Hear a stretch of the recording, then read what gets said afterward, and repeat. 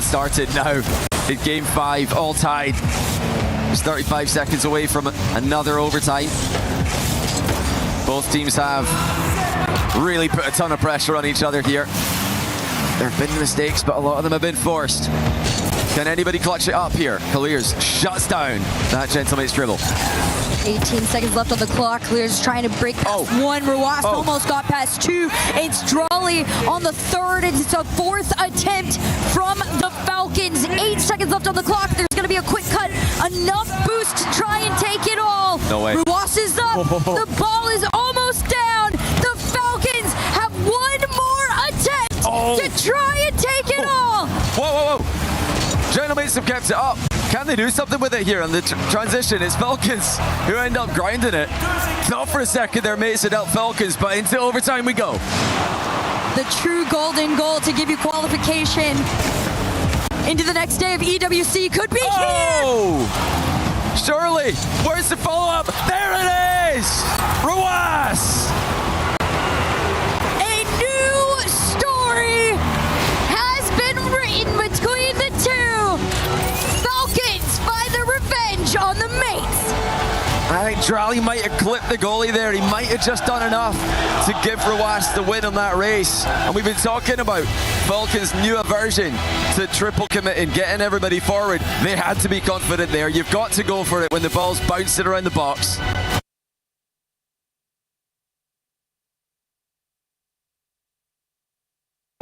If you told me it was 1-0, 2 minutes left, and one team was dominating, well, okay. That's what I get for saying something. Didn't see him. Atto gets the goal, but a beautiful setup from Juicy. I think Reveal just not expecting that high ball. Maybe Diaz knew he was up there. He would have seen him take the 50 from the sidewall, but he was not going to get that high on the wall that quickly. He jumped out of net pretty fast and realized, I don't think I can get there. AC gets a freebie. The Blue Wall fans finally popped their heads above the parapet. They've been quiet all series. You get a game-tying goal. They got a lot of work to do from here. Yeah, I mean, even with that tying goal, you certainly wouldn't have had me saying that Space Station would be the ones dominating with a 1-0 lead, controlling pace of play against one of the best French teams in the world. This Reveal gets that catch here. Zach tried for the 50. Juicy kicks it hard. Diaz is real awkward. Zach didn't have a ton of boost, but he sat right in the perfect spot to grab the 50, and they're still under some pressure here. Reveal pops it. Juicy's got no boost, and Juicy, excellent job fishing the ball back to Vatira, who gets the counter. Hard pop on the reset, but it's denied by Diaz. Had the power. Good try, Vatira. But Diaz tracking well. It's been great communication from Space Station. I mean, Tao here, solid enough with reset. Tries to go bottom left corner. Juicy has to dodge a bump. Now he's got to play the net with 0, and Diaz will cut him down. A tough one. You got scared of maybe getting bumped there on the rotate back, so you give him a little room, and you think maybe I can save the net. Not if there's 2 of them. Diaz gets a lot to pick from. Juicy's a rabbit in the foxhole. You can swing your head left, swing your head right. It doesn't matter. Explosion. Right through the cap. Space Station with 44 and change. Here we go. Can they hold the lead? A demo in the net. Reveal coming up the challenge. Still trying to leave the ball. Juicy just gets back to it. Patira getting in the way. Everyone else from KC trying to get back. Diaz got the 50. Juicy sends it right back. KC have done enough to hold on to the midfield. Patira lets it for Atto. Denied immediately. Space Station not letting them have any fun. Yeah, Reveal didn't even carry at 0. He's like, I'm first man up. I'll break it up. I know he's going to pop that high. He just went and smashed the ball. He knew his team would be in time. Vatira dodges a bump and makes a save. Last 10. From the midfield, Space Station. Well, I thought NRG TSM was crazy, but I've got to be honest with you. I didn't have this one predicted at all. Space Station sweep the Blue Wall on home turf out of the upper bracket. And he's letting them hear it. Holy moly. Didn't even look close.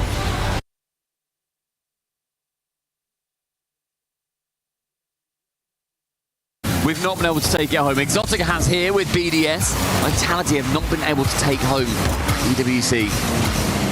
With the 90 seconds left, it will take something special. Unfortunately for TSM, he plays for Vitality. Yeah, Vitality warming up now, really starting to enjoy themselves. Dizzy's involved as well. All 3 of them have scored in this 3rd game. and it's been Vitality's most complete performance. It was close until Vitality got their goal, and since then, they've been putting on a show for their fans. They've been putting on a show for the French. So that guy's not that hard. You know, what we doing? What are we doing, gentlemates and Carmine Corp? This is ridiculous. And then low boost, couldn't make any contact, and so a pretty loose pass in the middle. As Vitality is ticking down the seconds with 17 to remain. Nice save from Exotic. And again, it's just this multi-layered defense from Vitality that TSM have really struggled to get through. They've scored 2 goals per game, which isn't bad. But I think Vitality, they kind of build that into their game plan. If they do let in a couple of goals, it's not that much of an issue because they've scored 4 and 3 respectively, and now 3 yet again. And they've just shut down TSM to another level. Yeah, it's not even the attack that's impressing most about Team Vitality this game, it's the defending as well. TSM have had chances. Vitality have always been there to get the block, and then when they do come forwards, they have complete control of the ball at all times. I think it goes to that redirect. I think Exotic, or maybe Stizzy behind him, would have had some sort of cover on him. Sphinx can't even score there. It would be nice to see TSM get a goal in this final game. And finally, no! They still don't! Zen, how on earth have you kept that one out? Just continuing to play spoiler, and Vitality with a 3-0 over TSM have got an absolute statement to the rest of the competition. You have taken home championships, you have taken home trophies.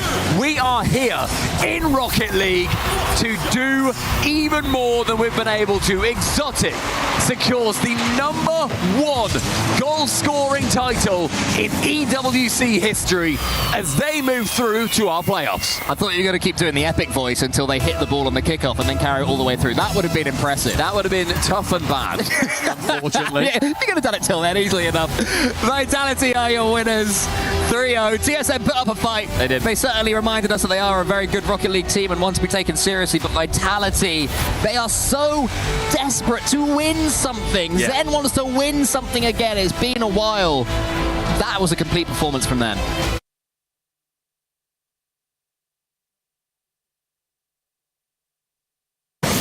Nuvo gets the reset. It's going to go for a bump, but CRR up over gets the touch. And now we'll leave that for Jorius, who's going to force the save out of TRK, force him off boost so Jorius can steal that corner. Nuvo out of boost. And there's a demo as well. This is very bad for Twisted Minds. The shot is good! CRR slots it in the lower corner. NIP ahead in the final minute. NIP looking to deny Twisted Minds reverse sweep. They've held defense strong. 58 seconds between NIP and the playoffs. Monkey Moon gonna deny Jorius off the kickoff. CRR there to try and defend, but it's cleared up field. Monkey Moon's got a full tank. Heavy first touch, but still will get a 50. But Oli will clear it downfield. TRK is contested. This is still a decent breakout opportunity. TRK by 1. He's going to go for the block. Tried to 50 it through. Couldn't get it tapping. Only 30 seconds. TRK pops this one up to himself. Jorius just under the mark. This could be it! And it is! TM have tied the game! So good from TRK and all in from Monkey Moon. You saw Monkey Moon and TRK both completely out of boost at the end of that play. They left it all out there to get that equalizer. The crowd is on their feet. Everybody's hearts are racing. Twisted Minds looking to try and take this in regulation. CRR looking to lurk to find a catch for NIP. 8 seconds to go. Oli's underneath Jorius. Could it be enough? Nubo up to Monkey Moon. It's back to the middle. Will they keep it up? TRK hits it to the corner. CRR full tank of boost. It's read by Nubo. He's going to go for it. He's blocked. It's down to the ground, and we've got overtime. Winner moves on to playoffs. Golden goal to go to the EWC playoffs. Oli catches, Oli shoots, and Oli scores! NIP take down Twisted Minds in a thriller. You cannot deny them. A 5th attempt has been shot down. NIP join SSG, the Falcons,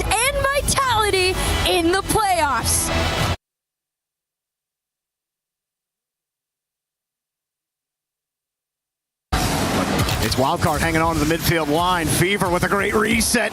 And Torsos came in to set Banana Head up here very tight from Wildcard. Good carry from Banana Head. Forces two to commit. Torsos diving into the corner, buys some time for his team to get reset. Back pass over to Fever. Banana Head's got to be on the wing here. There he is, but Astro just too far in the way.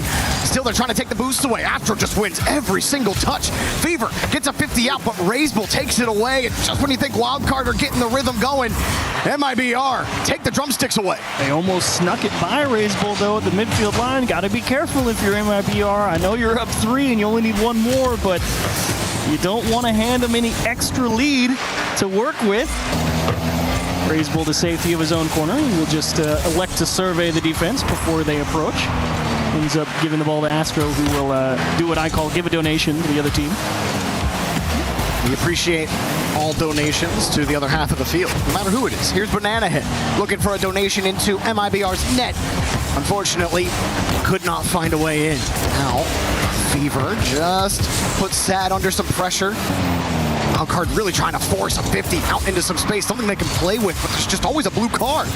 Everywhere the 50 goes, Razebull puts this down, and double commit. You saw Torsos thinking he had a better angle there. He gets back to this 50, no boost for Sad. Razebull from the corner, lets it drop. Banana Head was in. He's not in the mood to find out. Absolutely not. He was like, if he shoots it, great, not my problem. If he misses, I'm not going to let anyone be there first. I like the approach from Banana Head, getting back quick out of the midfield. I do not want to find out either if I'm about to just lose the game. And is Fever the only one out of the midfield? Oh, back post, and Razebull equal to the task. Quite the attempt. Razebull's got no boost. He can't go. This should be a decent chance for... I mean, you had all the space on the left side of the field. Instead, they go to the right. Now Astro with a pass back to Sad. And Banana Head won't let him in just yet. Corner boost stolen. Razebull to the ceiling. Creates a little bit of space. The ball strikes again! mibr! Sweet wild card out of the tournament. It took a little extra time in OT this go-around, but Razebull finally a little bit of room to work with. Fever, that is a tough save to try and make. Trying to read the shot angle with the bounce off the ceiling is tough, but Razebull, what a shot to close it out. mibr take no prisoners.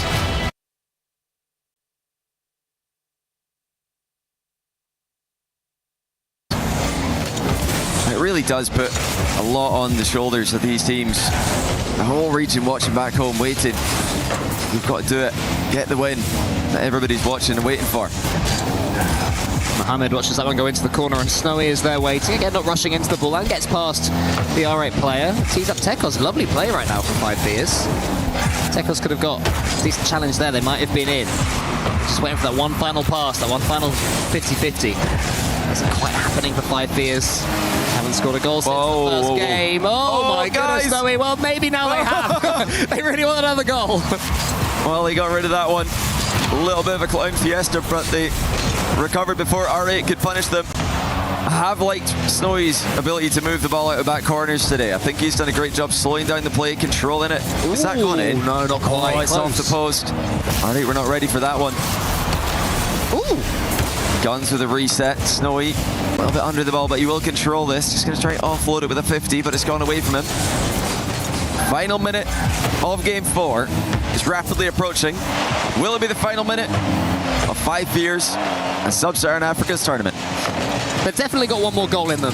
It's whether R8 will let them have it as Ghazi comes forward, goes to the ceiling. Tekos forces it out wide, and Snowy can get this catch. Keeps it low again because he's got no boost this time. And I don't think he got the 100 boost in the middle either, so he is desperately searching for some. That's why he's drive challenging on the floor, trying to rush Ghazi, but Ghazi is not to be rushed. Tekos goes sideways. 5 Fears need to build up from the back right here. This one goes into the center. Tekos waiting, playing in front of the ball, hoping that somehow Snowy can get it to him. Needs to get a pinch here, needs to change the pace until his clearance is good enough. This is it now for 5 Fears. They are back in offense. Just 30 seconds to work with, though. You have to be clinical in these moments again. So he's just looking to control the ball of defense. Gets a nice bump. Tekos following up quickly, but R8 have got everybody back. The respected 5 Fears capabilities in this last sequence. Getting each other's way, but it falls to Snowy in the end. Ghazi gets a close eye on Snowy the whole time. The South African couldn't quite break through. Tekos It's there. I was going to fall to Tekos again. He got the boost earlier, but it's central. It's just he too wants to get obvious. more angle. Yeah, it's just too obvious there. Has to be better. It's not good enough for Five Fears. RA do what they needed to do, and they will face Carmine Corp tomorrow. A lot of people are haunted by their past. I'm inspired by it. They're not just playing for themselves, they're really playing for their entire family. They have defeated their demons!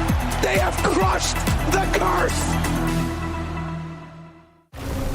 The Esports World Cup, the most elite competition in the world. Its trophy system is built to match. The Club Championship trophy, awarded to the one club that rose above the rest and reigned supreme across all EWC games. Every participant earns a key engraved with their name. That's their right to compete. Reigning champions hold a key unlike any other. The game trophy is the ultimate prize for every game's champion. Incomplete until a champion's key is inserted. The champion's keyframe is locked into the totem, a stone marker of legacy, etched with every EWC champion. The losing keys are crushed. The champion claims 3, a personal reminder of who they defeated. The rest are preserved beneath the totem, in resin. Every fallen contender captured forever. Will you be remembered or forgotten beneath the totem? At EWC, nothing is granted. Everything is earned.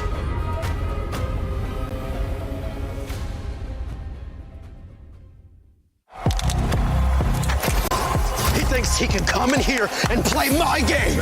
He knows nothing but go! Tyler, why?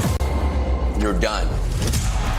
This is my ladder! You can't climb it! It's better than being hard-suck at Masters. You're going too far now. Your eyes buggy. Your elbows ashy. That airline? That's an L airline. Somebody better hold me! Okay, yeah. Do something then.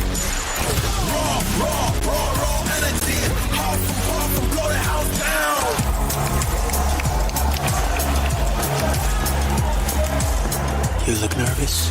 You look short. Everything's good? Mm-hmm. Fight.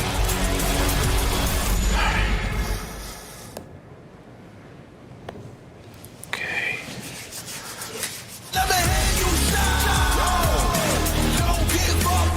Do you really need the wraps? Yeah, that feels like overkill to me. Everyone is playing, you're not yet. EWC Play is your all-in-one platform to compete in fantasy, pick'em, and quests for a grand total of $300,000 in prize pool. Build your dream fantasy team in 5 different games and track your score with live results tables. Predict the winner of every game, every group stage, and every tournament. Complete daily and weekly challenges to earn boosters that help you climb the global leaderboard. Got what it takes? Join EWC Play now.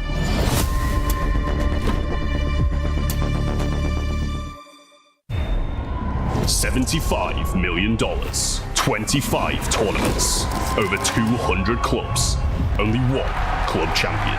The Club Championship is the beating heart of the Esports World Cup. Over 7 weeks, esports clubs send their players to compete. Every placement, every win, every podium earns points for their club. At the end of 7 weeks, every point counts. The club at the top walks away with $7 million and the title of best esports club in the world. It's not about being the best at one game. It's about being the best across all of them. Depth, versatility, consistency under pressure. One championship trophy, one title. Who will take it? Watch history unfold in Paris at the Esports World Cup 2026.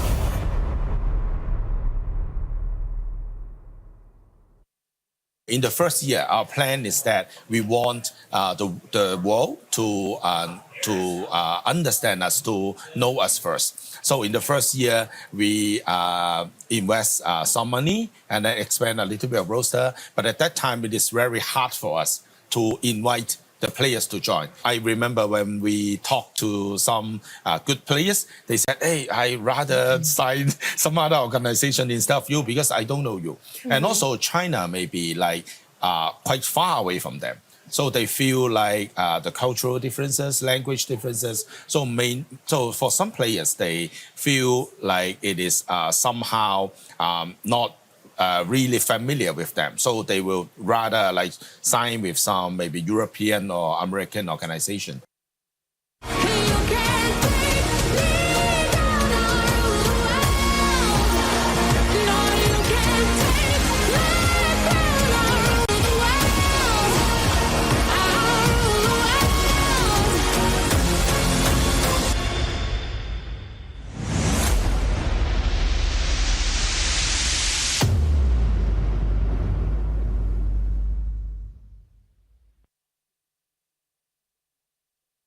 عدي فلسفتي واحد بس بعد بديت والله نايس فوق انت تقدراني جاب ارجع معي جو شوي علي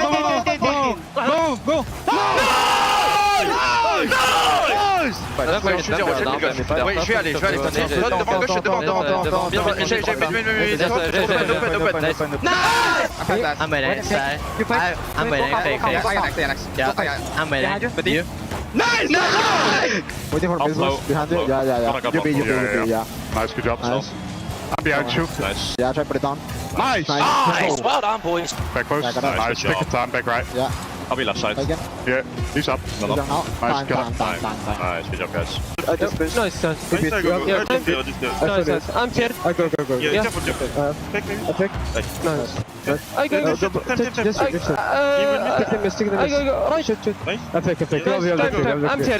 I follow you. I'm mid. Nice. Monkey, nice. Nice, good job. Nice. I'm watching mid pass. I got it. No. I'm following. No. Yeah, take it down. Yeah, mid. Third one up. One up now. Yeah, taken on him. Nice, well done. Yeah. Got a shot. Good job. Nice, well done. Right. I'll be left side. I got him. Nice, go again. Gotta wait. Yeah, you waiting for the I'm behind you. You missed that. I'm behind. You. Nice. Yeah, got it. Left. Shot. Nice! Come on! Nice. I'll go. I'm left. Bump it. Yeah, open. Free shot. Take your time.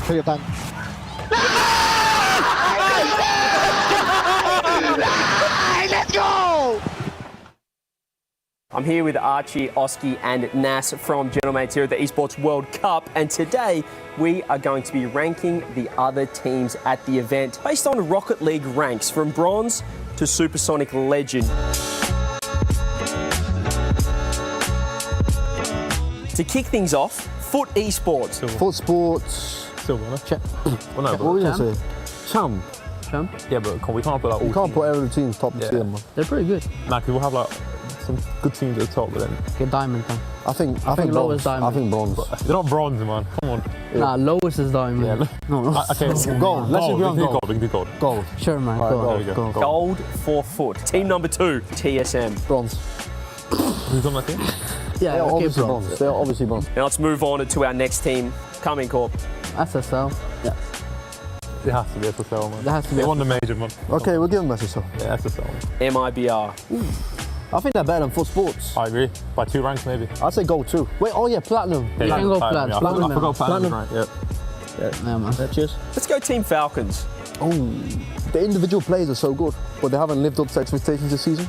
But you never know. It's like they can always come back. Yes, they can win. I'd say GC. Yeah, GC's good. Grand champ. Next team, we're going to go with my favourites. Bronze. Sorry. Bronze. Wild card. Bronze. Curveball. Bronze. They don't have Jimmer here, so it's bronze for me. TSM or wild card? Who's ahead of them? No, wild card. No, wild card is better. I'd say TSM. You know.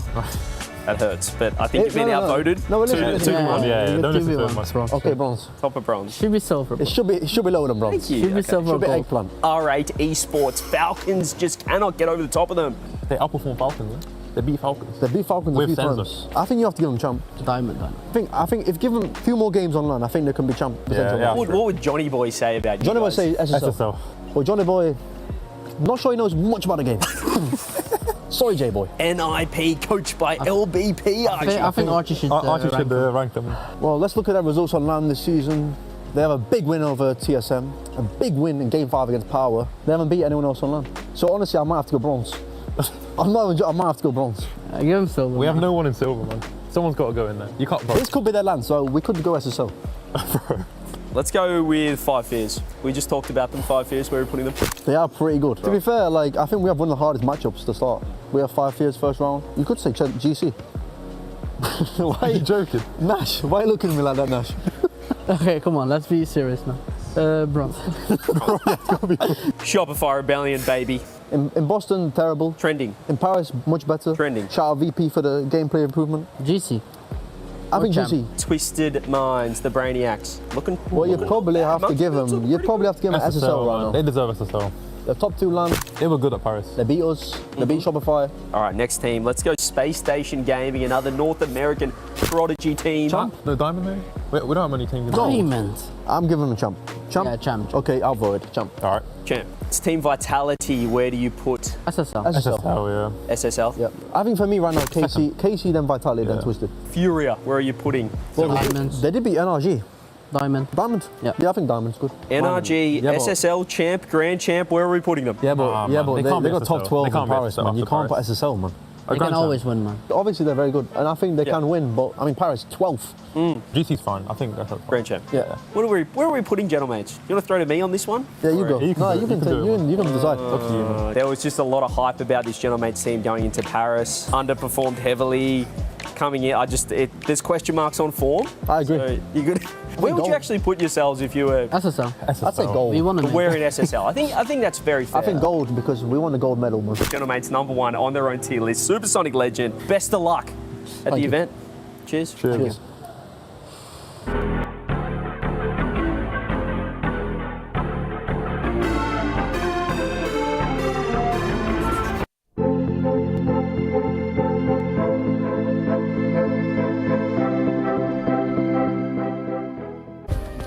Play is in our DNA. Whenever we let it out, it becomes our superpower. Now imagine an entire city being built to supercharge it. Kadir City, powered by Play.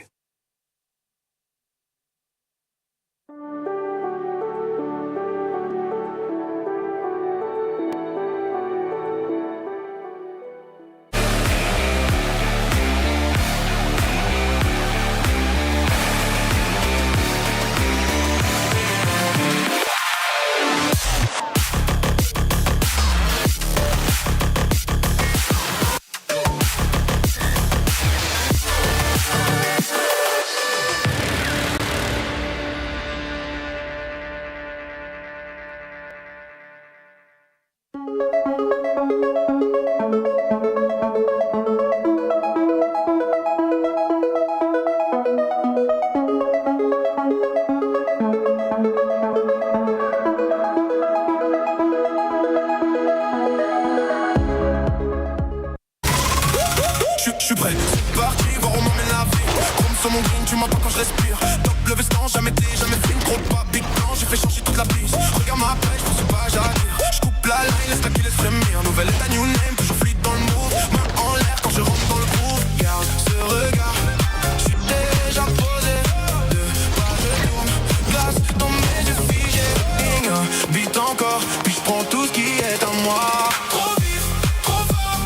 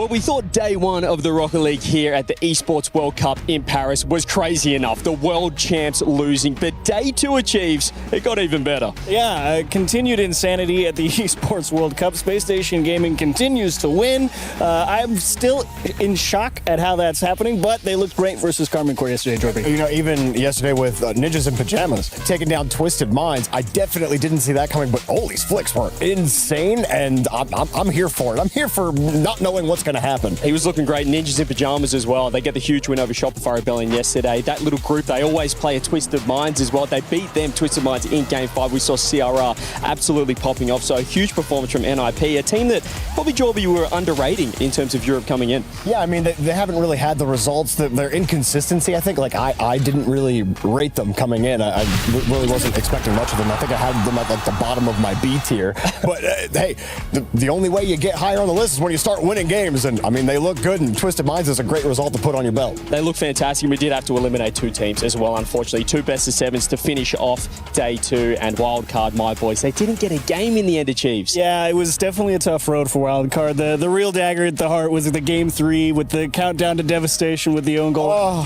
corner challenge. That was a tough pill to swallow, and perhaps Wildcard get set for the World Championship here soon, but the end of EWC for them. It's cursed. I think OCE might be cursed, but it brings us into day three, final day of the group stage. We've got 6 best of 7, 6 elimination matches achieved, 4 teams making it through to that playoffs. Yes, 4 through to the playoffs. I like Gentleman's chances in the lower bracket, and since I picked Shopify to win, I know they've got 2 games to play today, but I suppose I got to pick them to go as well. It would look real bad if I said they're going to get bounced out, Jorby. Yeah, I mean, that would look pretty bad on you. I think the obvious one for me, though, would be Karmine Corp. Obviously, I don't think anybody expected them to get 3-0'd by Space Station. They still really didn't look that bad against them. I absolutely expect them to bounce back and try to reclaim their EWC title. Yeah, I mean, Karmine Corp and Twisted Minds, our 2 grand finalists from the Paris Major a couple of months ago, both in the lower bracket. It's a huge day. We've got 6 best of 7s, but in terms of our PlayStation story of the day, Chiefs, what do you got? I think the big one is probably NRG. They're the current reigning Rocket League World Champions, and to have such a poor performance on day 1, they have 2 difficult matches today. First, they'll have to go through Furia. If they beat them, then they will play... Who do they play, Jorby? Twisted Minds. Thank you. They're welcome. Great team, making sure you're paying attention. Twisted Minds, also excellent team. They had a tough show yesterday, but they're no pushover, and if NRG doesn't find their form, even if they get through Furia, it's a tough fight. Yeah, I mean, I think the big thing for NRG is just, like, let's not take so many risks as third man. Like, they got caught so many times, so many open nets when they played on day 1. Not what we're used to seeing out of the reigning world champions. So NRG are the type of team, they're in the lower bracket, but they're not going to peter out. I think they're going to put up quite a fight here in the lower bracket. Yeah, it's clear they're a long way from their top, but sometimes it just takes that one series to get in the running and just get things going. So we'll have to see if today, because it's now or never here at the Esports World Cup, 6 best of 7s, 6 elimination matches, and achieves as well. Second last week of the Esports World Cup, which means the Club Championships, they're tightening right up. Yeah, and Vitality in a great spot, obviously qualified yesterday into the top 8. They're looking good. Falcons have also secured a spot in the top 8, so it could be a battle there in the top of the Club Championship race. It's going to be a very long day indeed as well for Rocket League action, but if you're a Rocket League fan, that's exactly what you want to see. 6 best of 7s, as we said, and we do have 4 teams. As 4 teams have already made their way through to the playoffs, but to really talk about the club champs, we might need an expert on the scene, because as we said, it's the second last week of the Esports World Cup. It's tightening right up, and we've got a few favourites in store. Ginny here, and I'm joined with Lauren to give you guys an update on the Club Championship points because things are heating up. The rankings are moving up and down. Every single game and every single title is now starting to count. Yesterday, we started things off with Falcons closing the gap between them and AGAL. Yeah. They got top 8 in Rocket League in their first match against Genomates, and then it was only a 50 points difference between them and AGAL, which is a great place to start. It's a great place to start, but then towards the end of the day, AGAL increased that lead just a little bit by managing to move forward on the chess side of things. GM Dennis was able to take out Aurora Gaming, get a little bit more points on the board. So now they've got a 250-point lead above Falcons. It's not that big. That's obviously closable, but it is better than nothing, and there's still more competition to come. It's a great place for them to be because we're looking at Falcons. They're also competing in chess. 2 competitors in chess. Okay. Already in the top 8 because we're in the top 8 now for chess. So, I mean, Falcons have double the opportunity to keep earning points. That's a great place for them to be, because when we're looking at the rest of the games that are happening this week, especially Siege, Falcons, even though they won, their roster had won EWC back-to-back, they weren't able to do it this time. No top 8 for them. Yeah. AGL not competing in Siege. AGL also no longer competing in PUBG Mobile. Exactly. And not competing in Rocket League. Yeah, so they need the points out of chess because they went out in survival stage for PUBG Mobile, and there's not a lot of time left in EWC. We've got one more week. There's only so many games. And they don't have a lot left either, because we're looking at AGL. They're competing in 4 more titles. So we've got the Crossfire, we've got the Trackmania, we've got the chess that's happening right now. So it's not too many points for them to grab. But Vitality, on the other hand, they got CS coming up. And I know they love that. Yeah, I think that one's going to be really fun. I'm actually looking forward to that week, especially because we're going to be watching Vitality a lot this week, Ginny. Correct. I mean, you guys have them in Rocket League. Top 8. Already a great start and probably going to do even better, the top 8. They are one of the top teams in PUBG Mobile, could easily take the whole thing home, and they're one of only 2 relevant CC teams in the entire lobby. So it sounds like every single game that we're going to be looking at for this week and the next is going to be absolutely crucial to determine which one of these teams is going to come out on top, because the competition has never been more cutthroat. We're currently chilling in the green room. It's nice here. It's a good vibe here. I'm here with my best friend, Cool Cole, and we are going to be filling in our EWC pick'ems on the app right now. Cole, kick us off. Match number 1, Foot Esports taking on Rebellion, an NA head-to-head. Firstly, thank you for finally admitting we're best friends. I appreciate Colleagues. that. Foot Esports definitely have more form at the moment. Shopify Rebellion better on paper. Are you backing them to get back up to their level? LJ disappointed me. I was upset with LJ, and I do really like Justin. So I'm going to go with the Foot Esports on here for me. So give me Foot. Okay, I'll go for Shopify Rebellion. I will change the opposite. All right, next match, Furia, NRG. NRG on one heck of a downturn. Yeah, I don't think you can predict NRG at the moment unless you really back them to jump back up. Furia played well against Vitality, 3 overtimes and lost 1 game 1-0. I'm going to go with them. You're going to go Furia? Yeah. NRG, do I back NRG? That's my question. Go on. And a lot of people who know me will say, no, I don't normally. And it's going to have to continue. I was really unimpressed with them. They got beaten by TSM, and Furia did great versus Vitality. Completely agreed. So Furia for me as well. Next one, Gentlemates MIBR. It's the mates. For me, it's easy. You might have more new ones here. I'm a mates fanboy. No, that's fair. Made in Brazil playing very well, just about avoided or couldn't quite get a reverse up against SSG, and now they find themselves here playing well, but Gentlemates, just to me, that one step above. We'll go with them as well. And they got really sick chants. It's loud up there. Yeah, we've Very heard of good. them, but not really in French. And the final one of the matches that we know, Carmine Corp are 8. Carmine Corp. Come on, it's good. It's Carmine Corp, surely. What do you mean? R8 beat 5 Fears. They can beat anyone. It's going to be Carmine Corp. Gotta be KC. Make sure that you get all your choices in on the app right now. It's available. Enjoy the show.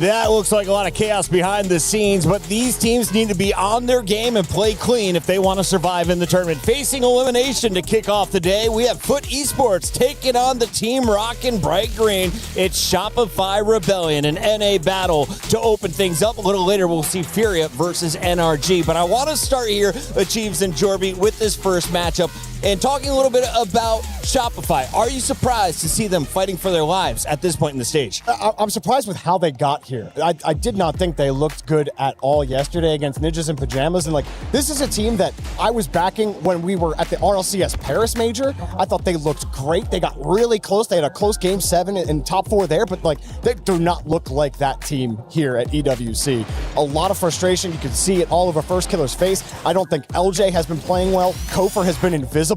And like, I don't know how many times I'm going to say it over the course of this guy's career. First Killer can't be the guy doing everything. A lot of people behind the scenes singing the praises of First Killer. Who else will shine amongst him on the stage today? That is a big question that we'll find out the answer to in a minute. Before we get to that, though, can you tell me about the team's play style? What do you like about these Shopify guys? So Shopify, they brought in Kofor, obviously. He was probably the biggest pick. And then the big thing that he brought, a lot of physicality. Very demo heavy, also mechanically gifted. That helped helps a lot, takes a lot of pressure off a guy like First Killer because he used to be the big can opener when it came to Shopify for such a long time. So you bring in a guy who creates a lot of space, and whenever there is space, can let other people take more space. It's kind of a compounding, builds on itself type of space-time continuum touch. I like that. Well, Michael, that is the last time I will ask you to say anything nice about Shopify Rebellion because this duo is going to be so one-sided in their cheers. Please welcome to the stream the Shopify superfan CJ himself and a man who is rocking better days ahead. C'est la glu, tu vois. Reynolds, good to see you, my guy. Can you hear us in English? Because I hear French in my ears. I'm down here. It's ready to be down here in the co-streaming booth. Or should we say the Shopify Rebellion watch party. Got Reynolds alongside me as well, just hanging out. We're having a good time. Where else would you rather be? Well... Nowhere. I'd rather be playing. As former players, we'd rather be out there playing. Or in the upper bracket. Or in the upper bracket as well. Let's talk about the matches, though. It's great to be here. Shopify Rebellion, we got Foot first up. They're in the lower bracket. Shopify, they lost to NIP as well. That's a bad start for them, Reynolds. Yeah, it's not great. And you've got a weird series on your hands now where you have a Shopify team that is, the 2 seed of NA. They've been solidified as that, but they're kind of on a slump. And then you have Foot, who looks really good. They give up their points halfway through the season and just make major, make worlds. So they're the 5 seed, but kind of going up. It's a weird little series that you can kind of see going either way. We always get these North American matchups on land. Winner plays TSM as well. Outside of the tournament, though, just quickly, EWC in Paris. You've been to many Esports World Cups, Gamers Edge before. What are your thoughts on Paris as a city for this event? I'm loving it. I love this place. I really do. I've gotten to go to this country 4 times in this year after never going. So I have a good time here every time. EWC has killed it. This place is nuts. The player area is nuts. They really killed it this time. I got one last one for you, though. We need a hot take. It wouldn't be a Reynolds watch party without a hot take for today. What do you got for us? I've been stewing on this one for a little bit, and after the results from the beginning of this tournament, I'm ready to kind of call SSG as the 1 seed in NA. I think the youngins have it. I think they're kind of showing that they can do it on land finally with that win against Carmine yesterday. I'm feeling like we've got a new Titan of NA. Well, that sounds absolutely crazy since we're here at the Shopify Rebellion. No Shopify. I love Shopify. It's about to be full swing. We love Shopify. Puck it back to you. We're going crazy. Shopify. Say it 3 times fast. Let's take a look here at the Group A bracket. Does Reynolds know who pays him? Let's take a look here at our bracket, gentlemen. Group A has been shaping up quite interestingly. Ninjas in Pajamas handing that loss to Shopify, and then they handed one to Twisted Mind. So as NIP first through, Vitality right there with them as expected. But this bottom portion of the bracket is getting spicy. Michael, walk me through it. Yeah, so obviously the big one down there at the very bottom, NRG versus Furia. We hit on it a little bit in the intro. Current reigning world champions, absolutely miserable day one, and then they have to play a really strong team if they get through Furia in Twisted Mind. So it's a tough day for NRG. Now, we have something special at the EWC, Jorby. It is the Jafonzo Award. If you come through an LCQ and win the tournament, you get an extra $50,000, an award next to your name. Foot, well, they have the opportunity to earn that award. We got Lou behind the scenes with them. Hey guys, I am very glad to be with Foot Cheese here in Paris. Cheese, thank you for joining me. Es un placer tenerte. It's a pleasure having you here in Paris, of course. Talking about cheese, I want to get into serious things first. How much do you know about cheese? Have you been able to taste the French fromage? And what have you thought of Paris so far? Well, I haven't tasted fromage, but I love cheese. I know I eat a lot of cheese. I eat a lot of Mexican cheese at home, especially with quesadillas and stuff. I love Mexican food. But yeah, I love Paris. I've been here like 3 times already for like Rocket League events, and it's been a blast. The Eiffel Tower especially is my favorite thing here. It's so beautiful. But yeah, I love Paris. I'm very glad. I feel like the mayor of Paris, being proud of my city. But yeah, we need to get him a plate of cheese backstage before the game, of course. And you guys seems like you're like truly enjoying yourselves here on the stage and stuff. How meaningful it is for you to like play those big lands all over the world? Oh, it means the world to me, to be honest. That's why we play the game, to make these lands, and it's the time of my life. It's been my dream since a kid to be playing at these lands, and it's honestly a dream come true. So I'm very happy to be playing at these lands and representing Fellow Esports. Man, you definitely deserve it, and you guys are so entertaining on stage, so of course keep up the good vibes. Next up, I wanted to ask a little bit more about the game. It seems like since you started playing international lands in 2024, there was always something missing, to beat all the regions or the big teams, whether when it's regionally you're doing amazing. So I want to know, what do you feel like was missing and what will be different here at EWC? I think experience, first off, as a team. was missing for Paris. Obviously, we took KC and Vitality to Game 5 overtime. Obviously, close games. But I think our boot camp went well this time, and we're ready this time. Obviously, we lost Twisted 1-3 in Game 4 overtime. Very close series. We feel like we could have played better, but I'm very confident in Shopify. It's an NA team, so we know how they play. They know how we play, so it's gonna be very fun. But I'm very confident, so I'm very excited. Yeah, I'm excited too to see the game. And talking about Shopify specifically, it's a team that you know very well, right? But it's always hard to beat them and stuff. So can you tell me what you're going to do to them and what do you think of the team in general? Why are you going to beat them, basically? We're going to beat them because we're just better. We got the experience. And honestly, if I had to predict the score, I would say like 4-2. I'll give it a Neo Tokyo Game 6. Wow, and he gives us also the analyst job, and he gives us also the predictions. Who are the big threats here in Paris, do you feel like? Who are the big names, big teams that are the favorites, according to you? I would say, honestly, just the French teams. I would say General Mates, Vitality, Carmine Corp. Honestly, the top 3 for me. Thank you very much. But maybe foot? Oh, yeah, me too. I didn't know if I was concluding myself, but yeah, obviously I would put myself in there as well. Yeah, man, we're going with the self-confidence, of course. And we will also be finding you playing ENC for Mexico at the end of the year, so I am excited to see that as well. Thank you very much for joining me. Cheers, muchas gracias, and let's get to the game. Thank you, Lou. During that interview, I was able to finish my artwork. Oh, yes. What a masterpiece. We all love foot cheese, don't Yes, we, sir. gentlemen? Let's Yes, get sir. into this match. We got foot, we got Shopify, we got 30 seconds to the stage. 15. Where are we going, Torby? Who wins how many games? Rebellion in 7. I pick Shopify to win the whole thing. Got to pick them. Gotta go with Shopify. Let us know how you see the group stage playing out. It is the final day to crush some keys before the playoffs. Let's get it going. Had sweeps or full-length matches today, so it was all or nothing with these matchups. Send the third French team to the lower bracket, or will the Bees blast through to the quarter-finals? By Kevin, they're surviving for now. How long can they do it when Zed's going for double? Astro looking for Sad. Redirect right on target. Top shelf. Here's a passing play. Monkey Moon. Canubo back to Monkey Moon. Monkey Moon is really stepping up for Twisted Mind, but there's the fake. The shot off the post. NIP are not ones to count out. Oli keeps going. A hat trick from Oli. Oli catches, Oli shoots, and Oli scores! NIP takedown. Twisted Minds in a flipper.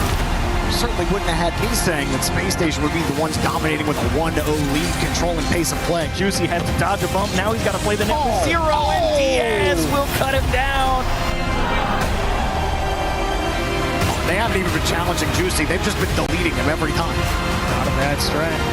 Into it, loses the 50 to Zach. Juicy trying to read Zach on the play. Zach is just dicing him up.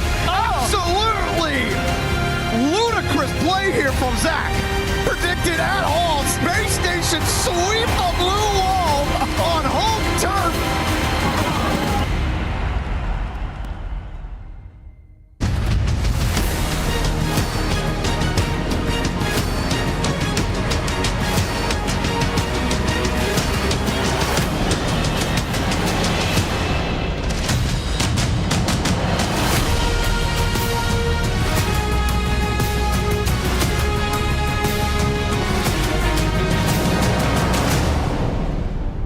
It's a beautiful Friday in Paris. It is day 3 of Rocket League at the Esports World Cup, but it is a scary, scary day to be an EWC key. Look what happens when you lose. You get your key crushed in front of everyone, and as you're heading backstage, disappointed, sad with the boys, you hear that loud noise. Bang! Yeah. Oh, that's exactly what I'm talking about. Literally. And today, 6 teams are going home, Ian. Did I scare you then? You did. Sorry. Yeah, and the thing is, this is what's crazy, right? 3 of those teams that will go home today, they could be some of the biggest teams in the tournament. At risk, we've got the world champions, major winners, and the defending EWC champions all could see their keys crushed here on stage today. Parmi les 6 équipes qui vont nous quitter aujourd'hui, vous le savez, il pourrait y avoir de grands favoris, des représentants français. C'est évidemment pas ce qu'on souhaite, mais ça pourrait être possible. But for each loser, there's a winner. and 4 teams are going to get their spots in the playoffs today. But what is sure that if you want to go through, you're going to have to drive to survive. Well, let's find out which team will be the first to take the driver's seat here in Paris. Welcome onto the stage, Foot Esports!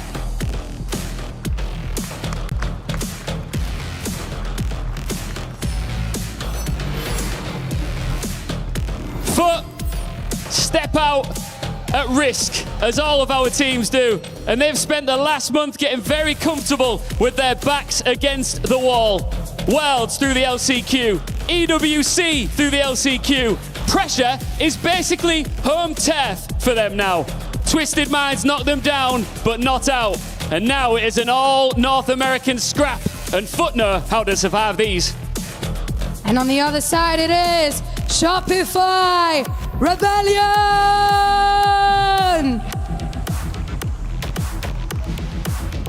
But this is not the Shopify we have watched become one of North America's strongest LAN teams this season. Day 1 was off, it happens.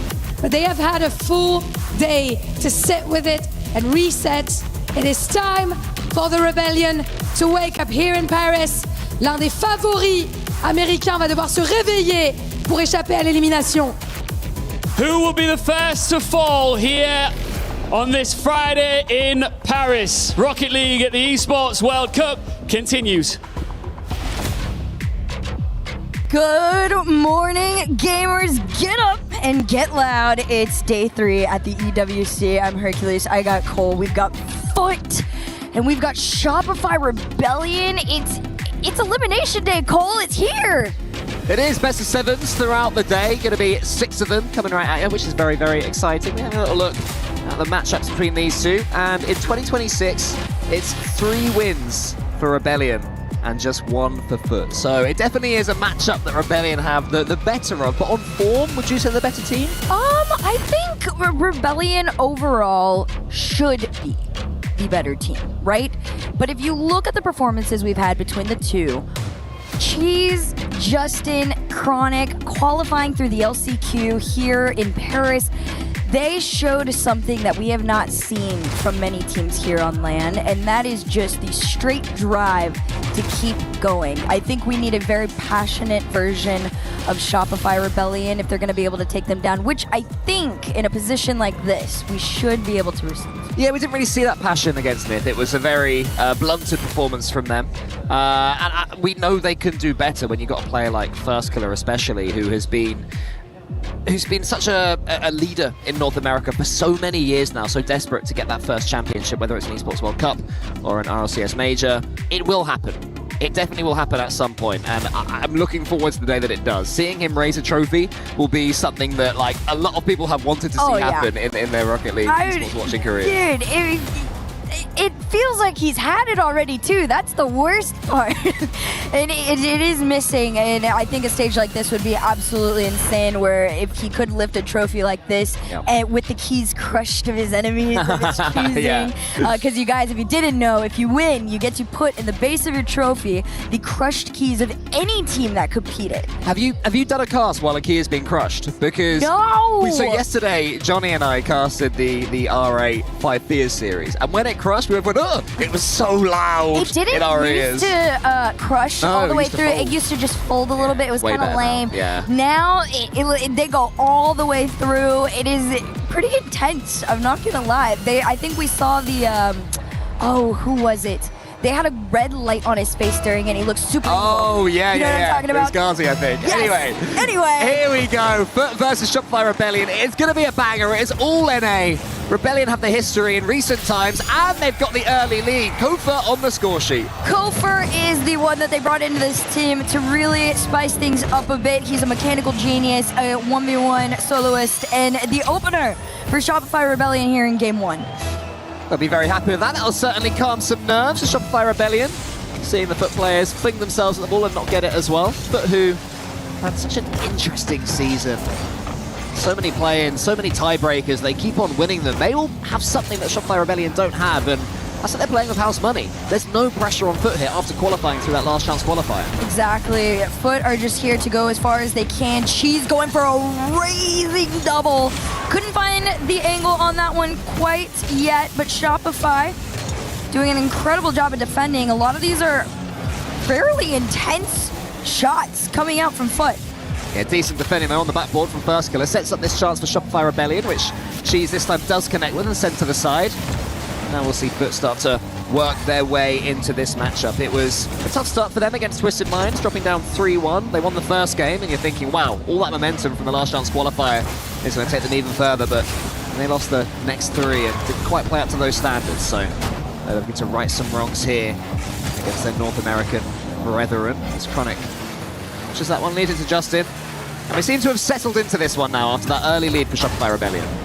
Yeah, this is a pretty consistent pace. Cheese trying to find some space for another double off the sidewalk here. There's not a lot of anything. I anticipate Shopify Rebellion is going to do just fine on that front at 50 forward. Kofor already up. Nice block there from Cheese. These clears coming in a little bit slow, but of course, none other than Justin would be the one to make the catch and save. Tied game overall after Justin makes a long-winded catch. I mean, this is the man, you know, of OGs, Cole. If you're Shopify Rebellion and you've been seeing his performance this past week, you've got to have a little fear instilled in you. Yeah, not just the past week, the past 3 or 4 months really. Justin is playing some of the best Rocket League in his career. Now, very experienced Rocket League professional, the former world champion, the Season 8 world champ, who of course had Rocket League's most famous moment in Season 5. Yeah, it's lovely to see him back on top, and that goal was coming as well. A few times Shopify Rebellion were covering the backboard, Foot were attacking it plenty, and then that time, instead of going to the backboard again, Justin slammed it downwards, and it couldn't be saved. So a nice opener there for Foot. They're back in the game. First Killer pushes down against Justin, and LJ, he's up there. He's definitely a player I want to see more of. LJ, he's been a bit quiet in recent times, as another shot comes in from Justin. You mentioned him, he can't stop scoring. Justin and Chronic working together on this one from the sidewall. It's just a really good challenge starting out from Chronic. He's done such a stellar job playing that midfield role for this team, getting a lot of things going, and Justin, we're clearly seeing, starting out today, he's on one, and you got to find a way to slow him down. Yeah, they have to find a way to slow down Foot in general, because I'm a little bit worried about this Shopify Rebellion defending. There's so many clean touches for Foot players in front of their own goal, and that means that they can choose whether to go to the backboard, whether to shoot it cleanly. So far, we've seen 2 great shots from Foot and 2 goals. Little demo in the back line, small challenge there. LJ gonna immediately take it back, but he has no boost. He just has to fake the challenge of the pressure for someone to bail him out. Makes the catch. A small shot on target will be noted, but a quick counter from Justin means Foot go up by 2. A stolen goal, though, from Cheese. Yeah, Cheese is the one who gets it. He had the interview earlier, we saw him. Maybe he's still got that confidence. He touched that. VAR is needed for that one, but the real headline here is that Foot have now scored 3 goals in a row, and they are beating Shopify Rebellion for pace early doors in this series, which of course, as I mentioned earlier, is a best of 7, so plenty of time for Rebellion to play themselves into this one. I mentioned that Foot had a tough time against Twisted Minds in the end. Rebellion, as the First Killer can't quite connect with that one, was similar. They never got going against NIT a couple of days ago, and similar in this opening game, they haven't got going either. Yeah, it's been a slow journey. I will say, a team like Shopify Rebellion, you can commend on how long they can play the long game, right? But Justin and Chronic working together again on another couple shots. It's been low resource for Shopify. A heart-stopping save there from Kofor as pressure still on from Foot. She's puts that one into the corner where Kofor was waiting. It's a lovely little touch to himself, and then the second one was slightly heavy. Well, I say that, but it's actually worked out to perfection as Kofor tries to wrap his car around that one. It falls in the end to LJ, who sneaks it in, and Rebellion needed that. They get back into this one here. Kofor from the corner has to take his time with it too. Justin didn't have the read on it. It's the fact that LJ was able to just patiently wait just far enough back to make a read. That's that version of Shopify Rebellion that we know and love. Of course, it's a Panda play style, right? To have that close follow, those connected plays. Once Shopify Rebellion is able to find themselves a little bit more, we're going to get that. But it is still the Foot story, same as before. Chronic and Justin spotting each other perfectly. Yeah, Rebellion have got a big problem, and that problem is Justin. He seems to be the player that Foot are relying on right now. Honestly, I don't know what training packs he's been hitting over the last month or so, but they are clearly effective. He needs to keep them to himself, so not everybody can use them. 4-2 now for Foot. As soon as Rebellion come back into this one, they get that daylight back, but it's awkward defending there from Foot. Rebellion just wait. Kofa gets it towards First Killer, who tries to push it home. It was a good decision from LJ earlier on to get shot by Rebellion's second one. First Killer couldn't quite do the same. She's going to try and make this handoff here. It is possession taken away by First Killer. Just throws the ball towards the net. Going to try and go again. One after the other. Shopify Rebellion want to regain possession of this ball. LJ almost has it, but it's that low boost that really is forcing Shopify back. Another shot taken on target from Foot. Cheese keeping the pressure on. Fakes the double, just leaves it. They know that they're ahead enough not to have to force anything. Oh, lovely pre-jump there from First Killer, who gets the shot on target, and it's followed up by Kofa. Rebellion did everything right to make it 4-3. This is pretty much a full team effort too. Just a lovely pop from First Killer, like you said, already up, ready to go. Shopify Rebellion, they give themselves just enough time to try and tie things up here. It's a game that's felt like it was going the way of Foot for huge swathes of it, and if Rebellion could steal it, that would be a massive dent to the confidence of Foot. They do have the ball right now. Cheese wants to get this one into the center. Already 1 goal to his name. I mentioned Chronic and Justin teaming up to perfection, but Cheese has been involved as well. But First goes now down the other end. That goal is looking a little bit open for a second. Chronic pops it upwards. Just a few more seconds. Can Foot hold on? This is what they need. Control of the ball. Cheese around the corner. Wants to hit the floor and does hit the floor, and Foot win out, but Rebellion make a few statements of their own. Oh yeah, Shopify was definitely getting back into that one in the later moments, and the good thing for them is this is a best of 7. You know, sustaining pressure like that in terms of Foot is a challenge, you know, for some teams. I do think they are able to hold it consistently, but Shopify Rebellion do need to get back into the swing of things. This game 1 opened up the beautiful pass and play. Justin just reminding everybody exactly who he is. Yeah, I mean, it was the Chronic dunk, and then Justin to go for the backboard, trying to do anything fancy, and I think what he's learned over the years is when to just shoot, when to just take the simple shot, put it in the top corner, and it will be enough, and that was more great work between Chronic and Justin, looking like a dynamic duo out there, but this is where Rebellion, you know, answered back somewhat. It was a great dunk by Kofa on Justin. No harm done as far as Foot are concerned. They take game 1, and my eye is immediately drawn to 2 things. 1, Kofa 613 points, but 2, Justin 859 from him. An insane level of involvement from the two, statistically all the way around as well. It was an incredibly even game. I'm excited to get the boost possession in. After that, I want to see where it went. It was a matter of, you know, what you were doing with what you had between the two. I think Foot had the stronger opener. Shopify Rebellion was getting a little bit more warmed up to the second half of the game, but they've got a game 2 to really get things together again. 5 demos each in that first game as well, so I wonder if any of the teams will be thinking, maybe we can try and expand those numbers a little bit. I'm looking at Kofa as well in particular. The Shopify Rebellion loves taking out his opponents, not his teammates.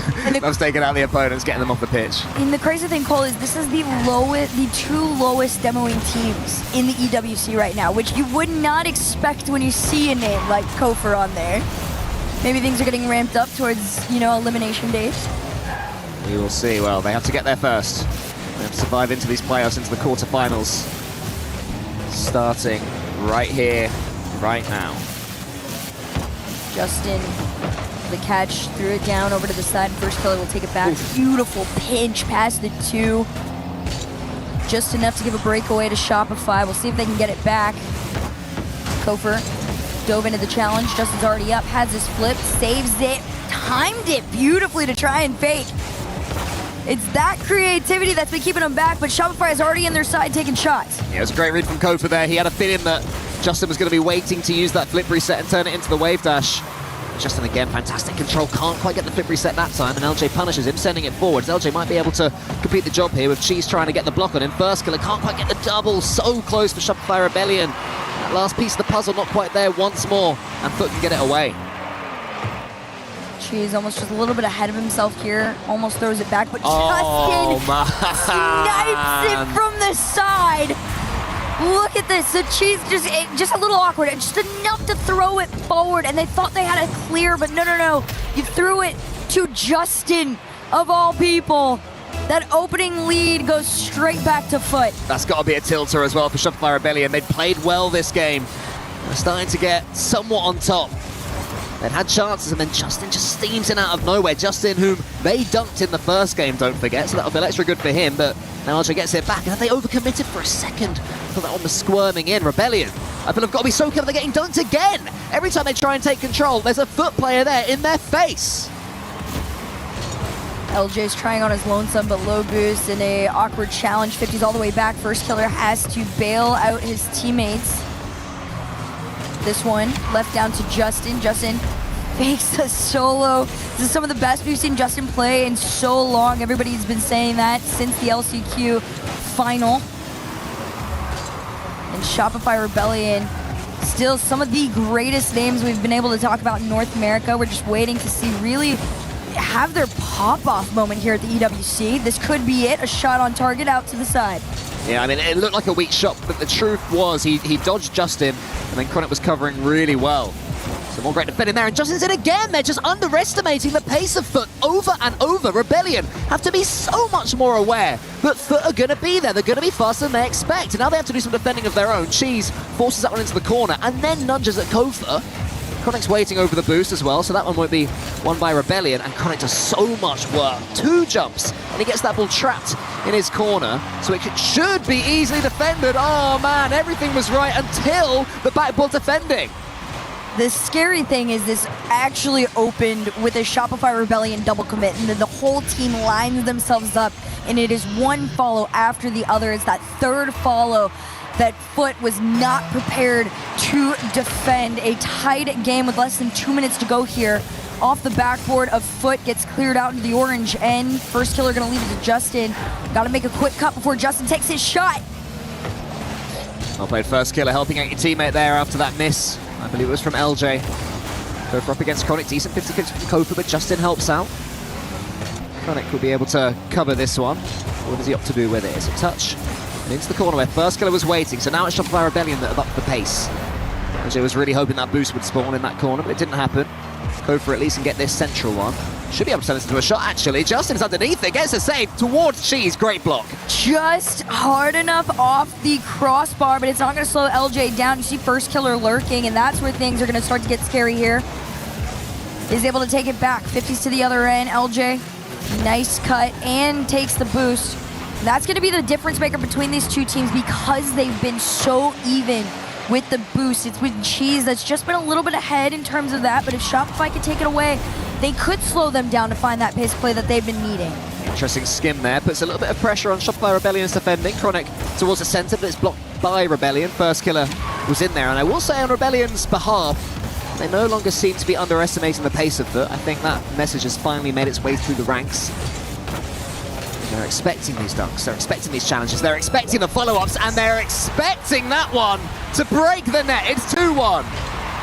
First Killer and LJ, just a beautiful duo on this play. You saw LJ go for the bump, and it was just enough to let First Killer slot it in from the side. You can see the shock on everyone's faces too.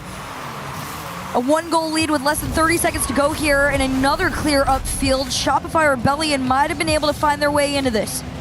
Yeah, when they're dealing with the pace of Foot, they're looking the better team in my opinion. This First Killer gets that one towards Kofa. That's a little bit loose though, is it? No, it's overplayed well towards LJ. First Killer keeps it going, makes it again towards Kofa, so good game management so far from Rebellion, but that's a mistake there. The demo will leave the ball in a lot of space. Justin has Chronic in front of him. Can Chronic do anything? Cheese wasn't quite there for that pass. And Kofa should be able to kill this one, and does. And Rebellion nervously, their first game of the series. Rebellion, it's so frustrating because they are so good. And you can watch that they are, you know, definitely struggling to kind of find their flow a little bit. But I think anybody that goes against a team like Shopify Rebellion understands that you have to show no fear.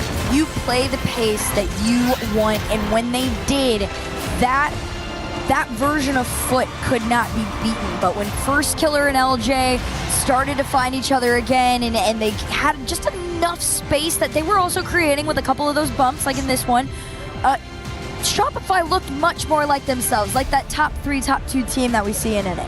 Yeah, I mean, Shopify Rebellion forced Foot to make 5 saves. Chronic made 4 of them, so Chronic was doing everything he can defensively for Foot Esports, but it wasn't to be enough.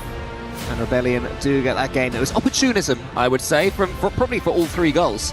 There was the dunk, then there was the mistake on the backboard that was punished by Cheese, and then finally there was First Killer just lobbing Justin, who trended forwards a little bit further than he should have done with a nice arced shot.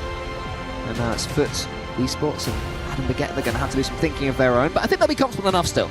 You know, bearing in mind that they've come through these qualifiers, they're here, and they're definitely going toe-to-toe with Shopify Rebellion right now. Well, they're going to try and get back into this. Foot got responded to in that second series there. Another very even game, 49 to just over 50% with pressure on either side. Both of these teams, it is so much more of an even matchup than you could even fathom. It's just about what they are bringing to the table when they're on the other end. And I will say, this is a much more aggressive Foot, especially after that last loss. Remember as well, this is the lower bracket, the very first one. Whoever loses this one is out top 16. These are not players that would see themselves at that level. They will want to make it further than that into the playoffs and beyond. Rebellion in particular are here to win championships, so it'd be really painful if they lost this one. There's just some thinks about going for that ball. Waits well, wants to follow it up, but the ball rolls instead of bounces. I think he was hoping that it would bounce off and he'd be able to follow up with a nice finish, but it's decent attacking pressure so far from Foot in game number 3. Agreed. This is a really strong version of themselves, but Kofer has been waking up since that game number 2. Shopify Rebellion trying to find each other again. It's going to be First Killer on his lonesome, though, from the midline. Look at this. Just such a nice read. They do an incredible job with spotting and following the second there is a loose ball. And once again, there's Justin flat-footed on the goal line, hopping as the ball sails above his head. Brilliant shooting from First Killer there, but straight from the kickoff, it is Justin. What a save that was! What a block! Look, for all the world that was going to either bounce in or fall to Justin again, but somehow it's beaten away from the crossbar. Chronic's going to try and get this one cleared out. Going to continue to follow it. Low boost all the way around. 0 between Justin and Chronic. Shopify Rebellion trying to starve them out. Play this to the high backboard here. First Killer, second touch, keeps it going. Chronic will catch and collect. It does 50 still to Justin, and a shot will come through Foot. Such a well-rounded team. Look at how consistent these follows and passes are. That is just straight communication between the entire squad. Yeah, Gopher had covered about 80% of the goal with his positioning, but the shot was good enough and the pass was decisive enough to completely take him out of the game. Gopher again, lovely couple of touches, making sure that Rebellion don't collapse here after conceding, but the games remain close. They remain incredibly hard fought as First Killer wants to get that skim and does get plenty of distance on it. Cheese can clear it. Chronic's already up here. What can he do with it? He catches it to himself, turns it into a flip reset, scoops it up. Lovely play, and if he'd have got Kofa's bump there, it would have been a really interesting goal. LJ's trying to get this one out. Chronic and Cheese already lurking, ready to go. I like that bump onto Cheese. That physicality is what I think Shopify need to be able to get to the other end right now, just because it has been such an evenly matched up game, despite how much it feels like Shopify's been stuck into their own half. First Killer and Kofer trying to roll this one in. A big demo opens up a shot, but it is wide. Cheese will be able to get this one to the side, and Kofa tracking him all the way. Lovely play there from Kofa. Wants to try and complete the job, and since that goal for Foot, this has become very, very close in this game. The territory seems to be as close to 50-50 as you could expect.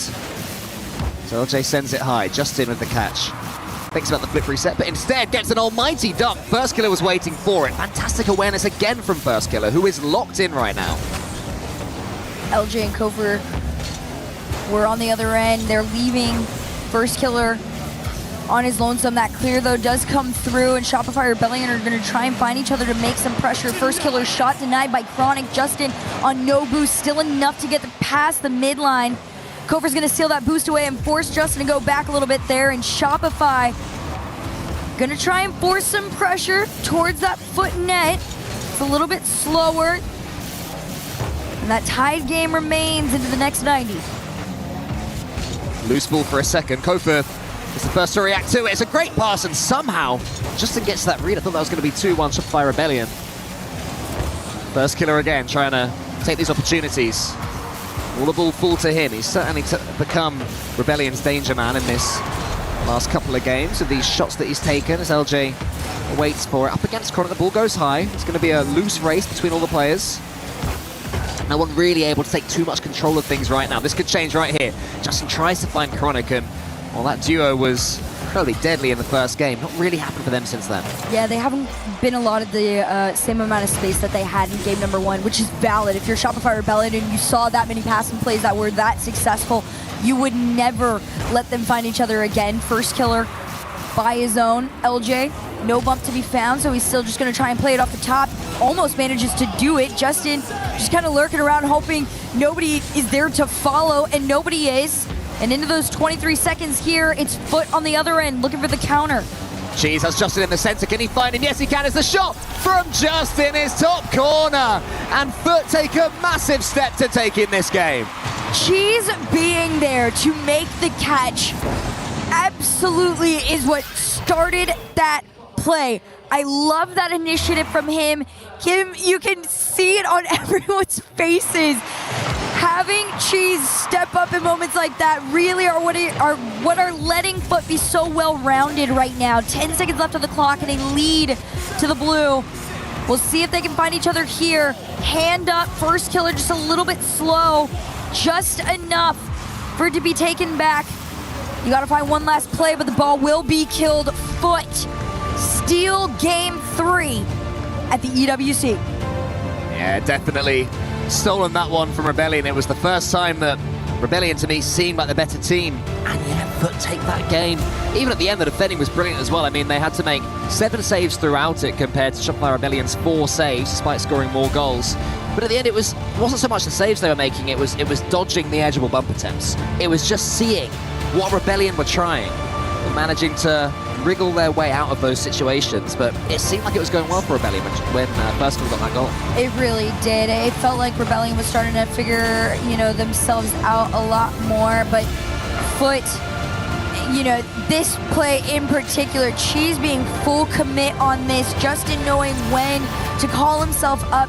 That's the other thing, right? There is no overextending with this Foot team right now, at least in this series, right? We have not caught them extending themselves by any means.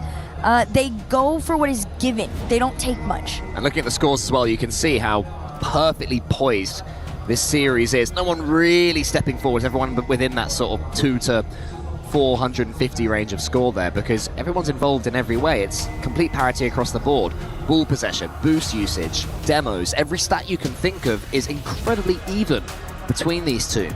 And it's leading to these very, very close games that are decided by one goal here or there, by a moment of magic, or, as we've seen so far, really throughout, moments of opportunism. And if you guys are wondering why this one was just a little bit longer, Shopify Rebellion did decide to take their timeout here. So we're gonna see what Violent Panda can cook up. I by no means believe that Shopify Rebellion is playing bad. I think that they have just met their match. And it is showing very clearly, statistically. And of course, a team like Foot, you're gonna want to study, the Shopify Rebellion ways, right? Cut off Kofer, slow down first killer, keep LJ boost starved so that he can make, no path openings for anybody. We're gonna have to see what version we get of this team next. I know this is a man with a plan for sure. You see there, Kofer taking off his headphones, just trying to maybe soak up the atmosphere, or the opposite, just try to completely turn everything off for 30 seconds or so as the game builds up. Utopia Coliseum is loaded in, and we are good to go. Headphones back on, because there's no slowing down now. This series will march on, and that, as you say, is a tactical timeout used by Rebellion. So Foot will have that in their locker going forwards if Rebellion can get a game or two here, but that's a big if based on current form, because Kofer can only get that one into the center. Justin waiting for it again, and the positioning from Justin throughout the series has been impeccable. Yeah, he's looked insane. I will say they've managed to slow him down just enough that this is no longer what feels like a shootout, despite it being, 1 and 2 goal games. LJ and the rest of the boys getting held back. Chronic already into the other end of the field. First killer clear. Could be a first killer goal, except Justin is going to be the one to beat. I should say from Justin, impeccable positioning and attack defensively. The ball's gone over his head a couple of times, so that's something for him to keep an eye on. But here he is defending well. Was much better. Good touch. And able to get the second one as well to send Rebellion back. But this opening minute in game number 4 has mostly belonged to Rebellion. They've had more control of the ball. And the ball in the blue half better. And they're finding each other out on defense as well. But that's a great dunk there from Cheese. Make things a little bit tougher for first killer, who's able to do something with it. That's the ball as far as Chronic. But coming forwards again, they're beginning to work their way into Utopia Coliseum after a slightly slower start. All is back and forth so far. Foot being stuck in their half a little more often than not. LJ gonna try and make a catch here. If he can get it off that backboard, maybe somebody could take a shot, but Justin already there to defend. Shopify Rebellion trying to find their moment. Demos coming through, bumps, pushes, whatever you name it. They're throwing everything towards Foot, and nothing results in even just a shot opportunity right now. They've been held back so much. Yeah, true, you're right. Foot defending from the front foot. Definitely stopping Rebellion, even making an attempt. There is a shot, but Chronic was waiting for it. Back to the side we go. First killer's turn this time. He tries to go a little bit quicker. I like that idea. Instead of rolling it up the wall, slams it to himself, gets a quick 1-2 of his own car, and the dunk comes in. So Rebellion trying some different approaches, some body feints, some jabs. Seems to be working so far, but are surviving. If Foot can break through, then Rebellion may well have overextended. Justin tries to do that. They can only get it as far as first goal. The 100 boost is able to do some damage here. Wants to get the dunk on Chronic. Chronic pushes it to the side. Kofa, he goes up, it goes wide. This game definitely belonging to Rebellion, and finally, they get their reward. This is such a beautiful and patient read from First Killer 2. Look at this. The bounce comes up, he recovers, just quickly throws himself back in. That's the version of Shopify that I want to see again, right? This very patient but striking team. Now off the kickoff, a slow rolled ball. LJ gonna try and take this one from the side. Actually has to play it to the corner pocket here because it was just a little bit awkward for them, but off backboard they go. Still a continued even matchup between the two. Couple shots roll in as this one stays out mid. First Killer will send it back. Yeah, big boom, but it's a smart one because LJ was in that corner, able to at least swipe at that boost. He didn't get it, but he made Foot think that he was going to. First Killer forwards towards LJ. They're definitely finding each other much better now. I wonder if that's something Violent Panda talked about. But there's a big dunk again from Justin. They haven't done that for a few games. Allowed Foot to dunk them. And that's what changes the game. That's what changes the pace. Justin now is up for the pre-jump. He uses the ceiling. Leaves it to Cheese. One dunk hook after all of that pressure. And Rebellion go 1-1. I mean, when you got a team like this, like I said before, some of the best shots that have come out from Foot are when that third man just feels that it is the right time to full send. And Cheese and Justin have both shown that a few times here in this series. That was just another one of them. Shopify Rebellion gonna need to answer to this one as quickly as possible, otherwise time will get away from them again. Justin waits this time. I think LJ was expecting him to charge it down, so that's more smart play from Justin. As I said earlier, an attack. He's been a fiend to Rebellion. She's up against First Killer. First Killer put into the corner, and there's a demo, and it's 2-1! And Foot have turned it around again! Where was the defense on this? You're challenging on nothing. It's the demo there from Cheese. That's what opened it up, but again, it was one dunk. One dunk completely changed them. When Foot changed the pace, Rebellion have been struggling to find answers, and Foot have been changing the pace excellently. The fun thing about these two teams is truly just how evenly matched they are. So something as simple as going for that extra demo, going for that aggression that the other team is lacking a little bit on, will make a much more significant difference than it would in any other series. Justin has this one in the corner. He's met by Kofa. Kofa needs his teammates to get going. 50 seconds left. First Killer up for this one, but the touch is imperfect. That'll slow them down even more, despite the demo from Kofa, but then Cheese misses. And suddenly, Foot are trying to avoid being dunked, so there's a little bit of danger here for Foot with 40 seconds left, but they do manage to emerge with the ball. 3-1 would be lovely if they can get it almost. First Killer, big save. Huge save from First Killer. They've been having him stay a little bit further back this time. We might need him on the forefront though. Demoed out for the effort. There's the shot. Nosedive from Cheese off the sidewall. First killer slow to follow with a low boost. It's Kofer from the ceiling, 80 in the tank. Goes for a pass, but nobody's there. Instead, it's a slow pyramid around the offensive front.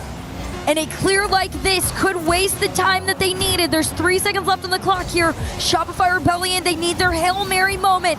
Over the nose of one. Can first killer get up? It's still in play. The ball is there for somebody to catch, and it's Kofer. Yeah, horrible moment for Kofer there. No boost, but does so well. First killer into the corner. Not quite the first touch that he wanted, and it is able to be intercepted by Foot, who go within one game of taking this series and eliminating Rebellion in top 16. And you gotta hand it to Foot, right? It's not like Shopify are playing bad. I am truly sitting here commending them on this matchup. They are doing everything that they can. You know, you've got first killer sniping on solos, following up as best as they can. You got Kofer on the back end.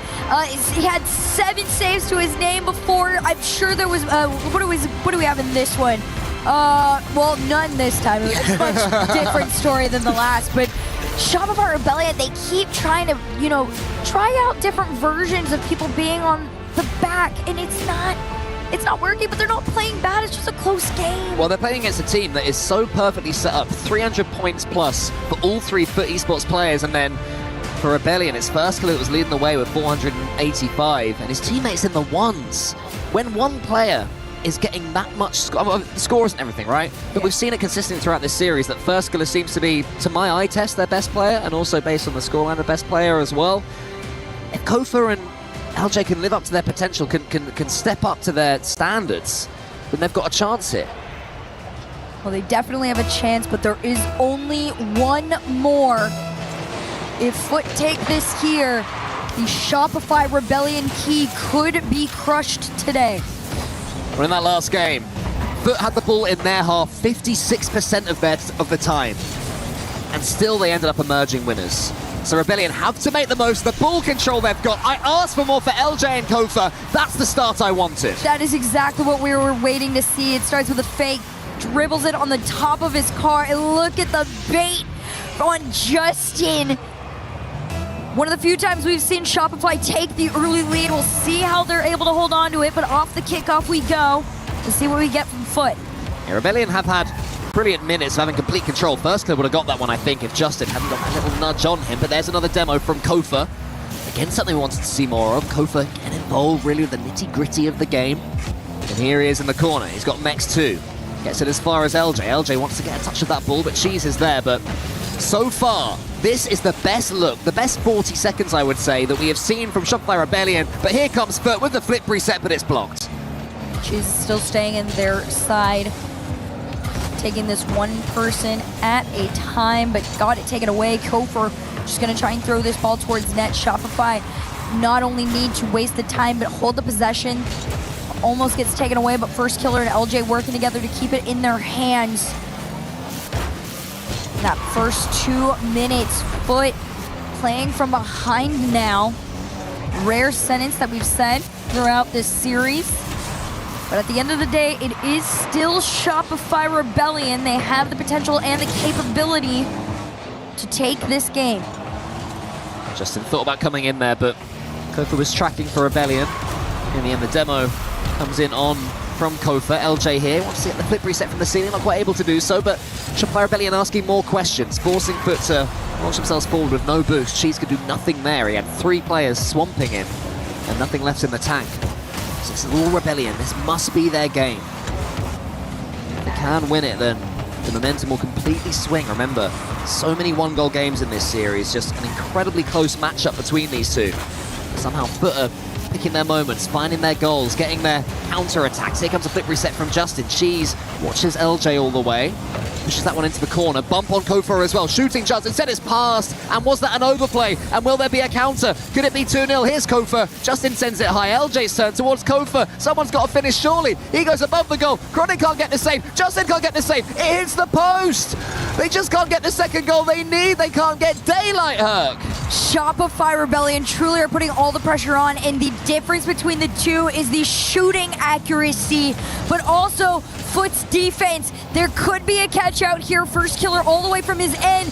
Pinches to the other side. We'll see if Shopify can do anything with the momentum of this ball following into that blue half there, but it's Justin from one end to the other. Chronic gets the catch. Foot looking to get themselves into this game. There's a dual attempt at a pinch. Cheese wins that one again. The challenge game going the way of Foot for now. The survival going the way of Foot for now. That's all they can really do so far this game. It's boom forwards by Kofa. What can LJ make from it? Lovely glancing touch. Cheese to the side. And Foot are desperate just to get control of this bull herd. They need it, but Shopify Rebellion have understood that you don't have to fight for more than the one goal that you have right now. LJ going again, another attempt. Justin has to play this to the backboard to just really have some control to get out. They almost get boxed in.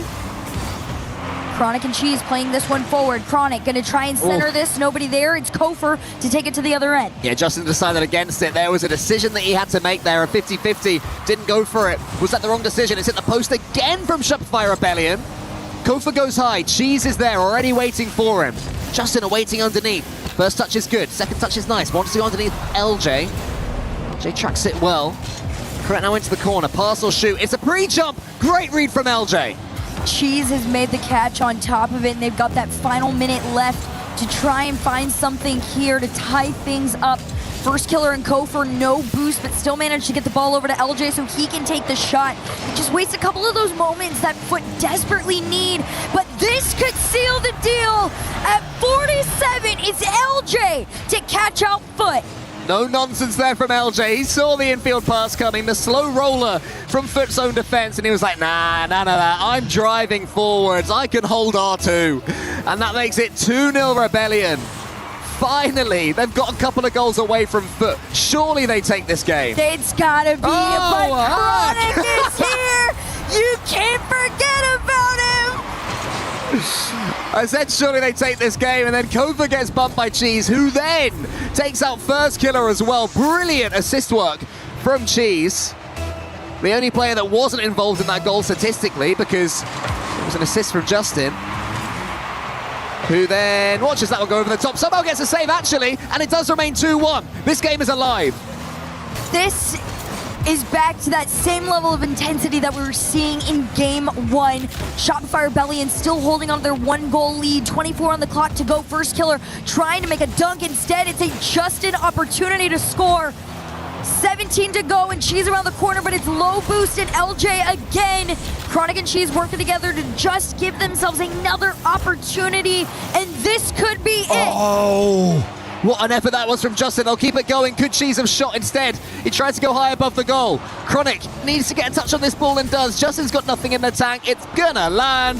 Shopify Rebellion get the game win, keep themselves alive. But I don't know about you, Hark, but I'm pretty nervy as a neutral. So any Rebellion fans must be terrified right now as Foot take that tactical timeout. If you're a Shopify Rebellion fan, you are stressed. However, you've been in these moments before. You've walked away successfully.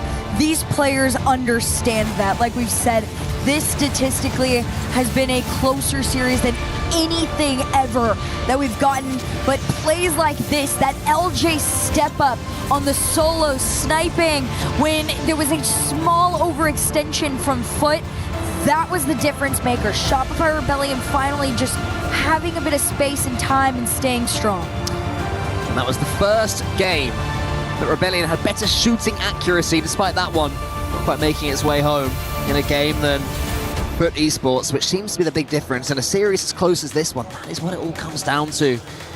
And Rebellion, they can let out some deep breaths, they can offer some fist bumps, and all of them in the 500s. 500-point game, 518-point game for all three of them. That's a collector's item. To be fair, that is all LJ.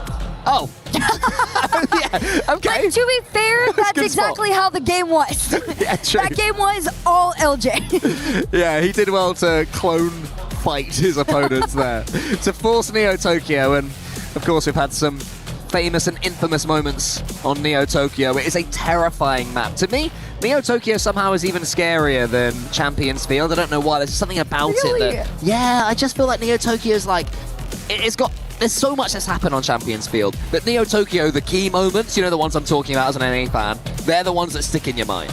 That's fair. I absolutely love this map. This is the map that I have my Rocket League tattoo from, that I had to sit there and confirm with Rocket League for a full month with Murdy, that it said Rocket League on the neon sign, because I thought it was a joke, and maybe it was saying something else. There's so much depth to this game that we will never know about, so much that lore. you guys would never know. No, this is genuinely such a fun map, and a fun series at that too, right? This is the LCQ team, the only one to get to play here at EWC Rocket League through the LCQ. Everybody else qualified in their original regions.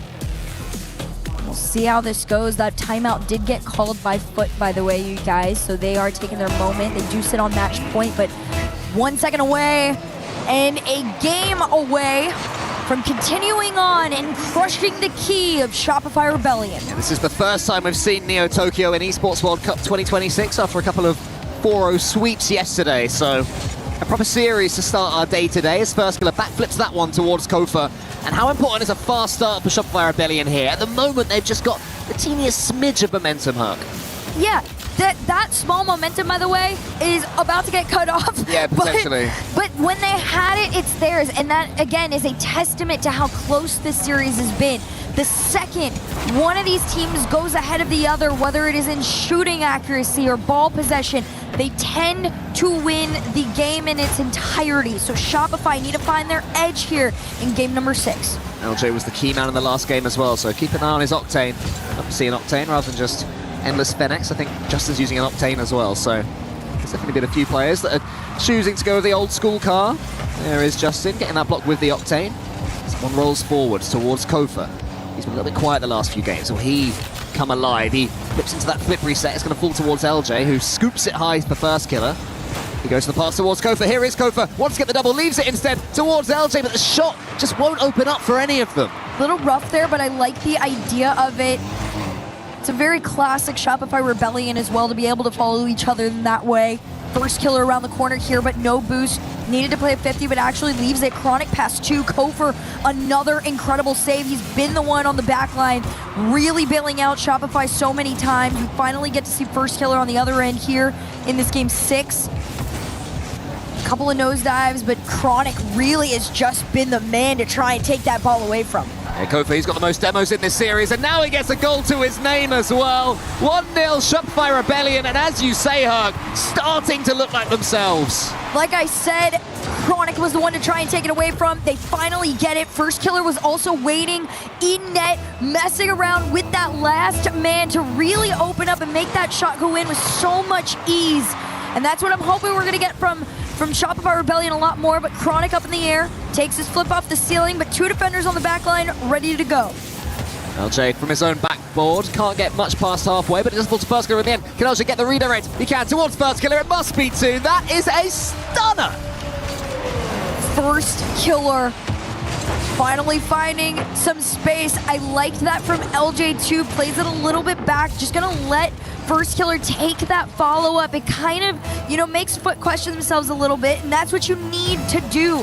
Gotta have them hesitate for just a moment to find some sort of an opportunity. Here we go again, it's First Killer's turn, this time turning into a bit of a shootout right now for Rebellion.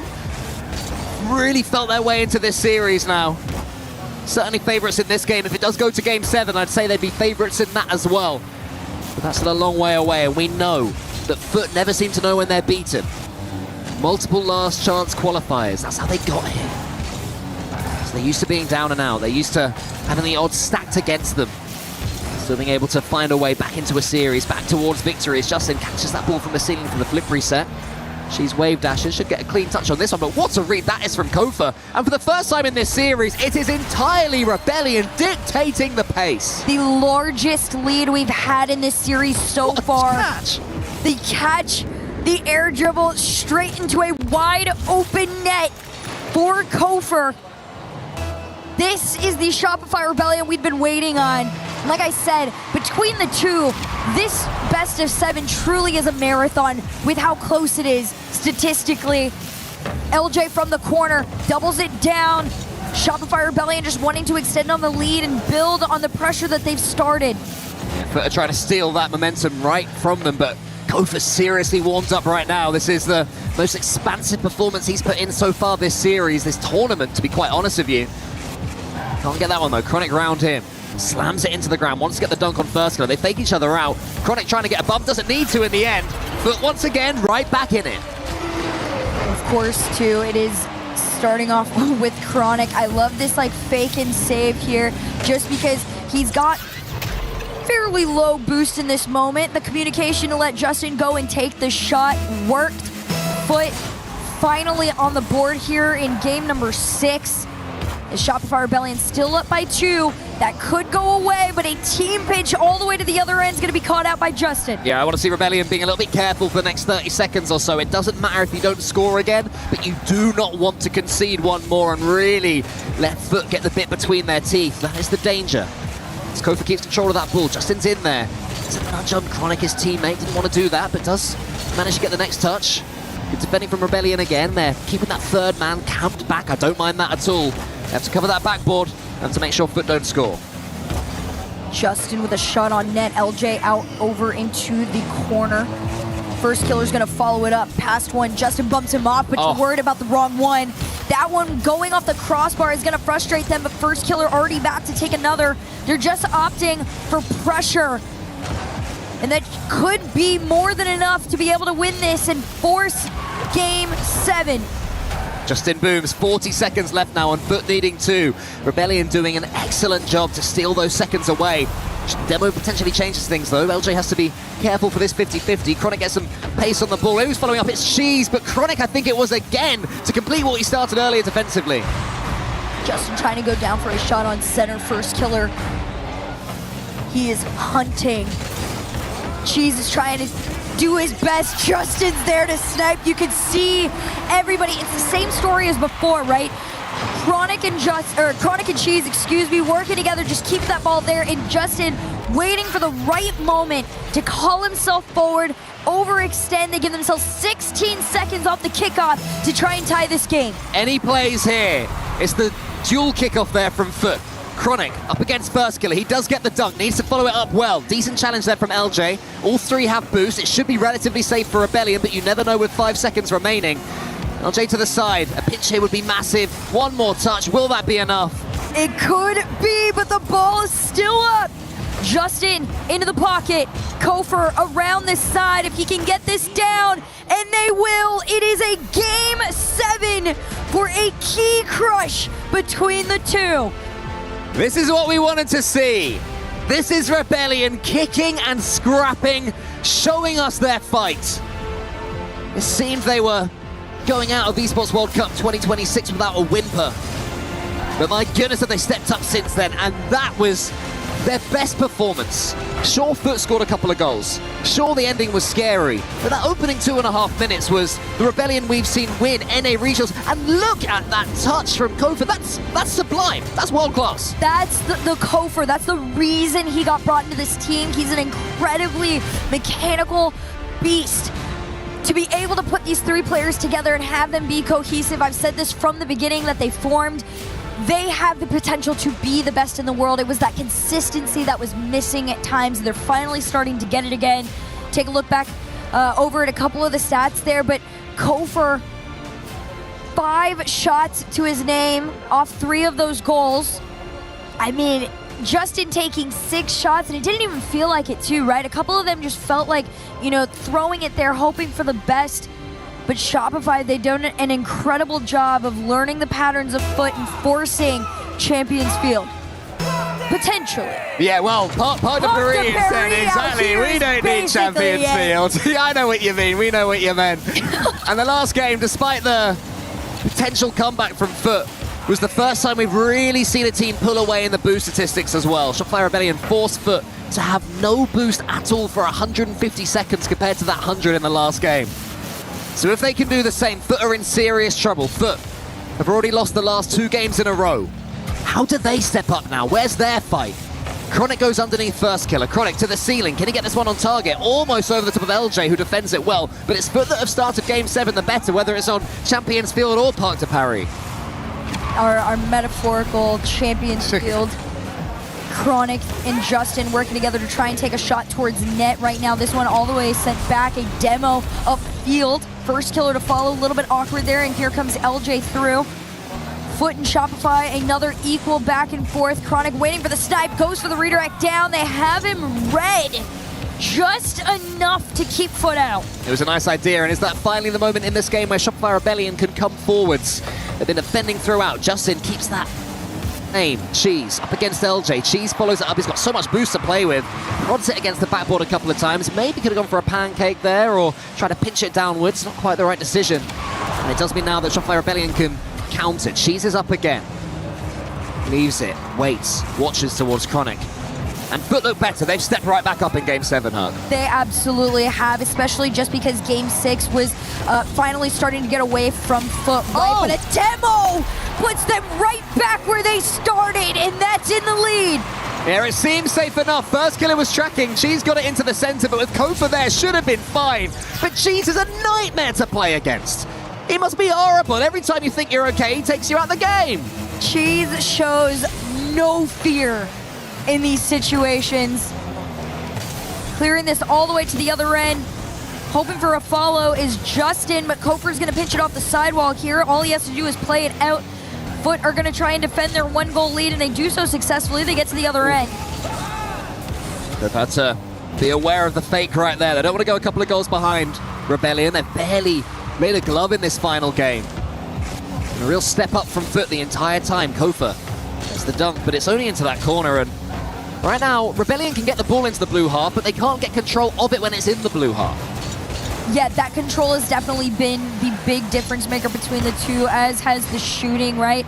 The moment somebody goes up ahead statistically of the other, they've been able to take it away just because of how close it's been.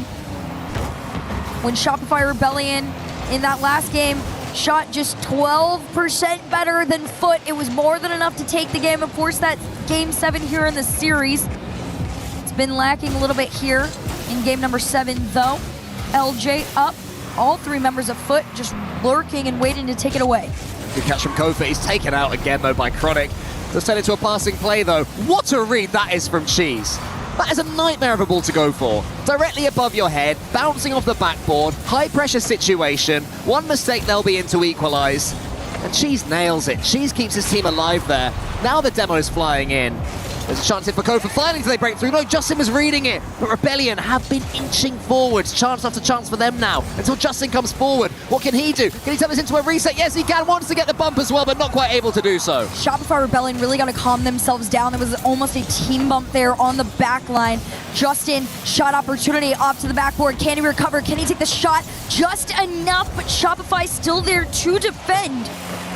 And as this whole team scrambles to really just give themselves a second to recover, Foot are not going to allow that moment to happen. Yes, again, it's definitely come in waves of pressure. The first couple of minutes were Foot's. Rebellion had a minute of their own, and since then, Foot have just come right back into it again. And now Rebellion have broken through what they would give for an extended period in the blue half of the pitch, but it's not happening because Justin has control of this ball. Turns it into yet another flip reset. It's met there by Kofa, who wants to go forward. He's got his opponents in his sights. But Cheese waits. What a performance this has been in Game 7 from Cheese. A huge step up. We're going to see if we get that from Kofer. No connect there on the pass. Still enough time for them to be able to take a couple more shots, but these demos are forcing Foot back to the other end. You can hear the crowd getting loud.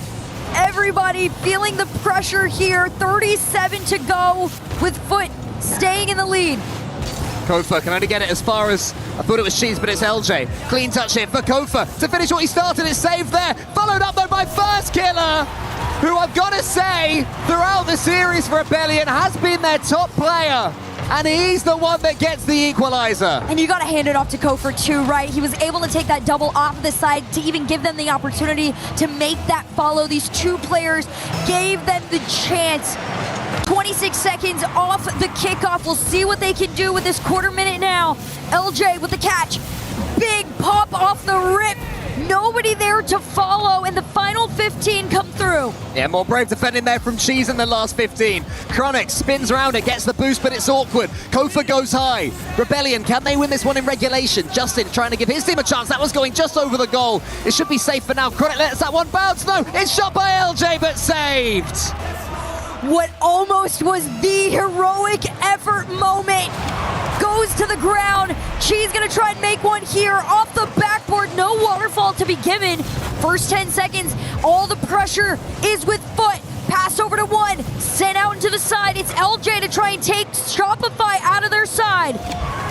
Chronic gets the catch and gets the 100 boost as well. First killer meets him. Huge 50-50 win. Chronic somehow emerges from it and forces the challenge into the corner.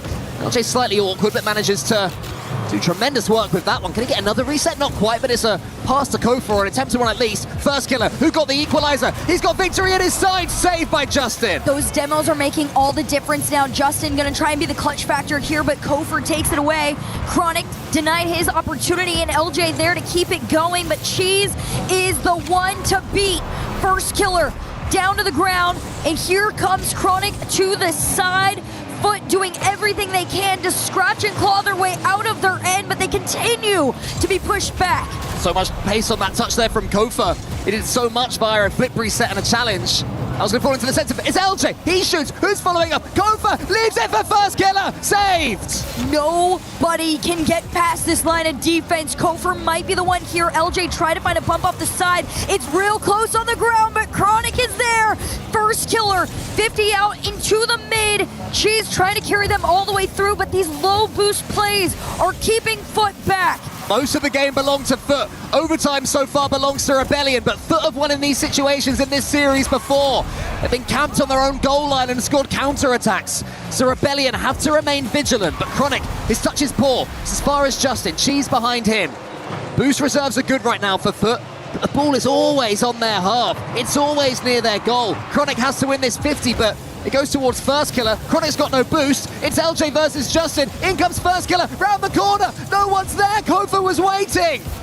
The pressure is starting to build. 1-to-1. First killer's there. And so is LJ. Shopify Rebellion in Game 7. An exhausting series. A true battle between two of North America's teams who are so close in every metric. But the Starmen, in the end, woke up for Rebellion, not just in this matchup, but in this tournament as well. First killer, what a performance from him. LJ, who carried them a few games ago, got them back into this match. And then Kofa, who improved as the series went on. They have knocked out Foot, and it was a battle. The closest statistical game here for Rocket League at EWC. On top of it, Cole, neither of these teams had won in overtime in 2026 EWC. That is the first one that Shopify Rebellion is found here. And on top of that victory, you get to crush the key of Foot. It is a huge moment for this squad. It is a testament to their resilience, their experience, and just how great they are all the way around. There's one we got to talk to, and you know who it is. It's LJ. It is indeed. It's LJ, the man of the moment, standing here, and Shopify Rebellion live on Rocket League at the Esports World Cup. LJ, that looked like it took absolutely everything you had to get it over the line. Yeah, it was a little stressful, a little too stressful for me, but I'm just glad we pulled it through, bounced back from that 3-1 deficit, and I don't know, I'm just happy how we played at the end. Yeah, you played phenomenally, and you individually as well. You felt like you really grew into the game. Yeah, I felt I was a little slow at the beginning, but I'm just glad we got the win. Team effort, for sure. Yeah, absolutely. Now, you started off on a loss here in Paris, and then you had a whole day yesterday to kind of reflect on it, digest it, and I guess prepare for today. What did you get up to yesterday as a team? We played all day pretty much. We knew like it was kind of, we got to grind. Like we just did not play how we wanted to, so we just went back to the drawing board, just scrimmed a lot, and playing better now. So I'm glad we took the win. You were really honest in Paris when you said in an interview that nerves are always going to be there no matter what when you're playing at this level. How were the nerves there in Game 7? It was there for sure, but it wasn't too bad. I think we were settled in by then, so it just happened. I don't know. Yeah. Well, you've earned the right now to crush a key. You want to go do it? Sure. Absolutely. All right, LJ, come with me.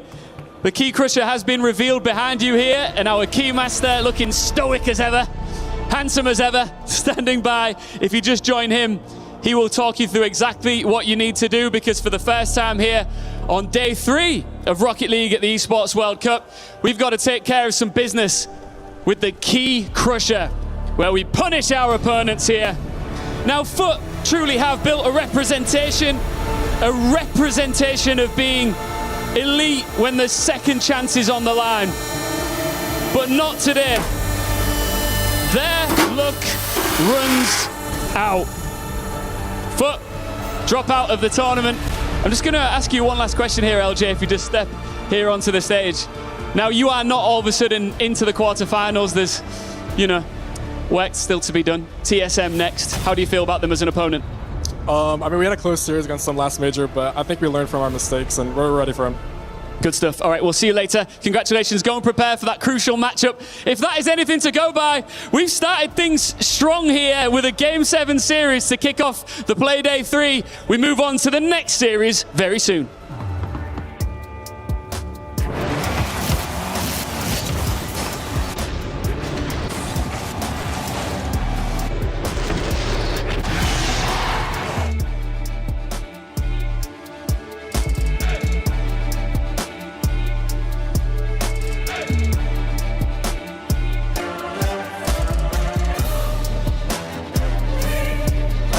He's upper deck. Yeah, I got Justin's boost. He has 0. He's left open. Yeah. There we go. Think 50. You know? Fake it. Think 50. Yeah. Fake bumped him. Time. I'll be left. I'm not doing it. Cross. Yeah, I get it. I'll go. Cross. Yeah, open. Yes! Boy, come on.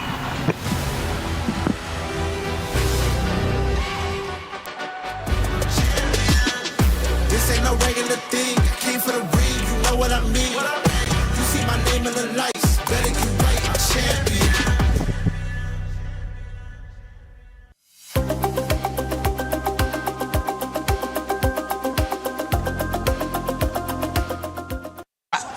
We got PUBG Mobile here at the Cadia City Grid, and it's day 1 of finals, which is a very important starting point for a lot of teams competing here. We got the super fans, we got the lovely glitter to let us know what's up. All right.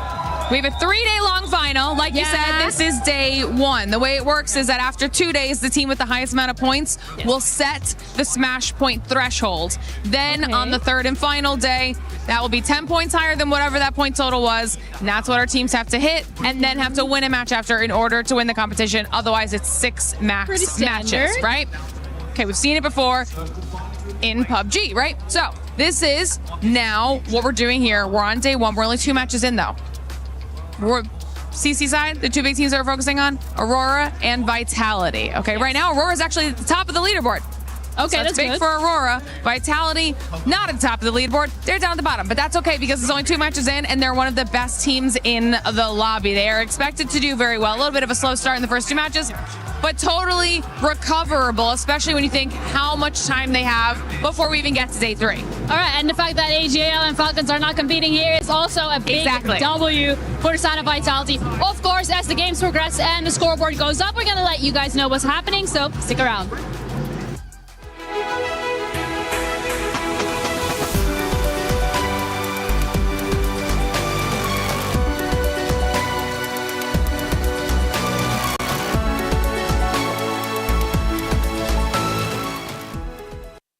I'm here at the Esports World Cup and I found Musty, YouTuber, content creator extraordinaire. What's it like here in Paris? I mean, the vibes are great. They just finished a match here on Porte de Paris. I think it's really cool. They built the Eiffel Tower from the map. They made it in real life now, so I've been enjoying all of France, really. I've been enjoying France, but in terms of the Rocket League itself, I know you're an NRG man, and they did have it. They're looking a little rough. They're LCS World Champs at the moment. What do you think they need to do? I mean, yeah, we didn't play our best, I'm not going to lie. I have been, contacting the staff there. I'm thinking about subbing in this next series, but still in talks here, but I think if we sub me in, I think we can perform a little bit better. Have you loaded up the rings map to practice yet? Yeah, I've loaded up the rings map. I've been practicing my musty flicks. I hit a really fast pinch, so I think I'm good for RLCS. That's good, but just in case you don't get subbed in, what else are you going to be looking at here at the Esports World Cup? Yeah, I mean, if NRG loses, bro, I'll be going to the Eiffel Tower. They got the Louvre here, And probably tomorrow I'm going to get some baguettes, just enjoy the city. Any other games you're interested in outside of the Rocket League right here? I'm a Rocket League diehard, right? I don't really know much about other games, but I saw PUBG Mobile was cool. But the chess really excites me. It's a little quiet, but I really like it. I saw Hikaru, is that how you say it? Yeah. Hikaru, I saw him pawn to E4 sacrifice. I went crazy. There was a few golf claps in there. It was nice. Golf claps. I don't know what any of that means, but I know you're excited to check out the action, so I won't take up any more time. Thanks for hanging out with me. Thank you. Cheers.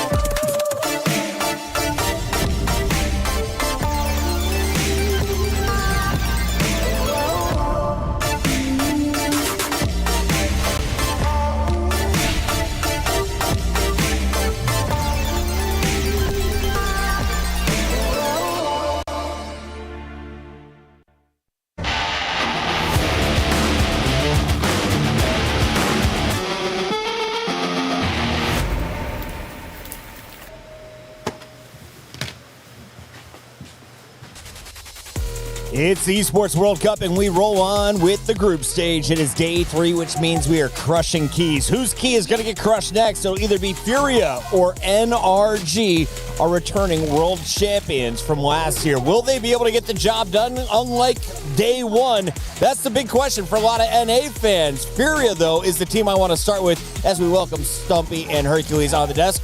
Elise, I want to start with you. How good is this NRG team, and are they actually that good right now in Paris? Oh, that's tough. Hey, whoa, not too much on my boys, okay? Listen, they're human, all right? At the end of the day, yes, NRG are absolutely that good.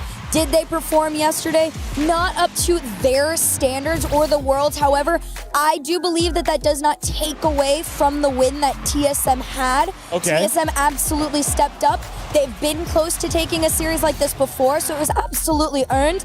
However, for NRG, this is just another day for them to really kind of just get things together. Absolutely, and you've seen the disappointment on their faces at the end of the TSM match. Well, TSM is in action a little bit later today, and NRG with the win over Furia will have to take down, it looks like, Twisted Minds. We'll have to talk about that later in the day. First, though, can we talk about Furia? Why do they have so many fans, and why are the fans so excited for this team in Rocket League in particular?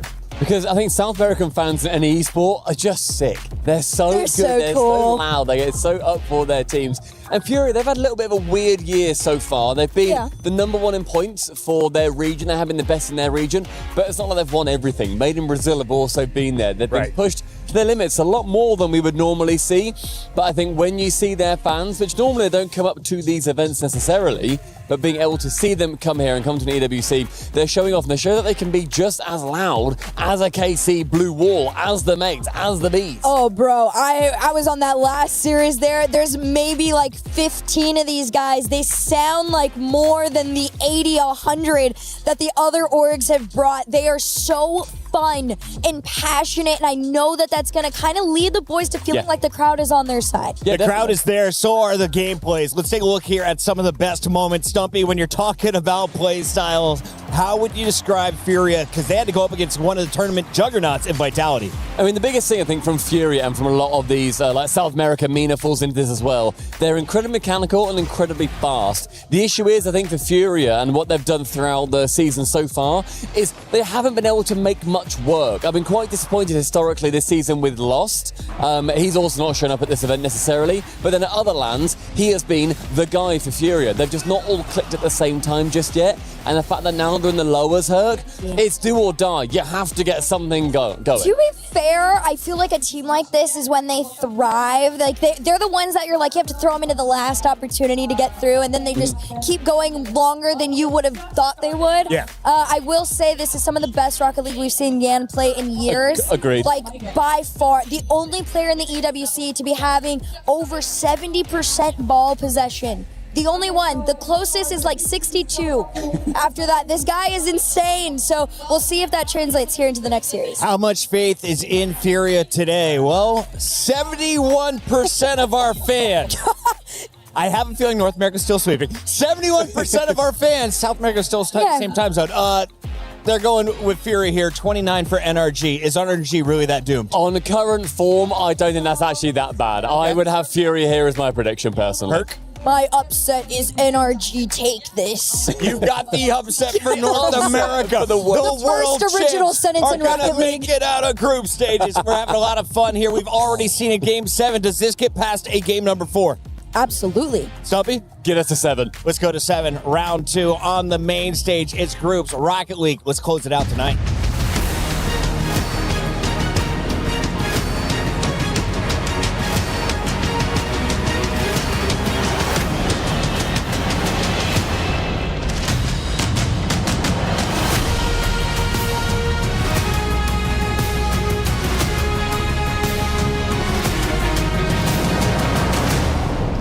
If the rest of the series that we're about to witness are anything like the first one, we could have a really long day of Rocket League ahead. Lou, are you talking or are you just miming? Okay, you're just miming. Good stuff. She's got the Key Crusher gloves on right now. Now, we've just witnessed, of course, Shopify Rebellion crush the key of FUT Esports, the team that refuses to die normally in a last chance situation like that. But now we move on. We need to crush another key. Do you want to announce the next team or? Yes, of course, it's time to roar here at the STC Arena. Furia!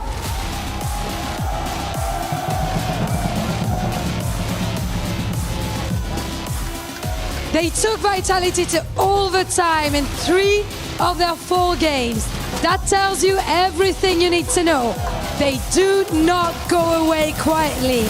They bring heavy metal, Rocket League, and the last time Energy met them in Paris, Furia sent them out of the major. La dernière fois qu'ils ont affronté Energy, les Furia les ont sortis. And their opponents, NRG!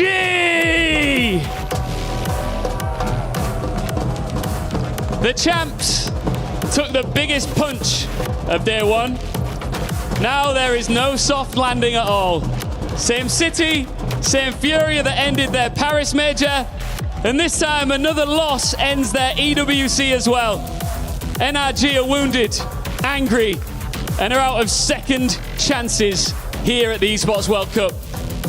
It is South versus North America, and it's time to pick your region.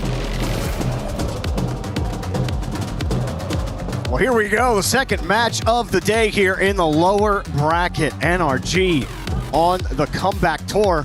Furia on top of it as well achieves. And, well, I've never seen Furia get like 73% prediction for anything anytime I'm on broadcast casting this team. Yet, a lot of confidence in Furia. Seems like across the board right now, but maybe that's more due to how poor NRG have looked as of late. Yeah, it's a lot of confidence in Furia or a lack of confidence in NRG. Half of one, half dozen of the other. But NRG, it was definitely not a good show on Monday. Hopefully, they've had a day since they didn't have to play yesterday. Settle in a little bit more. Furia as well. It was a tight series versus Vitality, 4 games, but all 1-goal games, so it was close there for Furia. Very typical of Zen to just not drop anything against Furia. But the thing is, Furia did beat NRG in Paris in 6 games, and they had looked better in that series. I remember watching it thinking, where has this Furia team been? They hadn't looked like that in so long. Now, they didn't do anything else in the rest of the tournament, but I'm kind of waiting for them to get back to that form. There was a little bit of that against Vitality. I think it's hard to judge it, Vitality being really one of the 2 best teams here. You're always going to have trouble actually getting one over them. But I think it matches up well for Furia against NRG here, who are reeling, aren't looking the best. Their comms really weren't good on day 1. Lots were going wrong for NRG, and I don't think you could say the same for Furia against Vitality. Yeah, I mean, it was just like you said, Vitality's just a difficult team. There's no guarantee you're going to come out successful anyway. Playing them tight all the way through, I think they're okay with it. Now, obviously, they're not happy that they're in the lower bracket, in round 1, but it is what it is. You got to play who you got to play, and I think we talked about how we'd like Furia probably wants a rematch against Vitality. I think they feel they could have beat them if they had another look at it. And here against NRG, you're right, absolutely reeling. Big step back after Paris. It's and day one here was not pretty. So we'll see what they've got. Lost has been questionable on the shooting so far, only 10%. Yeah, that tracks. That tracks. Yeah. I love Lost, and he's had some great standout moments, but he definitely is getting back to kind of where he was when he first joined Furia. He seems like a little nervous. His touch quality has really gone down. Obviously, the shot quality isn't there. And so he is my player to watch on Furia. He's got to be the one that steps up. Like, Yan is back in it. And if Yan is looking this good, Lost has to find a way to get back to that level where he can match Yan's pace. We'll see what Furia can do. See if NRG can bounce back. We're underway in game one.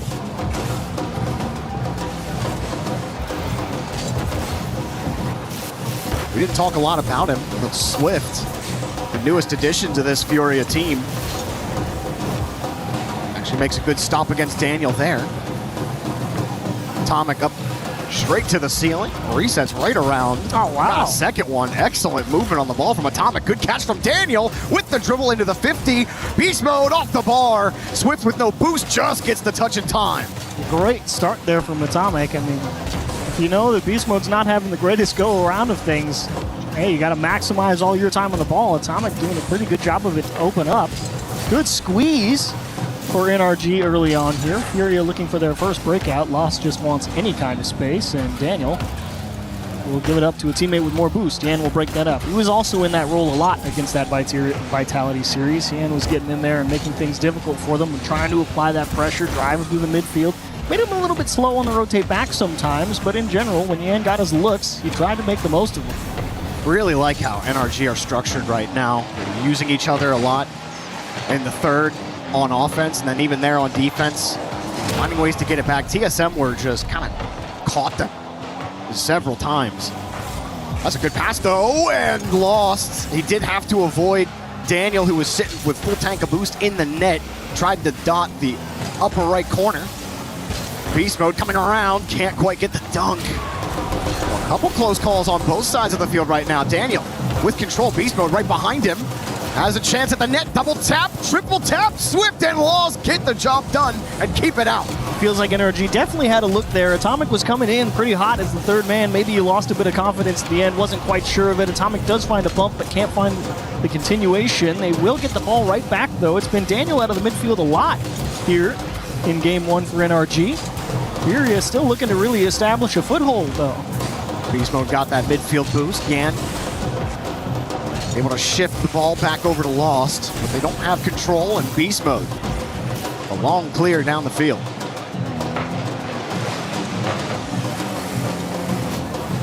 Both teams really sizing each other up right now. First half of game one, just nothing there for Beast mode. It's just surprised that all three players on Furia just kind of on the fence there at the midfield line. Felt like it was one power clear away from going straight into their net. Thankfully, NRG not able to put the heat behind it. Swift picks up a dribble with 0. Decent flick. Daniel equal to the task. Yan will try and press the attack. Finally, Furia has moved up the pitch. Now fighting for control at the midfield line. They have pushed NRG back. How long did they get to stay here? No risky third men so far for NRG. That was really hurting them against TSM on day one. Third man getting caught playing real tight to their man on ball, and how many times we just watched the ball just squeak out and just go into the net for free. You haven't seen any of that. Their rotation has been tight. Furia finding it troublesome to actually get some consistent possession. The Swift is forced to boom it right back to the orange half, but Beast mode has control of the midfield. Atomic gets over one. It's just too heavy, and Lost will kick it away. Still, Furia cannot get control. Daniel with another try, and Swift off the post and the bar. That's a couple close calls for Furia. Yan breaks out quickly against Beast mode. Against the wall, tries to squeeze it. The shot will not happen. Beast mode stuck to it. Really great job of Beast mode denying all the boost on that transition back as well. Didn't let Yan ever really get a handle on the ball, and helps his teammates were able to come through as well. But a great job from Beast mode to delay Furia's counterattack just enough. As NRG trying to rally here in their own corner. Limited pressure on Beast mode. Lost finally gets there as Atomic up early. Yan there to meet him as well. Should be Swift's turn, but he's not going to have a whole lot of help. It's a great pinch, but you know nobody's there if you're an RG. You just saw him leave. Los does get that corner boost. Probably not the touch he was hoping for as NRG try to punish, and they will. Atomic will pick up the first goal of the game. Good follow through here from NRG on the counter. I mean, it feels pretty bad as Fury because you see that pinch go across the NRG net. You feel kind of priced in to push back up, and trying to take that extra space is actually what lets the counterattack get over your head, and then you have to play defense over your shoulder. You end up not being able to keep it out. Yeah, I mean, Lost, he stole the corner boost and thought, I can just turn and challenge this immediately, but yeah, NRG just had too much pace on it. That's a demo, and Lost misses contact. That was an opening. Another one. Bump though. Atomic through the smoke will have the save. Lost can't get the corner, but he does get the ball. It's not enough for Furia. Tough read for Swift. Great job getting to it. Difficult play here for Yan with a limited boost, and Atomic will just break it down. That should be the end of game one, probably 2-0. Indeed, Beast Mode will turn it in on the empty net. Furia, wash, rinse, repeat, I think, game two. I actually don't know if I really want to see him take too many changes. I kind of like the approach. It just, you know, it was one mistake, cost him the first one, and then you feel like you got to force it in the final 30. You give up a second one. It is what it is. They had the demo and a pass to Lost. Lost just whiffed. It was a good try at the end. Time is up here in game number one. NRG, very clean game. Complete different, a complete flip from what we saw on day one versus TSM. No rotational mistakes. Beast Mode looks a lot more comfortable. Atomic and Daniel, for most of that game, you were talking about it, seemed to take more of the front man, where, you know, usually that's Beast Mode. Beast Mode's playing a much tighter support to Atomic and Daniel. Really worked out well here. I say that, but Beast Mode setting that up there on the highlight. I mean, he was second man there on that follow through. He was trying to force it. Like here, he's just trying to put pressure on. And it's decent pressure. That's really all they need out of him right now. You know, that's the whole thing that makes NRG the three-headed Hydra, right? They have, you know, if somebody's not playing well, the nice part is they got three of the best players in all of North America. So if one's not doing great, the other two are probably pretty good. Yeah. And it's not easy to beat them, even if somebody's having an off day. Shout out Great to our rally for Beast Mode. Shout out to our statisticians here at the Esports World Cup. We do confirm that Beast Mode in that first game was last back the most often for NRG. So our eyes are not broken, Chiefs. Love that. Happy to hear that. We can in fact see, and we will see if Furia can bounce back here on Forbidden Temple. Like you said, they had some chances. Maybe don't have to switch things up too much. Yeah. I mean, I think all the pieces are there. It's just, you always got to come in the first match of the day, even if you've played on stage already. It's always a different feeling out process. Doesn't matter how many times you've played NRG. Still got to get out there and see what kind of form they're in, see what kind of form you're in.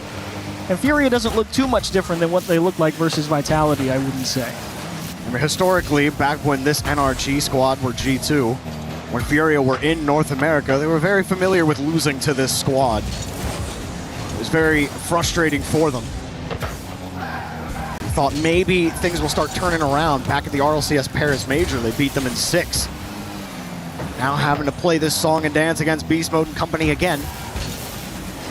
Yan on the back wall, won't get a chance at it. Atomic got chipped, prevents him from getting a solid touch on the ball. Stop their momentum. Still NRG have the midfield. Daniel with a pot shot, good save and little outlet to Swift, but Beast Mode takes it away, and demos Yan, forcing Lost to have to clear this out. It's a tough defensive sequence here for Fury, and they also played some really nice defense against Vitality as well.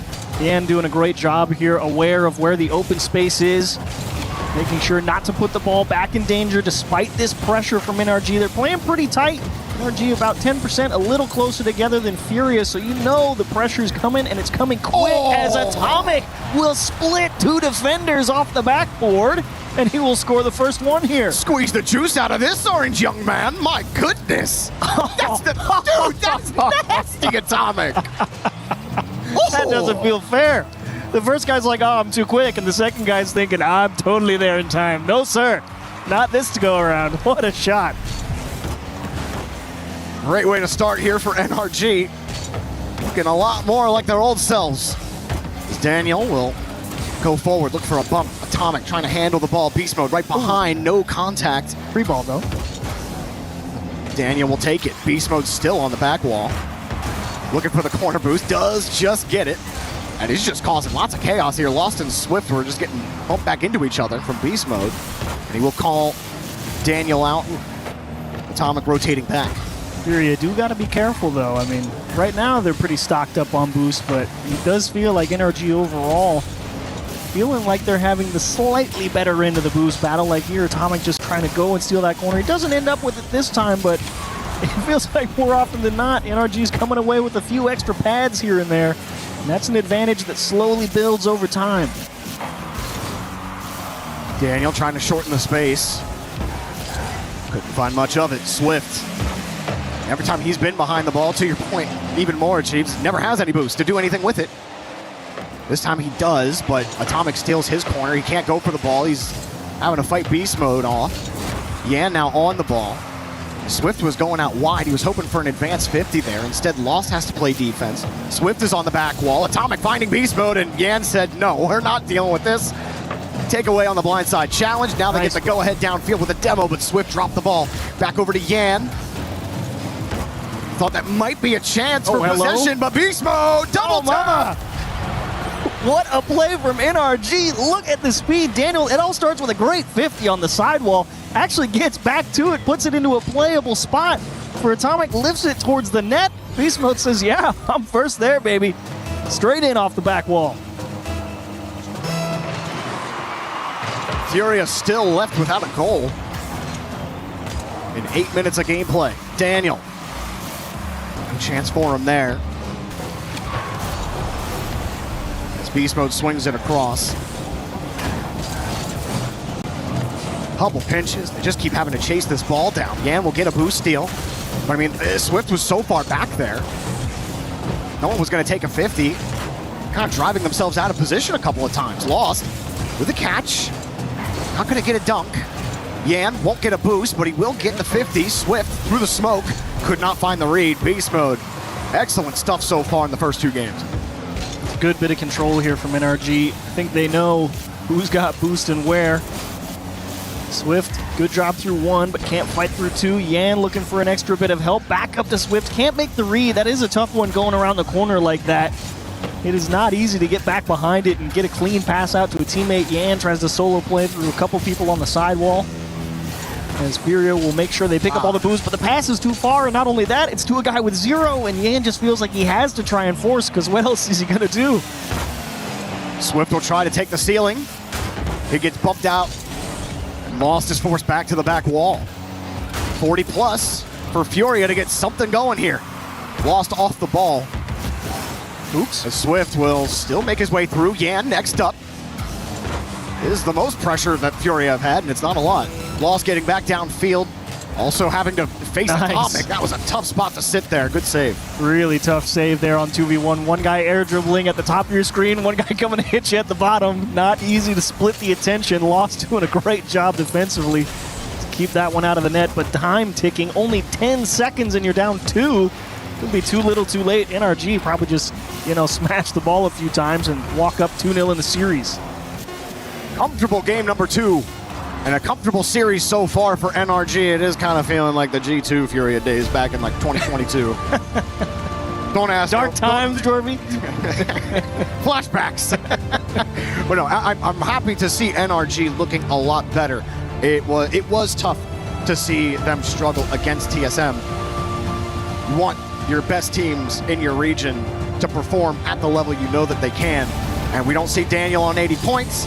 We don't see anyone kind of tripping each other up in the rotation. It's very solid, classic NRG gameplay. Atomic hit, an absolute banger. Still can't believe that went in. That's ridiculous. That's a great shot. And there's Beast Mode first to it. Look at Swift rotating back on the backboard. Good luck, buddy boy. No boost in the tank. You're not stopping anything. Beast Mode will turn it in. It's a great game 2 from NRG. Furia only able to muster 2 shots.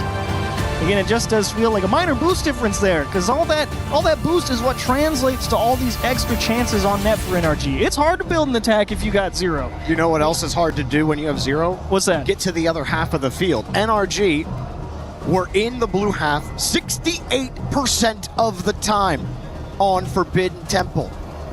For those of you at home that might not be used to seeing the ball in half stats, like anything above 55% is big. 68% of the time in Furia's half is just ridiculous. They're getting dominated. That is field domination indeed. Does not feel good to get squeezed back and back, and you combine that with Furia having about 10% average boost fewer than NRG. Not helping situations. You're getting compressed and starved, and that is not a winning recipe. That being said, keeping it at only 0-2 is pretty good. Furia is working hard defensively, but I think the first 2 games tell you that defense is not the answer here. I think you have to be willing to give NRG a little bit of the ball so you can spread yourselves out, make sure you're ready, and just say, look, I think we're good enough to stop them once or twice and fight on a little bit more even playing field. It's risky, but games 1 and 2 were not inspiring if you were saying, let's just play defense. I don't think that's the way. Yeah, they don't give you gold stars for trying. Nice save from NRG, and the shot for Furia, the most pressure that they've had. Swift decides not to force that ball in front of the box and give a free clear out, and there's a great pass! Furia are alive! And it's a great idea. You noted Swift electing not to make the chase out and force it on target. Why? There's 3 people sitting near post. He knows he's not going to win the shot, so just flip out to the outside, save all the boost, get to the back wall first, dig it out. Who's there? Yan with half a tank, and he beats the rest. Great play. Some sparks here for the Brazilians. As Yan punches it out, gets a bump to not give Beast Mode a free clear. Swift does not get the corner boost steal. Yan with an excellent touch off the side. And a pass here, and dishing and diving. Oh, baby. Lost puts this one in. That was a beauty. Swift comes up with his first assist of 2026, and now Yan, look at him get it done, beating 2 defenders, and how about Lost? How about 2 consecutive challenges in a row against the same guy right in front of the net? Furia finally off to a hot start. The drums are pounding. They're back in it, baby. No timeout either for Furia. They just went right into game 3. And it looks like the nonsense has gone away as well. Nice catch for Swift. Back to Yan. Go score it. Oh. Beast Mode just getting there. I knew someone was jumping for it. He was going to try. Beast Mode will get back and play defense as Daniel will take control. Now Beast Mode in support. Atomic next up. Beast Mode still just kind of sticking around, waiting for his turn. He's got it. It was a heavy touch, easily challenged here by Furia. Yan, he's kind of waiting for things to materialize. He's been prioritizing his positioning over making sure he has boost. Several times we see kind of the ball in his area, and he is just deciding to hang there and see if he can play the ball. This time he's on top of it. Oh, nice catch. Actually, somehow got by 2. I think Beast Mode decided to let it go to give an easy clear out. No, NRG are left with some questions here on how to get back into the blue half, and it's another goal. I wonder what happened here at the midfield line. I think it was Beast Mode. Yeah, he was following Daniel up. I think Atomic was on the blue half looking for a bump. I think Beast Mode just caught a little bit blindsided there, just not realizing he wasn't actually going to make it. It's not quite no man's land, but he did not make it to that 50, that's for sure. Swift had put that ball in. That was his first goal of this tournament. Swift finally able to notch one of those in his belt as Furia extend their lead in game number 3. Demo stymie this rotation from NRG, and Swift swinging right around on it. Didn't get that midfield boost. Gets stuffed on the 50 early. Daniel at least makes Lost think he's going to go high or do something with it. Yan. Not much for him. Atomic setting the clear back for NRG. Atomic is credited with a shot there, which is kind of funny. That was absolutely not a shot. Thanks, game. Oh, Daniel, great composure. Knows he's going to have time to let that bump pass over his head and make the save afterward. NRG got to make something happen, though. You're kind of hitting that threshold that I like to play. You get about a minute to score a goal here. You need 2 of them. NRG need to make some sort of adjustment. They need some type of pressure. Not the greatest. Good carry. No block either. Atomic will steal the boost. Fury are still having the same boost issues. They just were able to collect on the opportunities. This time they're already up 3, though, so. Yeah. You're going to have them now. Now's a great time to have boost issues. Right. Especially with the amount of time on the clock, but they're starting to lose control of this game. Or lose control of the ball, not the game. Pass to nobody. Lost is just getting smacked around. Now, go ahead for NRG. Beast Mode saw the angle. Yan, though, a good save. Here's another pass Front of the box, through the smoke, right side. What a recovery from Lost. It's not over just yet, but he got on the wall and prevents any future shots there from NRG. Yeah, big stand from Furia. Honestly, that save makes you feel like, okay, they've definitely locked down game 3, because that certainly felt like a chance where he could just slip right by. Swift has got through 2, puts Atomic on the back foot, and just shoves him into his corner.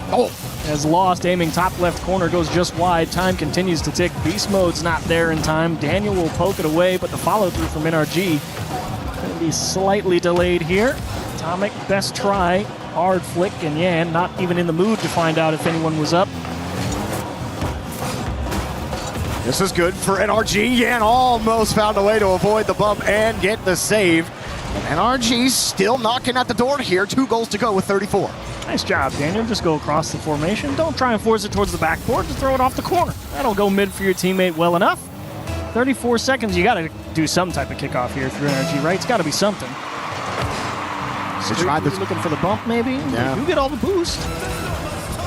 Get the touch here. That's just lost ball. Difficult for NRG to get down the field. Beast Mode finds the 50, pops it up high again for Daniel. Daniel off the ceiling, has the dropper. Atomic shading closely. He went for the read on the dunk. Couldn't quite grab it as Daniel needs a goal with some time on the clock, but Furia knocked the ball away. Knocked time away here for NRG in game 3. Gotta have it, Daniel, just late, and that will indeed close out game 3. Furia with an exclamation point. Yan will drill it home. They get their first win in the series, and Furia trying to storm back. An authoritative game 3 win. Crowd getting into it a little bit after Furia had scored their first goal. The drums are alive and well here at the Esports World Cup Paris, France. Yan getting top honors, MVP.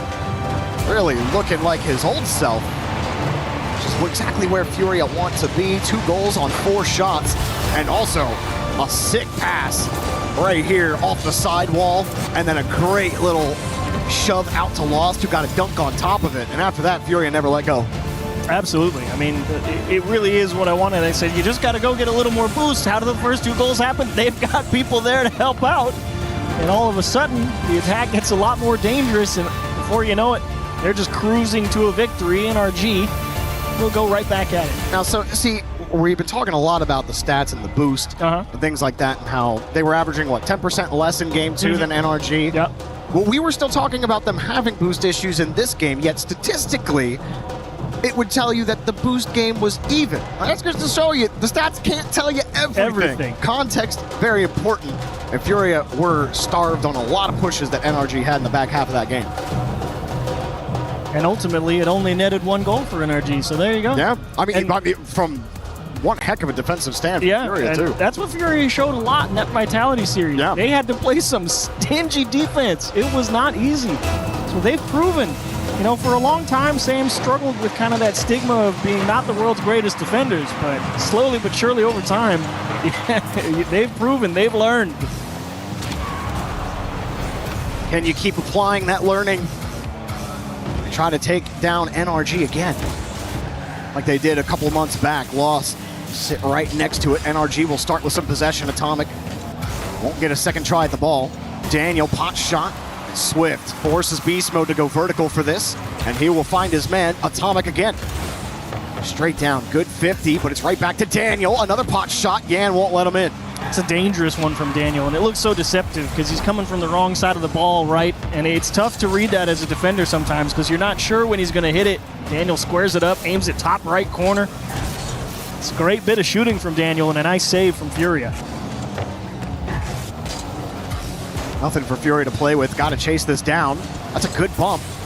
Beast Mode was coming to cover quickly, but Atomic has it handled. Boost still grabbed as well in the midfield.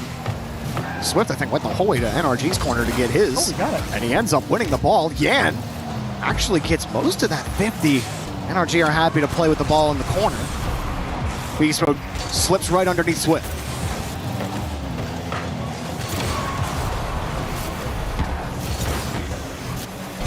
Demo on the second man means no one's going to be there for that play. Furia trying to stop it. Yan back to Lost. Good catch. Holds the reset. Tried to get underneath. Gets an extra 50. Second man gets demoed by Beast Mode. And that will stop any quick attack that they might have stopped. Ooh, Swift 1v2.5 here for a second. He's got to make a second save, and he will find it. It does buy enough time for Lost and Yan to pick up a little bit of boost. They don't get to stockpile too much, though. It's getting squirrely in front of the box. Atomic will indeed take advantage, blasting one top left. Squirrely is right, and they couldn't find a branch to perch on. Lost just completely misses, and then Yan is stuck like a duck. Just handcuffed. Good luck. There's no chance at that one. The surprise touch off your own car, off your backboard, you know you're stuck in the net, and you're just hoping they hit it right at you. NRG back in the driver's seat. First 2 minutes. Lost stuffs Atomic on the play. Tried to use his reset to force it through. Yan was the only one with boost, and he got deleted. High value demo there from NRG. Swift with nothing. And it's double trouble, right? Because Daniel's the one driving through the corner, and it forces Furia to have a guy with 100 boost deny it from his teammate, and then you find the demo behind him, and that's what leads to this defensive stance for Furia. It's a tough spot, again, fighting with limited boost. NRG, it just takes one little thing. Wow. And then they'll try and compound those advantages. NRG firing every missile they have. So many demos on Furia. Here's a quick shot from Swift. Daniel forced to get up quickly. Good recovery on the backboard. Lost, tried to stick in between the pass. He got nothing done as Beast Mode swings up quickly. Sets it in front of the box. No one from NRG will go. Looking for a high percentage chance. Lost with a clear, but the midfield is still NRG's. Yan gets there quickly, and he just runs into his grave. It's all right, though. It does kind of stall Beast Mode out. Swift actually ends up putting this on a tee for Daniel, I think. And wisely went for the bump, not allowing him to turn back into that and start the attack. He will make NRG play from deep. But again, those bumps coming through from NRG on the net, forcing Furia to play passive on the back line. Lost is stuck in the net with 0. Yan is glad to have a nice big clear. But boy, go take a breath, Furia. Go get some boost. Daniel was getting shoved inside the net. Here's a good shot and pass to Lost. Tie game. Beautiful play here from Furia. Lost gets the corner. Look at Swift just leaving, and Lost cutting back into the box, finding the bump and making sure. I know he didn't die, so I'm not in the mood to find out if he makes the save. Just taps it into the net. Find a way to get this goal late. But they have not had a lot of fun in this particular game. They've gotten demoed a lot. I haven't been counting, but I think it's over 7 or 8 demos for NRG right now in this game. Somehow Furia have kept NRG at 1. Beast Mode with the first carry. It goes straight down. Lost in an awkward spot, but Swift in position to handle it. He won't get the midfield boost. It was taken by Atomic. Will get the corner boost for his effort. Lost. Awkward spot on the ramp. Yan will come in to help him out. Swift sitting around the midfield line. Ooh, this time a little bit better. You got your camera on a swivel. That one you're not going to avoid. You're going to get demoed there every time. It's a great bit of timing from NRG on the challenge. And again, they just find another one. Just keep turning them to dust. I feel like this is a philosophical statement right now, more than like a useful thing. What if we just hit them? Yeah, they might tilt out if we keep demoing them. Hey, you'll always try to generate any kind of man advantage. Even though demo's slightly nerfed at this level, being able to pick your side, everybody still low on boost. Yan got a canister, but there's not a lot for his teammates. NRG hunting at 0 seconds. Yan keeping control of it. Got a pop and a release down the field. This may send us to overtime, but the ramp has other plans. Swift underneath it, just could not keep it. We got overtime. It's a good time for an overtime. It's a nice welcome reset, I think, for Furia. They were getting pressured there towards the end of regulation. Chance to catch your breath and start off on equal footing, I think, is good for them. Daniel with a wise back pass, and kaboom for Atomic. He was happy to get the ball, not so happy to catch the bumper in his face as Lost. Great try and double demo. Each team getting one there on the NRG half. Yan elects to turn hard and smash towards the wall with 0. Swift decides to give up on it. Didn't feel confident trying to force the issue there. Okay, they really are just running into them now. Beast Mode wasn't even in that play. Just we're going to make you think about it every time. Are we going to demo you? Beast Mode tries again, but misses. Here's Lost, gets the 50. Just wide of the net. Yan attacking the read quickly. He's gone. Swift wins the ball. Lost up for this. Daniel gets there in time. Beast Mode and Atomic run into each other, but Beast Mode kind of got bumped into position. Daniel calling Atomic off. This actually opens things up. You got to redirect this somehow. They still get a chance at it. Swift plays the 50, goes for a touch instead of the bump, and Beast Mode gets kicked out completely. Oh, hello, Yan camped out on the backboard and doesn't make contact, but actually Atomic and Beast Mode figure out a way to find a big clear there and take a breath of fresh air. Here you got to be real frustrated that they didn't turn in that open net off Yan's great challenge earlier. Wow, Yan and Lost full commit there. Yan didn't get the bump. Lost couldn't get the ball or a bump. Oh, nice spawn for Lost to take the corner boost. Yan gets some pace on the ball. Beast Mode knocks it away. Swift has to wait. He didn't want to force a challenge on low boost. Lost gets deleted for his effort. Daniel with some control underneath Daniel! It's a great goal from NRG, but I'm so confused why Swift postured like he was going to challenge there in the midfield line, elected to leave and let his teammate come from further back who had boost to go for the challenge, which might seem okay until the guy with boost gets turned to dust and you've rotated back into your corner, and just like that you lose the game. I mean, I didn't quite understand. I don't know if that was good or bad, but I didn't like just token pressure from Swift at the midfield line when he couldn't actually do anything with it, and all it resulted in was getting his teammate blown up and losing the game. So I was not happy with that one. I mean, lots of explosions in this game. It still was a lot better for Fury in the back half of the game.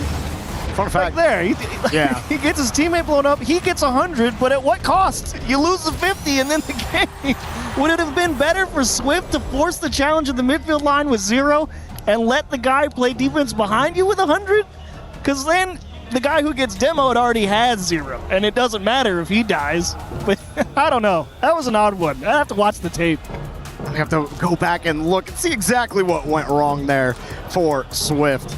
That was the longest overtime that NRG have played at an EWC, minute 47, which is not really long by Rocket League standards. Even other overtimes we've had in general here, we've had 3-minute plus overtimes. But Fury got to get this figured out, calling a tactical timeout. Down 1-3 in this series. What can they do? I mean, well, we were talking about demos a lot, they right? They were getting demoed a lot. 15 for NRG. That's the most this tournament. Yeah, it felt like it. It was like every other touch was a demo. And then Beast Mode at some point just stopped caring about the rotation. And he just... What if I just hit him? He just started hitting people. He's like, yeah, it worked. Your teammate has control. He's going the other way, but you're not gonna be there. 8 demos for Beast Mode. Can you believe that? I can't, because he was... That's all I saw him do. Exterminator Deluxe. But that would be cool if he had the Deluxe little Exterminator. Yeah, there we go. Yeah, a little star next to him. We probably shouldn't encourage the ranked warriors out there to go headhunting. You know, there's a couple losers out there that don't like demos, so we don't want to hurt their feelings too much. Or maybe they do. Hey, if you queue up ranked, demo the other team a couple times, see if you can tilt them. It's a great strategy. I don't think Furia got tilted. I just think they couldn't get on the field long enough here against NRG. This is Furia's timeout, if you were wondering at home. They're the ones figuring this one out, which is, a decent time. 3-1 in this series. So we'll see what adjustments they make. Definitely seemed like their coach had a fair amount to talk about as this one was about to get underway. Bruno was another change they made, kind of almost alongside Swift. They did have STL Mateus as their coach before. Bruno comes in, long-time Team Secret coach. I think Furia have shown improvement. I think things have been better for them overall, but I think it's the same things that are still hurting this team is they just can't get over the hump. Whether it's unable to win an overtime versus Vitality, unable to save that shot from Daniel to the top shelf, and NRG keep on rolling. A dot from Daniel, no doubt. And talk about the timing. I mean, Lost knew he had to have seen him coming as he was at the net there. He knew a shot was coming, and it's no worse feeling when you see one coming and you still can't get to it. Talk about hitting one with power and placement. Great job, Daniel. Furia down 1 again. They were able to tie up the last game. Here's with the reset. Got a man downfield, but doesn't matter. NRG find a way to get the ball to safety. This one saved by Beast Mode. A little bit of room. Nice job from Beast Mode. Tries to take the best 50, and that's always, to me, a good idea. If you've got 0 boost, I kind of like having the guy with 0 fight for possession, because again, going back to like Swift just giving it up there in the midfield that cost the end of the last game. I mean, if you let the guy with 0 fight for the ball, yeah, you want to use your resources to push down the field to add momentum. Exactly. I like it to let the guy with 0 fight for possession, because if he loses, well, you weren't expecting him to win anyway. See what they can do with a little bit of boost here. Oh, hello. Beast Mode picks the pocket, but can't get the read. That was not the bounce he was hoping for. Ooh, and Daniel squeezing the defender back into the net, but Atomic can't put it on target. Beast Mode will win the next 50. Daniel gets a pseudo free look at it, catches the flip reset, top right corner. A complete inversion from day number 1. Maybe Daniel's twin was playing on Wednesday. This looks like the Daniel we all know and love. Beautiful push down the field. 2 goals to Daniel's name here in game number 5. If you're going to do the right thing, they follow that classic fighting game tech. Don't get hit. But unfortunately in Rocket League, it costs them valuable space to defend. And NRG are also playing hit the enemy. So. Yeah. Both principles at play today. Yeah, NRG doing a great job. I mean, just pushing them slowly and slowly further back. I mean, that's what demos are good for. They create room, and even if you don't hit them, you'll make them give ground in one way or another. And NRG's done a great job following up. Daniel takes a beautiful 50, but pushed just wide. An excellent stop from Swift on a difficult save. But down 2, approaching the halfway mark in game 5. Furia needs to kind of turn it around right about now, and Yan has tried with a long shot. Beast Mode just able to get across the face of net. And Furia, they're trying to go for demos. They're just not connecting. Yan there, he stole the corner boost. Atomic was rotating back to net, and he tried to demo. Atomic just easily swerved around him, got the clear out. And that's the difference. It's like, if you can't hit the enemy, you're not going to have a good time. And probably can't even believe that he didn't slip that one by Daniel. He poked it up the backboard, and he could see Daniel coming at him. So he even stutter-stepped on the wall to see if he could get Daniel to commit to a line, and he tried to go around him to the side while Daniel still got a piece of it. And he's like, what do I got to do to beat these guys? Even there, Lost gets a demo, but Atomic was fighting Swift the whole way for possession. Good drop. Oh, what a save! NRG can do no wrong. If the pop-up, Swift wasn't expecting it, has to pop in reverse. And it's just all falling off the wagon for Furia. Small miscue at a big moment, and the demos come back through. Now Atomic's just going to sit on the ball. Beast Mode, awkward read, and actually Swift, the beneficiary, ends up donating the ball to Daniel. NRG just pushing this back into the corner, and that's exactly where they want it. You can play a game in a corner for 15 minutes, and nothing will happen. NRG's up 2. They're happy to play that game. Wow, Daniel gets bumped, then flips to recover, get the touch. Even when they're hitting the enemy, they're losing. Furia, they gotta be frustrated right now. Trying to recover it. Daniel with a little bit of flash. Saved on the mark. Beast Mode takes this one. No bump on Lost. A minute left in Furia's tournament push. Gotta get it going.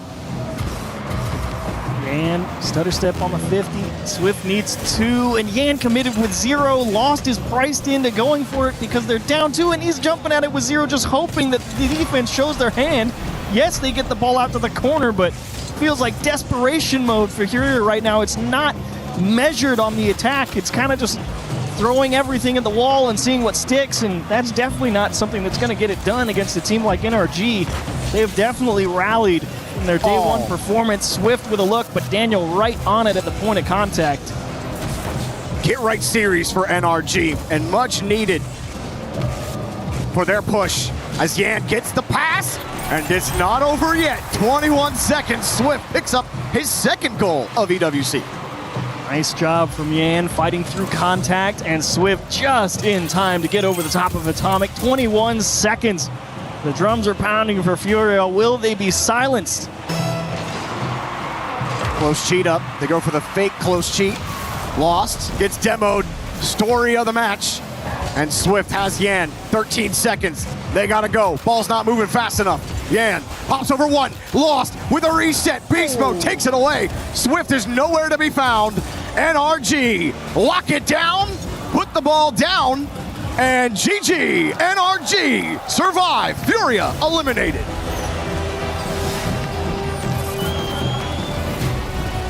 Well done, NRG. Back to life, it would seem. Much better. Much better is the way to go, I think. They're happy to find a win. Their next opponent will be Twisted Minds. And unfortunately for Furia, 0-2 at EWC 2026. 2 tough draws, but this one probably stings. Probably felt like they had a real opportunity with how shaky NRG looked. And felt winnable. It did feel winnable coming in.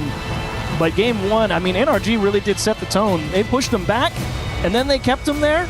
They got their lead, and then said, great, if you want to push out, take some risk. Furia tried their best and just could not make the adjustments. I mean, credit to Furia. I thought they tried some good things, and it was just what they were doing just wasn't working. Like, you bump Daniel recovers, gets the save anyway. Ton of physical. You get a demo, well, Atomic's there to cover. Like, I just love how NRG looked. I want to hear it from Atomic, though, with the interview. Yeah, I think we all want to hear from Atomic. Listen, NRG, that is the kind of performance that I think we expected from you coming into this tournament. Does that bring some relief?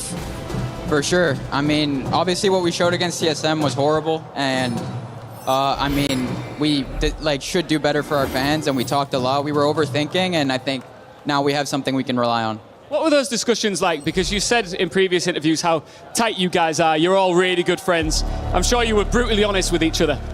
Yeah, and it can get messy sometimes because everybody's has high emotions about what's happening, but Sathu helps us mediate it all of it, and then you have to get on the same page eventually, and that's what we did. So Great. It's great to see you back on the same page as the defending and reigning world champions. What is the expectation now? Do you feel like with a win like that, you're back with contention and eyes on the trophy going forward? Yeah, I mean, we always have our eyes on the trophy, honestly. We think we're that level of a team, and so I think now that we have a win under our belt, we want to go all the way. Well, there's something else you need to do before you continue this journey, and as you can see behind you here, Atomic, we've got the key crusher. So would you like to crush a key here in Paris? For sure. Absolutely. All right, so you go and join our key master here as we settle another score here at the STC Arena. NRG and Atomic continue their lower bracket run here on day 3, but Furia arrived to the bang of a drum and a wall of noise, and it continues here in the arena, but they leave on one final sound.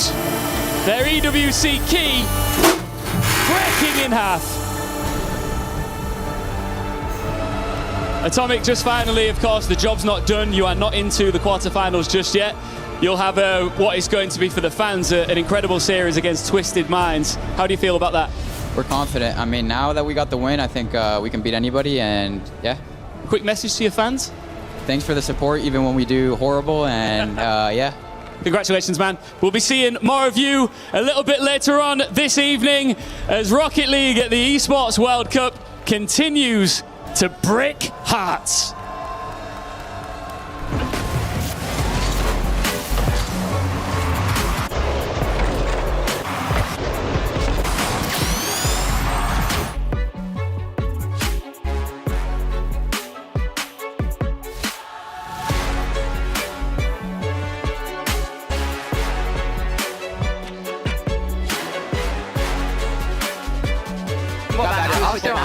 Yeah. Bad. Nice. Waiting. Okay, really? Yeah, I'll play it. After Atomic. Okay. Yeah, planter. Nice. I can't all you. It's fun. You. Ready? Nice. I'm on.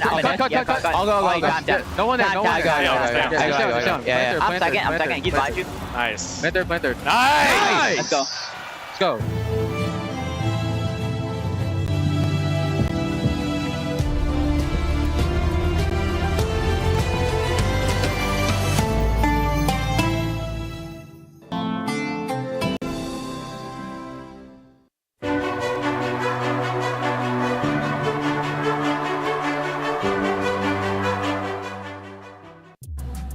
Chess action is heating up as we're heading into semi-finals territory. AJL, Falcons, both very relevant to the Club Championship, but also to this stage. So what's going on, Trout? Yeah, so Dennis Lazarek for AGL has managed to take down Navi's representative, which is huge when it comes to the Club Championship, considering the position these guys are in. Yeah. AGL still sitting at the top.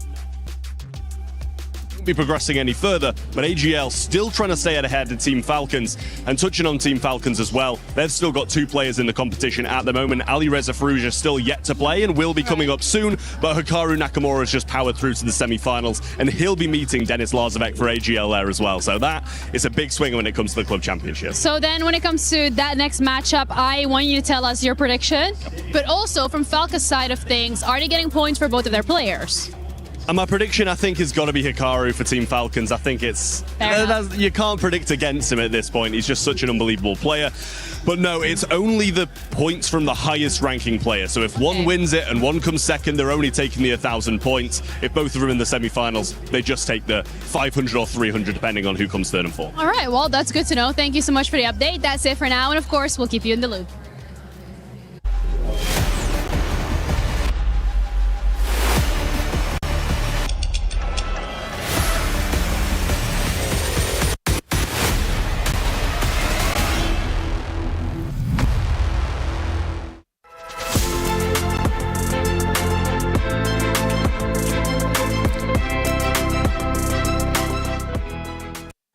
I'm here at the Esports World Cup with Musty. And we are going to be asking fans who the worst of the worst Rocket League players are at the Esports World Cup. The worst. Hopefully, none of these guys. Let's go. Let's go. Gotta be Joreous, man. Zen, interesting. Okay. Joreous might be the one. Atto, I think. Okay, why? Because he's so mechanic, maybe he can improve more than... Okay, the mechanics, interesting. I will say Zen. Okay, cool. I think it's Vatua of Coming Cup because mechanic. I think it's Archie because we can't win. I'm gonna say Zen. I love Team Vitality. I've been watching him play. Loves Vitality, pick Zen. It's gotta be Vatira. Vatira? Yeah. 100%. Okay. Vatira, of course, because of his mechanic and he's part of the team Carmine Corp, so like, of course. Yeah. Okay. Interesting. Archie. Okay. Atto. Yeah. Awesome. Cool.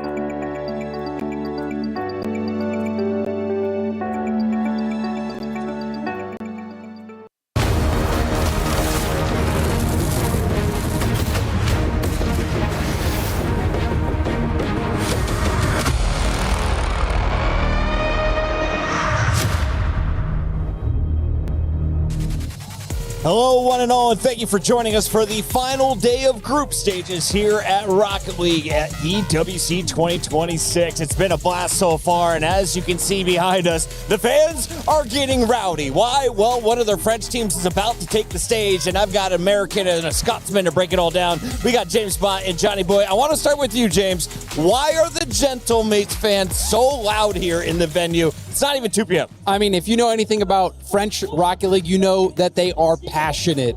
You know, every time we've come to Paris, every time we've been out here, the fans have been insane. And here at the Esports World Cup, it's no different. Johnny Boy, they fell in their match against the Falcons. How close was that Game 5 series? Unbelievable. I mean, I said it when I was watching it live. I'm thinking this could be a grand final. It could still be. So back and forth. Falcons did so well early. Gentlemates looked like they were going to get the first reverse sweep in EWC history. And then Falcons managed to ice it up. So congrats to them. I mean, they're proving everybody wrong. Everybody's saying that Falcons are out of form. They've had a bad split. They've fallen off. They're here to prove differently. Archie seems to be a fan favorite. He's so charismatic on camera. When it comes to in-game, though, who needs to be the loudest voice? Oh, man, I felt like it's got to be Nas. Nas, he wore the I'm Zen tag against Zen in Boston. Like, he's got that swagger. He also has, I think, just a great personality to lead. So, for me, I'm looking at Nas. Right now in your power rankings, where do you have the Gentlemates? I know they were S or A tier according to all the talent, but if you're looking at 1 through 5, are they one of the top 5 teams here? I think they still have to be a top 5 team, maybe number 5 if you're looking at the teams that have made it through as ahead of them at the moment, but I think Gentlemates could be the 5th team. Just how confident are they playing in front of the fans? Well, we had CJ check in with Nas behind the scenes. I'm here with Nas from Gentlemates. We're actually in the Gentlemates booth as well at the Esports World Cup in Paris. But let's talk because you've got a big match coming up against mibr. Actually, before we get into that, what happened against the Falcons? What happened? I think we just started slow. Going 2-0 down in the series is kind of hard to come back. But I think overall we played well. We just did some minor mistakes, but I think we can fix them easily. And I mean, Game 5 OT loss is not that bad. Yeah, and it seems like you guys are still confident then. You have mibr best of 7 to qualify for the top 8 playoffs. What are your thoughts on those guys, the Bull and the team? I mean, we played them in Boston, where we went Game 5 against them. I mean, their defense is pretty good, so we just have to play disciplined, and I'm happy it's a best of 7 instead of 5, so we have more time to... I mean, we can make more mistakes, yeah. You guys seem like a pretty relaxed team. It's not just all about practice for Gentlemates. So anything else you've been getting up to at EWC, checking out any other games, playing some table tennis in the play area? What have you guys kind of been doing outside of practice? I mean, we've played some table tennis. We've done the basketball thingy where you throw it in the hoop. And I mean, we've just been chilling. I mean, playing ranked, of course, scrims in the evening as well. But it's been a good time so far. You guys seem cool, calm, collected, ready to go. So yes. I won't take up any more of your time. Best of luck in your match. Thank you. Thank you. They've been playing the basketball thing where you throw it to the hoop. Well, tonight they're hoping to put the ball in the net. We'll see if they can get it done because they're going up against mibr, who we need to talk about because this was a squad that looked like they were going to beat Space Station Gaming on day 1. That ended up going 3-2 in favor of Space Station, and that meant mibr had to play against Wildcard for APAC. This may have been the biggest beatdown if you're looking at the 4-0, but some of these games went into overtime, James. Yeah, I was expecting this one to be a little bit closer in terms of the game score line, but mibr stepped up. And so I don't think you can count them out. mibr has continually gone to Game 5 with some really, really good teams, even Gentlemates back in Boston. So they have the skill to get these wins, even against the team like Gentlemates, but that closeout factor was missing, but it wasn't missing against Wildcard. Raise Bull won me over with his finger horns, but who is your favorite player to watch on this squad? Who do you have eyes on for mibr if they're going to pull off the win? I think Raise Bull's one of my favorite players in the scene for sure. I think Astromic's got a really cool story as well. He's had so many teams that have benched him, gone with a different roster, and then he always finds a way back. He gets back with a new team every time, and this time they're just trying to get that little bit further than they've been before. You got to win 2 matches if you're going to make it through today. Gentlemates have already got 1 big match in front of them. They've got mibr, and 10% of the fans out there have faith in their opponent. Is the 90-10 split accurate here, James Spot? I would probably give it more about a 75-25, but yeah, not too that's far. fair. 75-25? Yeah, I think so. I mean, I'm picking Gentlemates, but 90-10 is doing mibr an injustice because they played Space Station super close. They did 4-0 wildcard despite the games being closer than that. So I think, mibr deserve more than 10. We just crushed some keys. Now it's time to send another team into the playoff bracket. Will it be mibr or Gentlemates? Let's lock in as we send it to the stage.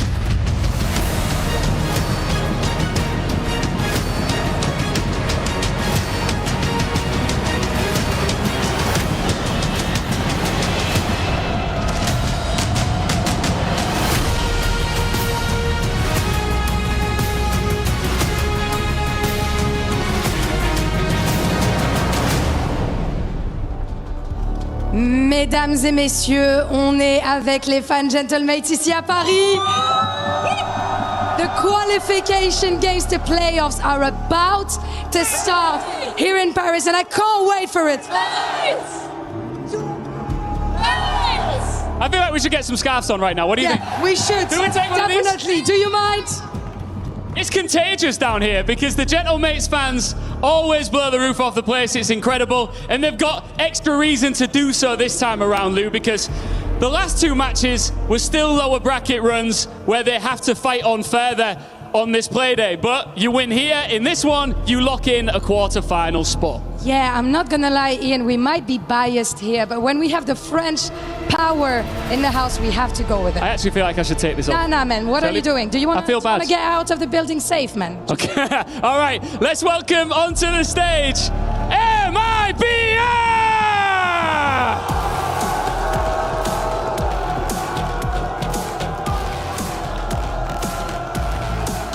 mibr came into the lower bracket, hurting, and answered with a 4-0. That is how you reset. They might be getting a bit of heat here from the local crowd, a few boos here and there. But South America's #1 suddenly have found some rhythm, confidence, and nothing to lose. And they have already shown this season that Gentlemates can be dragged into a fight. Et à Paris, on voit la vie en rose avec Gentle! Gentle! Gentle, Gentle, Gentle! Falcons changed their route yesterday, but they did not change what this team is capable of. Gentlemates have already lifted a land trophy this season, and they know how to live when a series starts getting uncomfortable. Mesdames et messieurs, l'une des grandes fiertés de Paris est prête à aller chercher les playoffs. Hey, the big smiles on the Gentlemates fans' faces and on the players too. There's a lot on the line here for both teams. mibr want to cause an upset. Who's taking that quarter-final spot?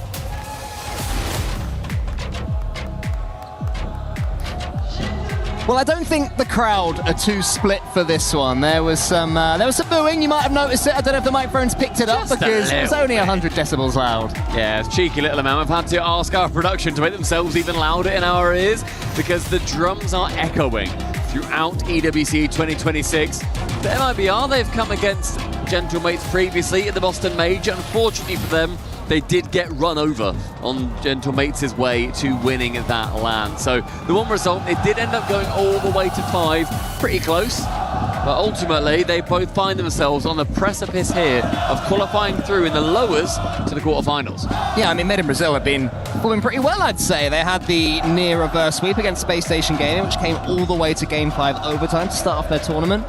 And then after that, a sweeping of Wildcard, which featured the most tilting goal of all time. Maybe one of my favourite goals of all time. Sorry, Justin, it's been usurped. Yeah, 0 seconds, I believe it was, or was the overtime one in the end? It was no, it was the 0 second goal. in the corner. The countdown ticked down 2-0. Quite literally the furthest away goal I think it could have possibly been. From the top right corner into the opposite top corner. And from Made in Brazil, it was a very big statement for them. I don't think anybody was under the assumption that Wildcard could necessarily win that series, but they went through and won in an incredibly dominant fashion. Yeah, I mean, I think it says a lot that no one really expected Wildcard to be of a chance. I saw tweets saying they're so much better than what we saw, and I agree. They are so much better than what we saw, but they have gone Brazil. So they were not here to talk about them, but they have not won a game at EWC, so not great from their standings. Made in Brazil, though, they have spent the season battling with Furia to be South America's #1 team, and at times they have been exactly that. Yeah. You know, for the first time in a very long time, the conversation wasn't insane that, oh my god, maybe Furia might not be the best team from that region, and that is mainly credit to Made in Brazil, how much they have improved. On the other side, though, with Gentlemates, they of course won at the Boston Major. First time any of these players have been able to take down that trophy. I wonder how many of this lot were there as well. Probably quite a large amount. They've got. I genuinely recognise some of the fans. I recognise the people on the drums as well. Yeah, I've seen them around. They were definitely at Paris for sure. And it's been very fun, I think, for Gentlemates to have a travelling band of crazy fans following them to whichever land they end up at. Yeah, there's a fellow leading the chants that I genuinely thought was Rettles when I saw him. It's very similar to Rettles. The camera sees him, see if you can spot the Rettles look-alike. Le Rettles. La Rettel. But they'll be ready for this one. They certainly are ready for this battle right here. And frankly, they're not expecting a battle. They are expecting a sweep. They are expecting domination from their heroes. They're non-French heroes, but certainly representing the tricolor. Oski, Archie, and then Assassin. This could be a good series. Made in Brazil, what have you got? Can you stand up to the mates? Let's see how they start. And I think a good start for Made in Brazil is going to be important here. Yeah, definitely. We saw just how well NRG dealt with Furia in the previous series. MIBR will want to continue push themselves far away from their countrymen, or continentalmen, I suppose. To start things off, if they could get a couple of goals, get the game, get it locked in. They've only actually scored only 5 goals against the Gentlemates. Archie starts things off, and he has had a fantastic tournament so far. Yeah, he always seems to. Such a consistent player, and while his play style doesn't need to rely on mechanics, he does have those in his locker. He's got the dunk already. A big beaming smile from Oski towards his teammates as well. So the Gentlemates' fire continues to burn up to this point. Raiseball, though, how pivotal will he be if Made in Brazil are to mount a response? I think that when it comes to Made in Brazil, the way that Raiseball carries himself in these series is so important. He has been in and out of the RLCS and across all of our tournaments we've had for the last few years, and it's nice to see him back. But there's a couple of players that have never left since bursting onto the scene, Oski being one of them. Large Oscar slams it into the ceiling, heads it home past the ball. An old-fashioned heat check as well. Put it above the goal line. Can you get that read? No, you can't, Raiseball. I'll follow it up myself. 2-0 easy as you like. All of Made in Brazil's thoughts about starting the series closely, making sure Gentlemates have to work for every single goal is completely undone. Falling apart. As within a minute, they've scored thrice. Made in Brazil are making an absolute mess of game number 1. Gets beaten to the backboard. Nas gets it round the side of the Made in Brazil defender. As Archie once again can tap it home. 3 in 54 seconds for Gentlemates. Sorry, MIBR, this is not still the warm-up. We genuinely have started. The starting gun has fired. All of this counts. The mates right now are finding this incredibly easy in the opening minute or so, but a couple of demos come in. Can Astra get something going back for them? Yes, he can. Through the fire and the flames and the smoke, it's 3-1. Turning it back around is going to be important, and thankfully for them, it only took about 10 seconds from that third goal. A wonderful dive across from Astro. Gets rid of one defender. 2 of them were off the pitch. It was all up to Oski. He was not large enough. And that is this goal lead now cut down to just 2, but the kickoff does go in favour of Gentlemates, who finally gets lost to Nas. A skin midfield is successful. Oski, his time to get something on the ball. And the way that Gentlemates do wrap themselves around the play. Hello. It'll be okay for a second. Okay, it's fine. Panic stations, I think, for a second there.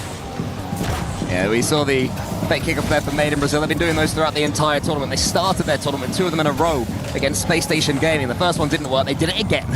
So it seems to be their default is the fake, and I'm sure that mates under the tutelage of Snasky have realised that I'm keeping a close eye on it because they've got plenty of kickoffs of their own. They've also got plenty of ability mechanically. There is Archie onto the backboard. It's cleared by Raiseball. And I tell you what, since going 3-0 down, Made in Brazil have more than worked their way into this one. It's a shame it took them 3 goals to get to this point.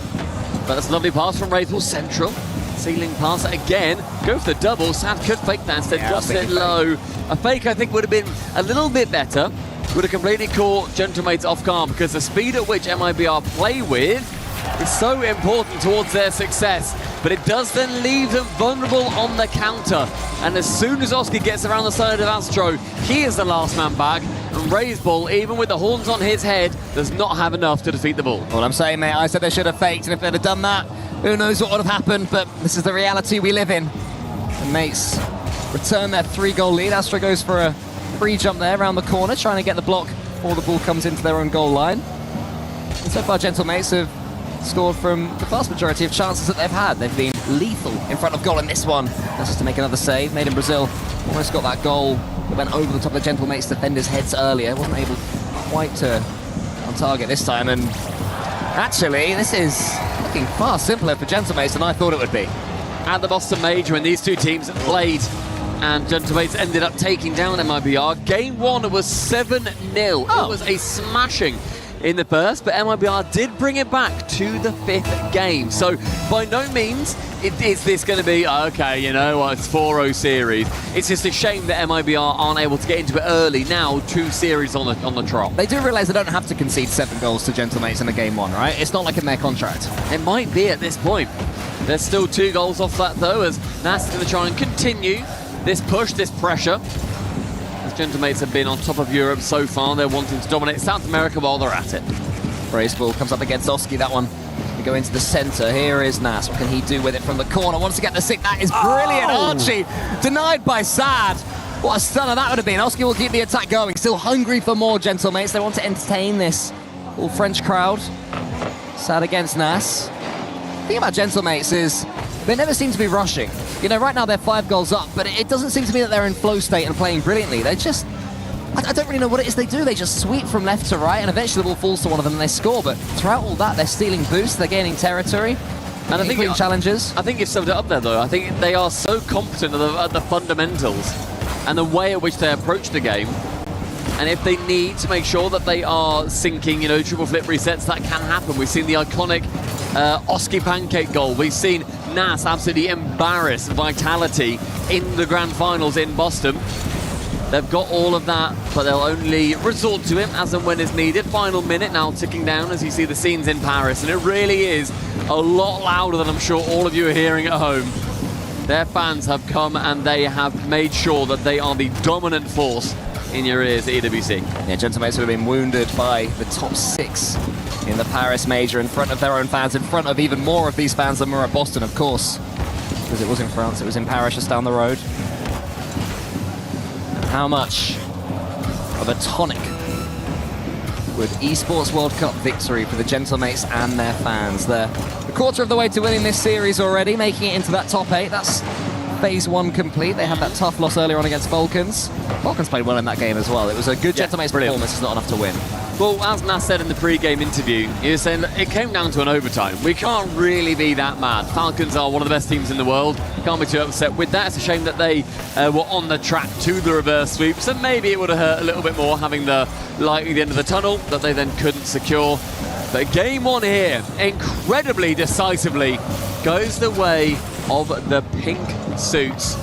And their fans, I'm sure, are going to be erupting very shortly. And mibr, a lot to watch. Ah, unlucky mibr. Couldn't even get the second goal to take into game number 2. And it is looking very relaxed, professional and chill so far for gentlemates. Yeah. As you'd expect after a 5-1 victory. 3 goals for Oski, a couple for Archie. And Nas, despite getting no goals, second top scorer with 2 assists as well. So all 3 players involved. And when I think they were 3-0 up before a minute went down. That's when you're setting yourself up for a bit of a party, really, a bit of a boogie for gentlemates. So I'm sure their fans are going to go through their entire repertoire because that looked so comfortable. And now we all turn our eyes towards Made in Brazil and we say, can you stem this flow? Can you make it less easy for gentlemates? I think that was the key word, easy, and it shouldn't be easy against Made in Brazil. No, yeah, completely. I think as well with the way that Made in Brazil have played their previous series, you saw it, of course, against Wildcard. They were swarming. They completely smothered Wildcard. They did not let them out their own half. And you see from the streamers, Katoga and from Itachi, it was an easy one. Shake it off, move on. You got 1-0. 3 more, boys, and you look to be qualified. Yeah, as I mentioned, Oski, the top scorer and in points and goals of 616 points and 3. They're so relaxed in this situation now, aren't they? This will not be phasing them at all to be on this stage. And to be fair, credit to Made in Brazil as well. Raiseball had a big old smile as he was being booed. I wonder if he was thinking, I bet one of them was saying, They love it. I think there's a few players that love it. They love to get booed. They love to have the crowd go against them. And I admire players like that, because if that happened to me, I'd cry. That was another fake kickoff there. Gentlemates, fewer demos in that first game, so that's another string to their bow they may be able to rely on if Made in Brazil do step their own game up. Gentlemates will be hoping they don't have to. They can just keep doing what they're doing, swanning about, scoring nice goals as when the opportunities present themselves. Made in Brazil have started game 2 much the better. Remember, as Stumpy mentioned, it was 7-0 in game 1 last they played. It went to 5, and this is following that script. Beautiful setup from Raiseball here. Sad then comes in, fakes it out, but Oski with 0 boost on the goal line has to basically irrespect 3 players. Where is one of you going to touch it? And in the end, it does get sunk. Astro gets the first lead for Made in Brazil off a fantastically choreographed bit of magic. Yeah, I do wonder at what point mibr wrote off that first game, at least in their minds. I'm sure they were still coming, but we're not putting 100% into it if you're 4-1 down or 5-1 down.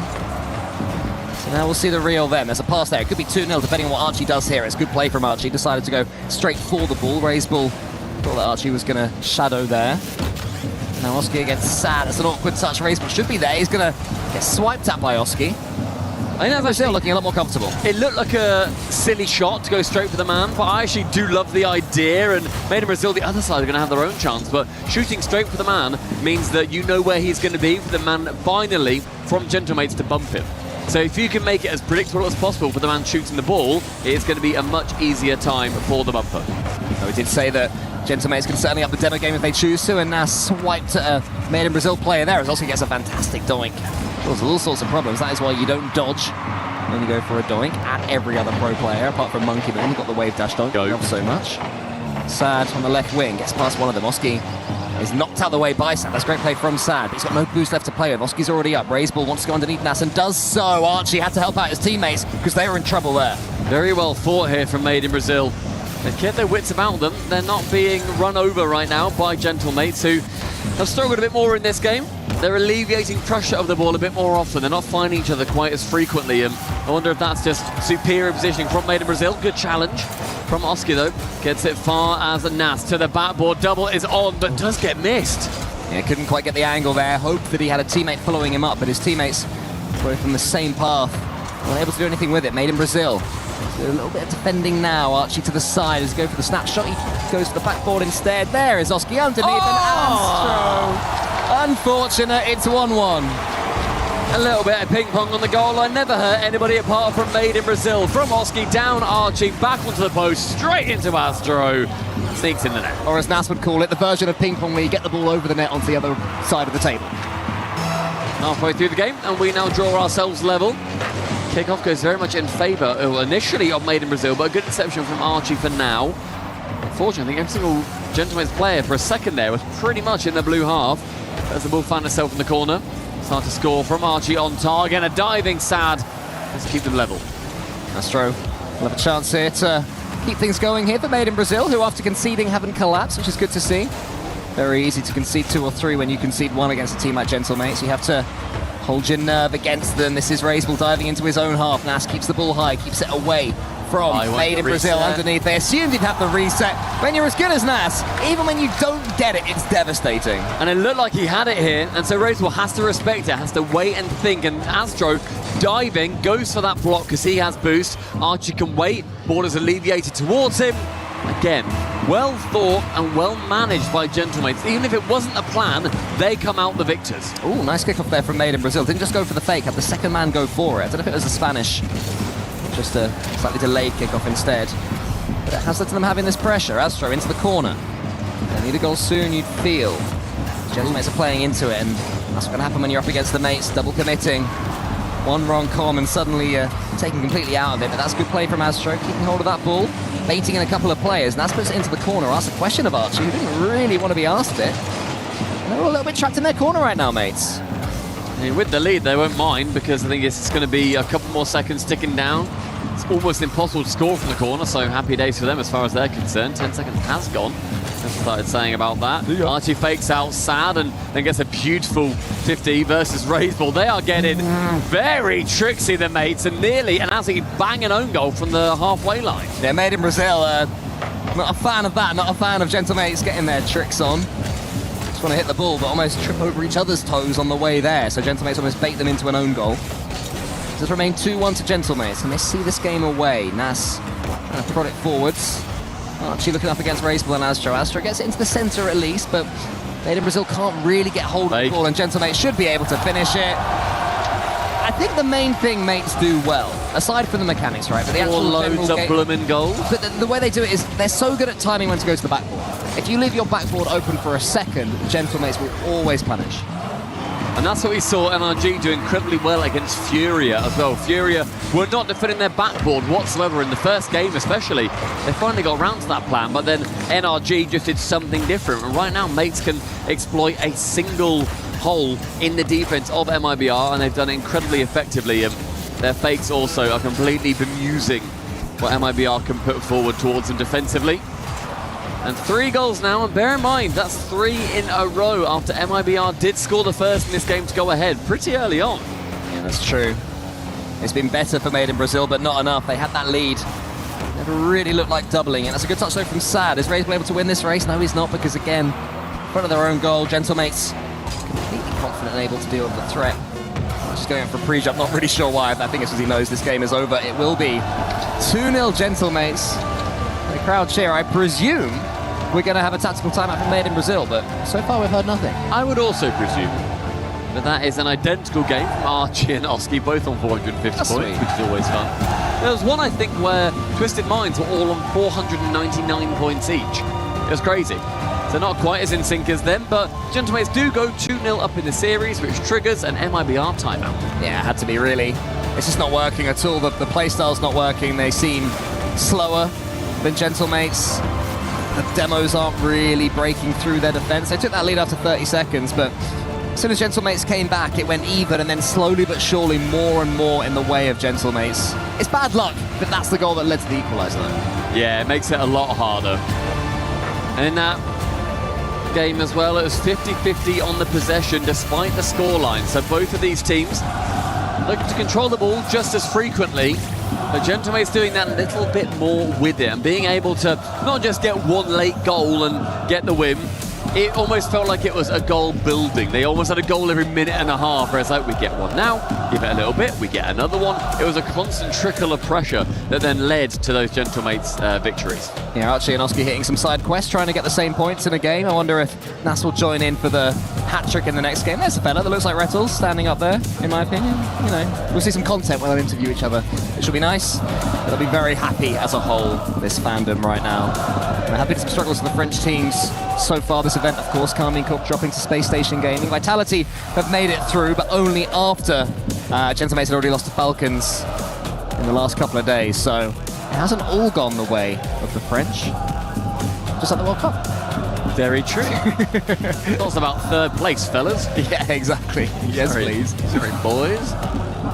10-goal thriller in that one, and already we have seen Gentlemates score around that 10-goal mark as well. They're currently on 8. But I think overall, you know, you look at that previous game and it was MIBR, they were spent a lot more time on 0 boost, and yet they had more boost overall. So as soon as they had some, it looked like they were burning through it more frequently and with a lot more aggression. Was that to try and keep up with Gentlemates who were flowing more naturally around the pitch? Because then I think boost stats can normally look towards so many different things, so they can link to so many different issues if you end up losing the game. So the boost is looking very important for a team that likes to play quickly. So any eagle-eyed viewers at home, keep your eyes on the MIBR boost meters and how frequently they sink themselves down to 0. Well, let's see how frequently we can get this ball out the goal for a start. Already nearly going behind, 13 seconds into game number 3. I always say it's the last thing you want to happen after a tactical timeout. You concede straight away, and all the air that you've breathed back into the room is sucked out once again. They survive for now, but they're doing more battle. They're having to do more defending. Archie coming forward this time, gets a flip reset, tries to conjure something from it. Oski's coming in. Nas will be deep, but he'll win this one cleanly using the ceiling. That is brilliant from an assassin, almost able to get a flip reset. But the amount of defending that Made in Brazil are having to do, it's exhausting. In the previous game, like I said, they were 50-50 on the possession, but they just weren't able to actually do as much with the ball as Gentlemates were. So already this one's starting out a lot more in the blue half, and another chance with Archie hitting it straight into a diving across Astro. An opportunity for Nas to drop it down. Oski pre-jumps, goes to the fake instead, but very well read by Astro yet again. And there is a contingent of MIBR fans who will still be not frustrated with what they're seeing, but they'll want to see a few more goals come through from their boys. Yeah, they'll hope they can at least manage to express themselves. They can barely get a touch on the ball at the moment, but that could be a chance. It's slightly heavy from Astro. Turns it into a 50-50 into the Gentlemates corner. Sad is watching. Can he do anything with it? Really too much. That seems to be the story of the tape so far for Made in Brazil. They're getting these half chances, not doing anything with them. Even that from Astro was an attempted flip reset bump. Doesn't fall to anything down the other end. Oski, he gets a chance to flip reset. It falls to Nas, and it's almost 1-0. Big save, Sad. Important save too. Again, this defense is now holding on, but it is real shoestring. And they've got to get a lot stronger offense going the other side if they want to capitalize on it. Because this hard work is really putting in a lot of good results for them so far, considering that it's 0-0. The amount of saves that they have earned is currently outperforming the offense that Gentlemates can put up. So in the midfield, Oski with low boost, going to want to try and get a 50 against Ray's ball. Wave dash to gain the speed and then land it with a haymaker. Yeah, brilliant play from Oski there. Slams it home. He knew Sad was in front of him and Ray's ball was closing that near post, but you get enough power on the ball and it will make its way in. And the Gentlemates professionalism continues. Quite a procession just yet, not like game one made it seem it would be. They're having to do a little bit of work to get this series or stay in the lead in it. And here comes Nasta up against Razeball, 1v1. He's got Oski to his left, he can get it to him. Sad had tracked. Gonna be Archie into the bottom corner. 1 goal becomes 2 yet again. We spoke a little bit earlier on about what happens from the backboard, and that time, yes, it goes via the medium of Sad, and Razeball has to dive across, but there was nobody really to challenge and get up in a good position. It's a poor challenge from Sad. He goes into the corner for it, but to have it slammed that high into a perfect doubling spot, it's tough. And again, this pass back now coming through as Gentlemates, they're all incredibly close, but where on earth are MIBR to put the pressure on? Yeah, I think Gentlemates got a little bit lost of where they were on the pitch there. They're all hitting it in towards their own corner, slightly in each other's way. But it didn't matter. No, exactly. MIBR just weren't near enough to actually have that be a stressful moment for them until the post is going to thwart them for now. Archie's going back towards his own goal again. Archie, again, side quests. Hit the ball towards your own goal 100 times. Hopefully that's the 100th. And normality can resume. It seems to be the case. He's hitting the ball forwards again.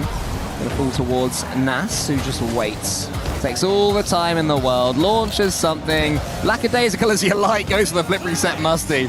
He was trying to get that one into the top corner. Couldn't quite do it. But that would have been a lot of fun if he had. We're under 2 minutes now as Nas from the ceiling. We've seen a couple of players do that recently, and look at how much pressure can come on from a simple mechanic like that of just getting in the way. Even if it goes laterally, the way the Gentlemates position themselves is a lot better than Made in Brazil. Archie might just fake this instead. It needs to get something on it. Taps it down. 3-0 to the mates. Yeah, I'm not sure where Astro's off to. We underestimated how much power Oski could get off that one, and Archie with an inch-perfect finish. They're laughing about it. Was it nearly saved? Was it going in already? Is that why I don't think it was going in. I don't think so either. I think that Archie was genuinely needed there. I'd like to see the replay. I'm sure someone's going to post it on social media, but I'm sure that Archie was needed there. Something tickled their fancy just there. Getting a little laugh together. But they are now playing with pure freedom. It seems that this series is only going one way. It is the best of 7, don't forget, but Made in Brazil have already taken their tactical timeout, and this is what it's led to. Scratching Gentlemates. I expected more. I'm impressed by Gentlemates. It's tough to say I'm disappointed by Made in Brazil because Gentlemates are playing incredibly well. I wanted something from them. I wanted them to really, like, bloody the nose of Gentlemates here, especially the fact that the last time they played at the Major did go to Game 5, but we've not had any sense of that being the case in this one. Gentlemates have been faster, Gentlemates have been more aggressive, Gentlemates have got more demos, it's been more impressive. And they've been a lot more efficient with the shots that they've been able to have. A 42% shooting percentage in this series so far. They have had a good number of shots, but they've also got a good number of goals. 11 in total in just 3 games is a stunning amount. It could well be 12. Next player to it is going to be a save. Astro, the other side, can get one. Oh my goodness, he should have got one for Made in Brazil. Yeah, he saw that the Gentlemates player was coming back and thought he had to slam it in. I think he could have played it safer and rolled it in. It's not going to matter too much for this game, but if there's to be any chance of a couple of games at least in this series for Made in Brazil, you'd think that every goal would bring a new breath of momentum. They're freestyling Gentlemates, they're freestyling and they're scoring. Oh man, that it's hurts. routine. It's routine for Gentlemates. It's going to be 4 in the 3rd. And I said in this series they're 42% shooting percentage, Cole. They are currently the leaders in shooting percentage. They are at 32%. They lead the competition here at the Esports World Cup 2026. And you can see with the snipers that they have on their team. Well, look, we're looking at, 14 shots in total. And they're still scoring about 1/3 of them. It's phenomenal. They're certainly looking more like their Boston selves. And we haven't even seen Nas turn into full-on insane mode. Was that one going in? That was not going in! Archie was been. needed. Okay, I'd say crossbar. Based on that angle, I think it was crossbar because he tips it down and it only just goes in based off that. What a save that is, man. One in chat if you think Archie was needed there. Okay, well, let's see. Let's see. I think Oski's saying you nearly missed. I imagine that's what he's saying there, which is very funny. Very, very funny there. But I do think that the vibes like that on a team helps out immensely. Like, they've just scored 4 against what South America have been able to put up as one of their greatest teams. They've done a stunning job at just playing the game that they need to and shutting down mibr, not just making it a little bit close like NRG Furia earlier. It was a little bit close in some of the games. There was an overtime. There's been no hint of that. There's been no hint of closeness. This is an ocean between these two teams right now, metaphorically and physically. Made in Brazil can't even get out of their own half either. There's an ocean between their opponent's goal and the ball as well. And they're going to have to try and swim it. Get something going. Every game represents a new chance, and maybe Made in Brazil will find the extra gear. But they are severely lacking right now, and Made in Brazil are punishing them every time they make even half a mistake. Already there's a chance for Nas, but they've smuggled it away so far, Made in Brazil. Can they do something with it? Sad couple of touches over the top. Archie, it's that one towards Nas. Somehow it falls to Oski. Oski finds himself with breathing room. Up on the pitch, a couple of flicks away. Archie's already up. Could be 1-0, just like that for Gentlemates. I think it's going to be. And they make that look so simple. 3 seconds ago, they were getting a last-ditch save themselves. And Archie, with a perfect amount of boost spent, gets himself into the ideal position. It's a cheeky double tap, and you just see how much they're like, yeah, this is just what we do. This is easy peasy. And across the entirety of EWC 2026, throughout the Club Championship, this is what they have been doing. They are already qualified to get some of the Club Championship money, but the points here, by getting through to the top 8, would help them even more. So make sure everybody are keeping your eye on your favourite organisations, so you can see just how much they can earn and how they can invest back into their own esports orgs, because mates, they are looking brilliant so far with the team that they've acquired. Yeah, money that will go towards furthering the French scene even further, I imagine, if Gentlemates play more, but there's still a chance here for Made in Brazil. They get the equaliser. Oski's having a little bit of a giggle, and Archie, but I think they need to take Made in Brazil slightly seriously still. They're yes, very much a team that can punish them. I think Gentlemates are. I think that even though Made in Brazil, they went ahead in game number 2. They haven't shown too much since then, but they do get 1 goal back, and that may well light a fire. It's a big bump. Removes Astro after grabbing that mid boost as well. That's going to be a 2v1. Oski dives down, and Razebull does a phenomenal job at keeping the ball away for now. Yeah, not for the first time this tournament. Razebull is 2 or even 3 versus 1 in defense alone, and still manages to get the save from it. He's very, very good in those situations, and they are horrible situations to be in, so well done, Razebull. Can they build on that? If Astro can find Sad here, I thought a team pinch might have been the order of the day. Instead it's Nas from his own back wall. Surely not even he can do some damage from here. No boost, no momentum. Made in Brazil, give themselves a sniff. Yeah, and I think sometimes that's all you need to reinvigorate yourselves, to get back into it. That one slowed down. It was a good demo at the back, which opened up the defense. But again, I feel like whenever Made in Brazil have a chance, apparate in front of them, and not necessarily, they've not got the cleanliness to actually make it into anything more convincing than, oh, that was a really good chance. Sad gets the reset up against Archie. Forces Nas into the corner. Nas tries to escape. Razebull's already up, but he goes underneath Razebull, gets the pinch, and Astro was scrambling back to get the block there. In the end, his clearance was good enough to get it to halfway, and halfway, unfortunately for him, was Archie. Gets it to the back wall. Nas, he shoots. Not the best shot in the world, though. Razebull saves. Should be enough to keep them out of danger for now. For now, but this pressure is building. It feels like there's a Gentlemates goal looming. It's going to be an attempted bump. 2 to end up committing to it.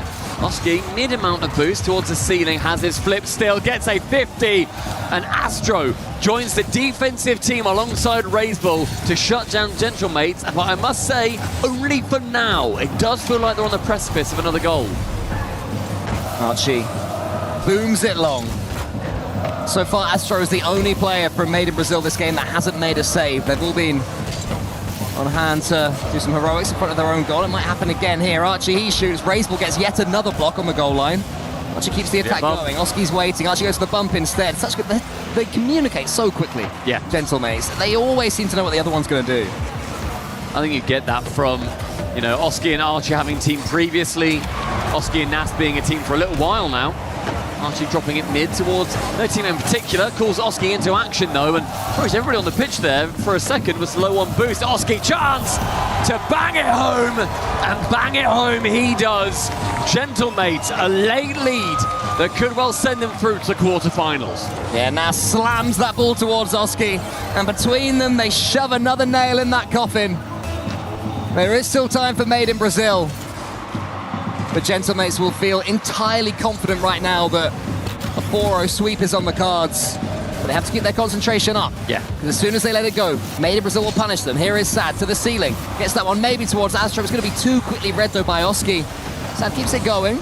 Archie's 50-50 game is strong enough in front of his own goal. It's been such low-scoring games for Made in Brazil whenever they have been able to get goals. So getting another one will unfortunately be a very tall order for them, but they have met these tall orders previously. In the final 60 seconds, Sad finds Astro on a pre-jump. The second touch comes in, corner is found, and that back corner boost is also stolen, leaving Gentlemate somewhat thwarted. It's going to be a top 12 finish for Made in Brazil unless they can score in the next 45 seconds. But first they have to get the ball. What I would say is they've at least had the ball in orange territory more this game. Astro around the corner, but that's weak. Nas was waiting for it, wants to gobble that one up and punish them even further. Oski to the ceiling. Gentlemate's happy just to send this ball away, save their boost, conserve everything, and waste nothing. With Nas receiving in the midfield. Made in Brazil need to do something that they've been unable to do this entire series so far, and that is to score 2 goals in a game against Gentlemates, and that would just be to earn an overtime. Oski wants to make sure it's shut down before then. In the corner found is Nas. As we enter the final 10, the Bull wants to clear it as far as possible. They know their key is on the line, and that ball is over it. Gentlemates will be going through to the playoff quarterfinals. It's a goal that sums up the series, really. Didn't have to do too much. Keep batting that ball away like a cat playing with some string until eventually there will be a path towards your opponent's goal. Gentlemates have played this one perfectly. The brain of Snaski saw them through. Archie waits on his goal and he has had enough. Get rid, get it down. Series 1, 4-0, one of the most comfortable 4-0s between two teams that could be of a similar caliber that you will ever see. I was going to say that when you said it's one of the most comfortable 4-0s, the last comfortable 4-0 that we saw was Made in Brazil over Wildcard. So they've now tasted the other side of things. And their fans are erupting. They knew this moment was coming. Yeah, I think they knew it from game 2, to be honest. It only ever seemed like it was going one way. Well, congratulations to Gentlemates. In total, it is 15 goals to 3 in that series. An absolute shellacking over Made in Brazil. Cool goal. Thankfully for us today, a little bit of excitement. There's a key to crush, baby. Oh, yes. That's what we want to see. That is always fun. And I think that Gentlemates are certainly a roster that will enjoy destroying the dreams of an opponent. And their fans will love it as well.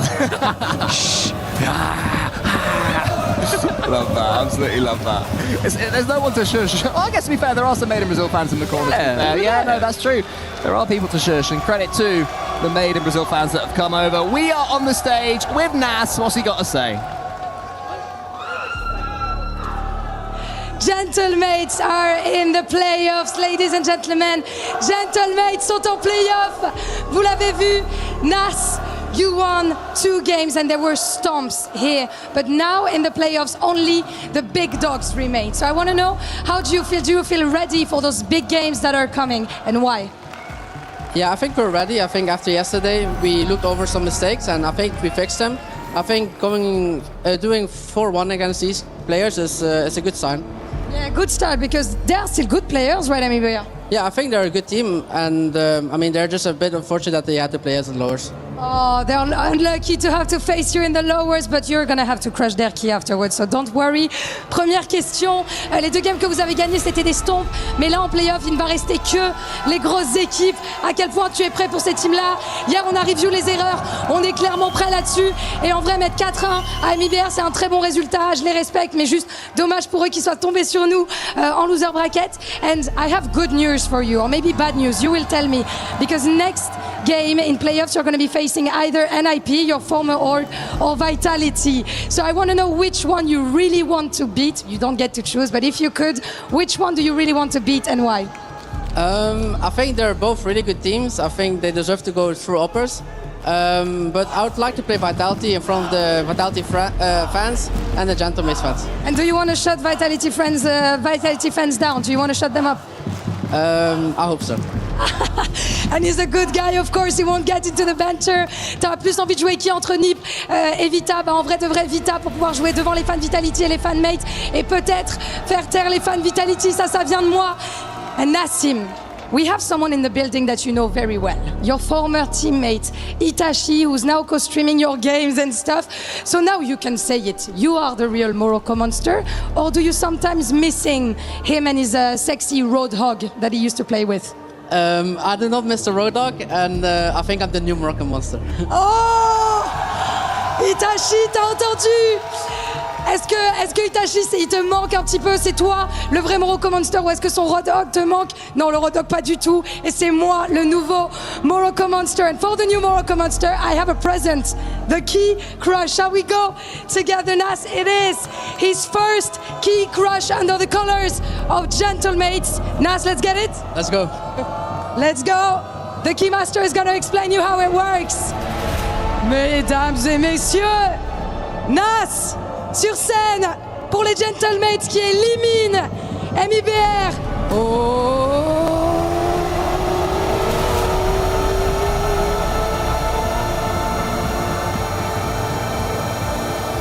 Alors?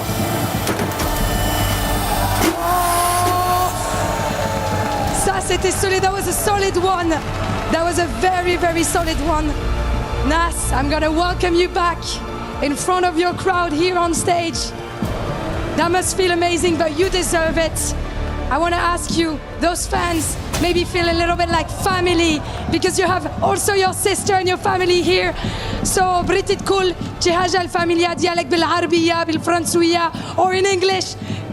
The mic is yours. I'll do it in English. I mean, I'm really happy everyone came to watch us play, and especially thank to my family for supporting me. Congratulations, Mabrok.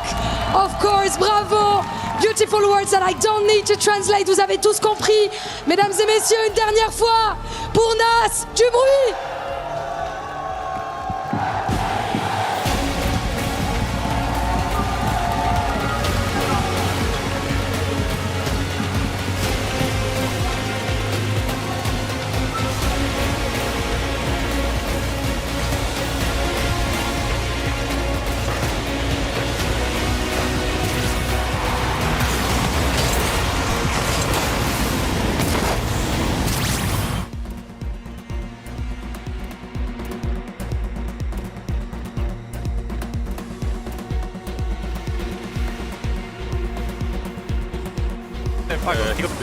Yeah.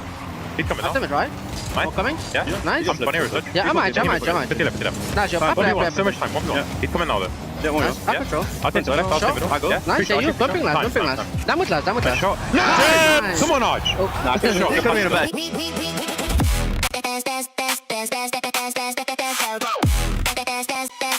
book Esports World Cup.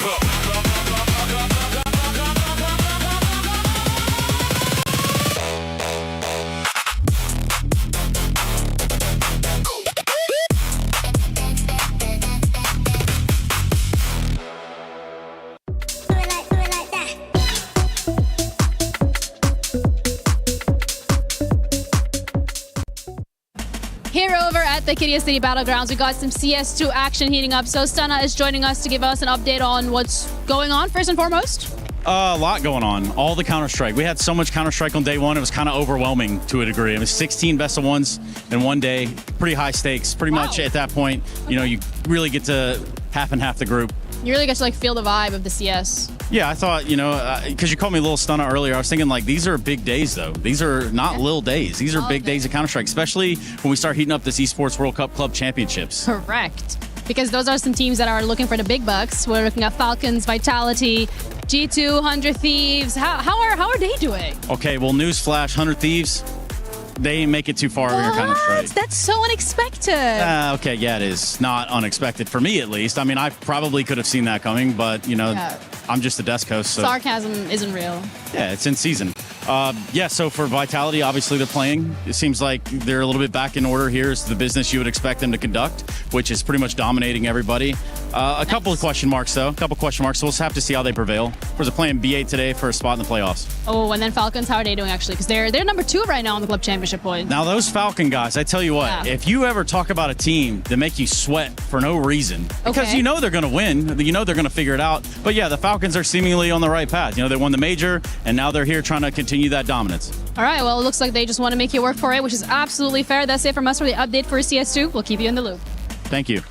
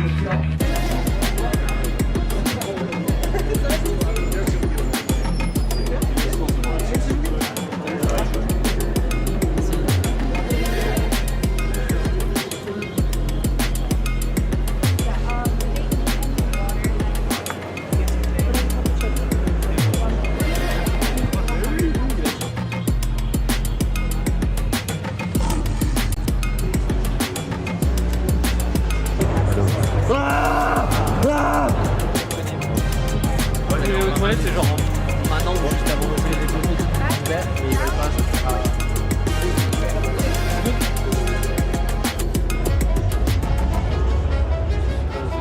c'est pas moi qui sais pas. On voit qu'elle est déjà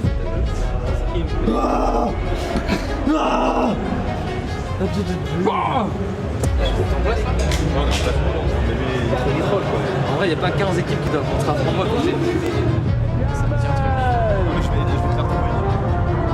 Europe gatekeepers. To go deep, you usually have to go through them. Experienced, stubborn, and still chasing the trophy that would turn consistency into legacy.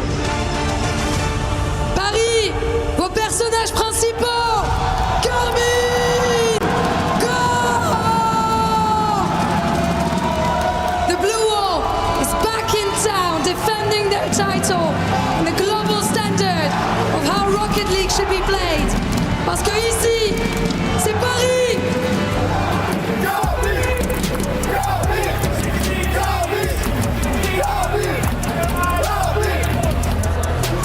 All alone right now, so he's 30 boosts after getting that reset. That gets the floor pitch is going in. Oh, but Torsos saves. That would have been a spicy one. I mean, seeing those kind of goals where they just come out of nowhere. Atto with their skin, we talk about out of nowhere. Who's there first? It will be B-Head, it will be a reset, and we drop low as far as Atto.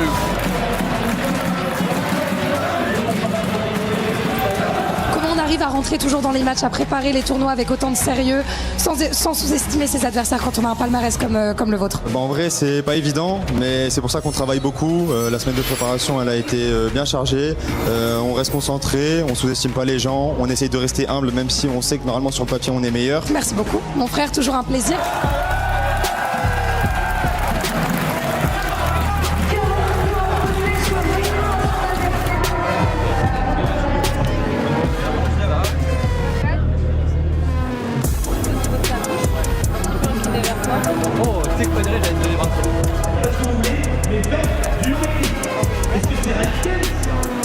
R8 contre Falcons va pouvoir arriver dans un instant, mais avant cela, un invité de marque qui va pouvoir nous rejoindre sur le plateau. Il vient de gagner son BO5 contre Wildcard, c'est Atto. Atto, comment tu te sens après cette magnifique victoire 3-0 dans la facilité? Bah écoute, c'est pas la première fois qu'on affronte Wildcard en premier match d'un tournoi important, donc en général on a peur, on va soit en game 5, et là pour une fois on a bien fait le boulot 3-0, donc on est que content.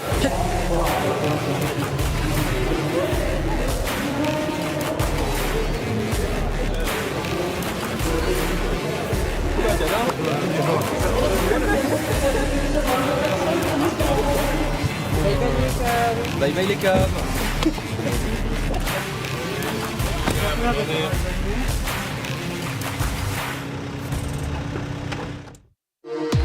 We were there for every click, every clutch, every respawn.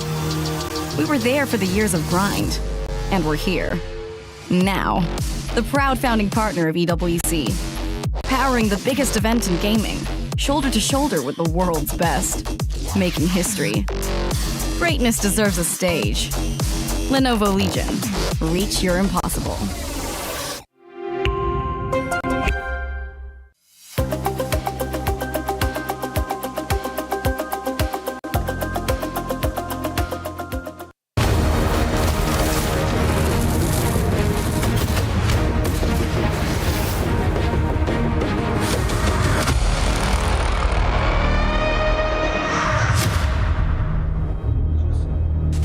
Let's get it, baby. It's time to crush another key. And if you are R8 Esports, you have one of the biggest juggernauts in your way. Carmine Corps fell early in groups. Now they're fighting for their lives, trying to make it into bracket play. That man leading the way, Vitari, has been on so many buses. I feel like he's on every poster around every corner, and he stood next to Ronaldo on all these posters alongside Zywoo.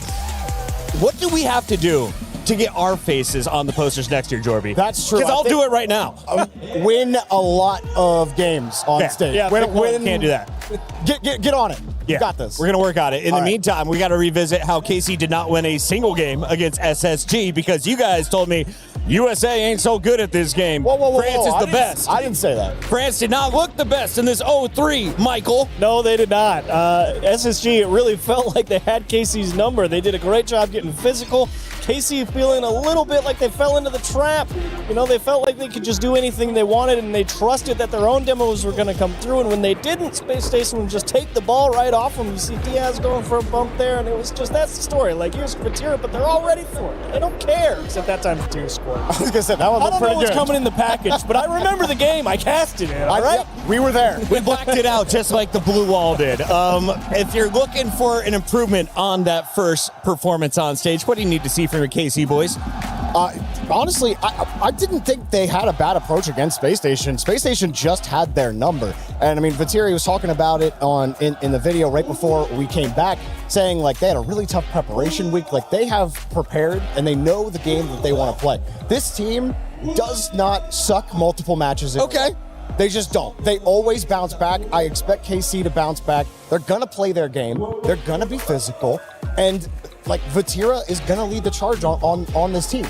He always has, and he's been delivering consistently. I do not see a world right now where KC are falling off.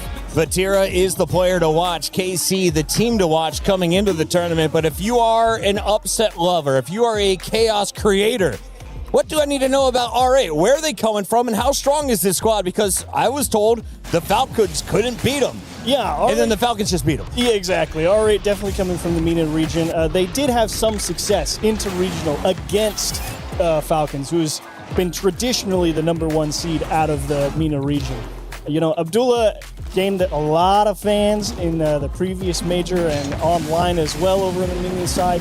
Mohammed and Ghazi, both, of course, phenomenal support crews, but last time against Falcons, they just didn't quite have it that go around. No. And that's okay. I mean, they don't beat Falcons every single time, but they are the closest thing that MENA has to a solid 2 seed. And they did beat up on Guns and Snowy and the Five Fears crew, who are now 0-13 in games played at EWC. If you're looking to keep your numbers climbing for R8, what is their secret to success? Is it teamwork? Is it a star player on the squad to watch? Outside of the star player, someone I want to see step up is Mohammed. I feel like Mohammed was a little lost against Falcons, wasn't able to create as much value, and I think we kind of expect Ghazi and Abdullah to do a lot of things at the front of the rotation. So I want to see Mohammed get a little more involved, create a lot more value, because I do think this R8 team has a lot of potential. I think they can do it. I just think this is a terrible draw. If they're going to win, do we need high-scoring games or 0-1 victories? I think I want low-scoring games if I'm R8. I don't think I want to get in a shootout against the experienced KC. I want to see if KC can beat NRG's 15 demos in a game. 15 demos was one of the most exciting things to watch on the day. NRG, thank you for making that one short and sweet. Checking in with the fans, it looks like only 88% are going with Carmine Corps, our number one seed. R8 did earn 12%, which is actually a decent number compared to the previous votes. So what are the accurate numbers here in your eyes? KC 75. No, 75? Yeah, 75. 75. Not 90? 95. 95. No. 99. They got all the fans in France here to cheer them on. Let's see if they can make it into the bracket.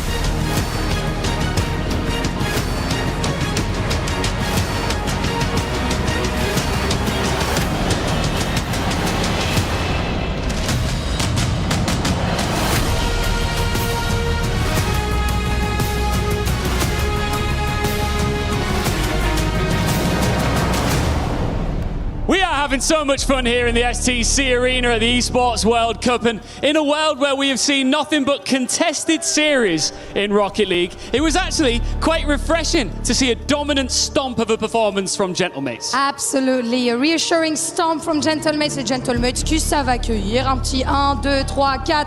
0. Of course, they know how to welcome the teams here in Paris. And the French crowds are just so good. I'm just sad that that was the last time we're going to hear them shout here tonight. What do you mean? It's just getting started, Ian, because you know hate watching is a national sport in France. Wow. And I can tell you that if KC lose this one, the Gentlemates fans are going to get loud. Vous l'avez compris, la hate watch est un sport national en France. Et Carmine Corp et Gentlemates en sont fans. Je suis certaine que ça va bien se passer pour la casser. All right, I need to witness this. We all need to witness this. Shall we welcome the big team's opponents here right now? Yes, the opponents from KC. It is R8!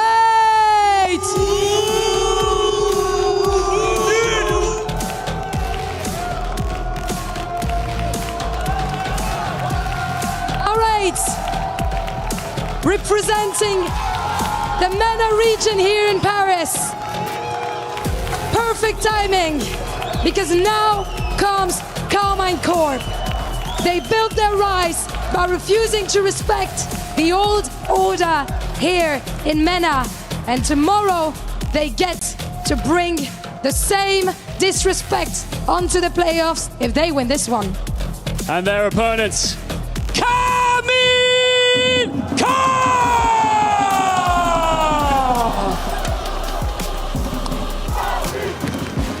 KC are not supposed to be here. Defending EWC champions, Paris Major champions, the #1 ranked team in the world. And now, one best of 7 away from potentially going out before the playoffs have even began. The crown just got a whole lot heavier. KC need to wear it. One thing in particular here is their organization desperately needs the club championship points. C'est 20 Tirois et ses princes face à R8, mesdames et messieurs. Faites du bruit! It's getting started in the lower bracket. We're here with KC. R8, what a match, what a chance for R8 to keep their momentum going. Another serious challenge for KC, in my opinion, as they've already faced one tough loss just yesterday. Yeah, I'm right there with you. This is no sleeper matchup by any means. Carmine Corp are going to need to come into this with a lot of respect for what R8 have done, not only here at EWC, but also online over in MENA against teams like Falcons and Twisted Minds. I expect a really good performance, especially now that R8 has had a little bit of LAN experience under their belt. And the loss to Falcons day one of the competition, it's not aging all that badly. Falcons have gone on to take down Gentlemates, so they're clearly back in form. R8 did look better in the second half of that series. They were far too much for 5 years yesterday, although I think that was, it's still promising to see 5 years get some pressure, get some chances against them. That's something that doesn't bode well for R8, but KC have struggled. They've looked nervous, and I think for me, the difference has to be the club championship. They know that they are one of the teams in KC that have got the best chance of winning for the organization and getting a pile of points on the leaderboard. Yeah, the club championship's been pretty up and down so far. If you guys haven't been paying attention to it, definitely check out the Spotlight show at some point today. But yeah, Falcons are in the running, so are KC. I know Vitality is still in it. Navi is snuck in there, but we don't have Navi competed in Rocket League. Wink, wink. We hope you guys come one day again.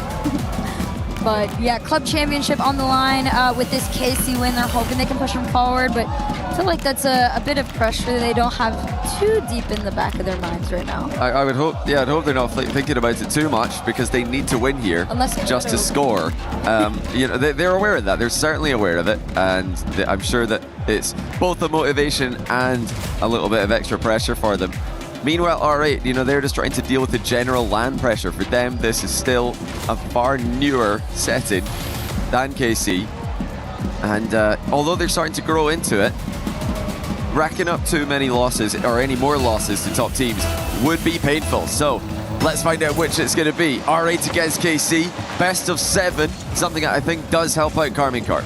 I agree. This is going to be a longer one for both of these teams. Karmine Corp absolutely can handle the pressure, but it does start off with R8 Esports. Reminder that this is a team that grants zero hesitation when it comes to any of the top dogs of the world.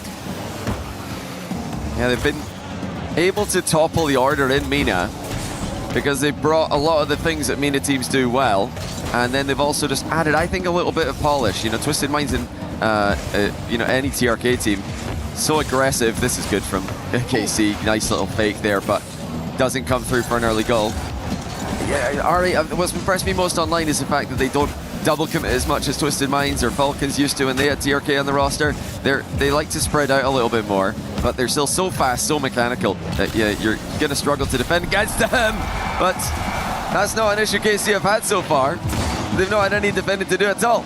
Yeah, no, nothing quite too intense here. Abdullah tried to time actually getting a touch on that there, but Atao, of course, just so much patience and experience. That's going to be the biggest difference between these two squads. Is the experience diff. I also do want to add, R8 have not played against a team yet that has had a crowd this loud yet. That is a mental block that a lot of these teams have to experience before you get used to it. Yeah, there's a little bit of, definitely quite a lot of love for Falcons against them, but this is a different level. Let's see if R8 can handle it. They're starting to battle back now. That was a good chance to the near post for Abdullah. Denied by Karmine Corp. Now, Karmine Corp, their issues yesterday for me that look like they stem from just misplays, straight up misplay. I think the play style's fine, but they've just got to execute at a better level. So far, so good in that regard. Hamid down, out to the side. Pretty inconsistent boost collect here from R8, which is to be expected, but they are managing to still remain very strong. Like you said, not a lot of double commits, if any, ever get seen from this squad. Big clear upfield will give some breathing room to R8. Maybe they can take this ball away and give themselves a minute with the ball possession, a shot or two maybe, but right now a lot of these are just throws out to the other end with no follow-up in sight. Yeah, R8 have stabilized after being on the receiving end of a ton of pressure. Oh, Atto with a redirect from the midfield. Now he's off the crossbar and in. Out of nowhere, Atto's put in a second. Atto absolutely stepping up here in game one. The redirect to the crossbar, but don't worry, Atto not far behind. 2-0 up for KC, and all smiles. It's just out of seemingly nowhere there. Atto cut in rotation. Perfect redirect, and there's such fast recovery as well. I think they've got to keep this guy forward. This is the best first man in the world on his day. And this could be a day for Atto to show it. I mean, yesterday, you know, Karmine Corp seemed a little absent on being able to find that one player that was, like you're saying, having a day, right?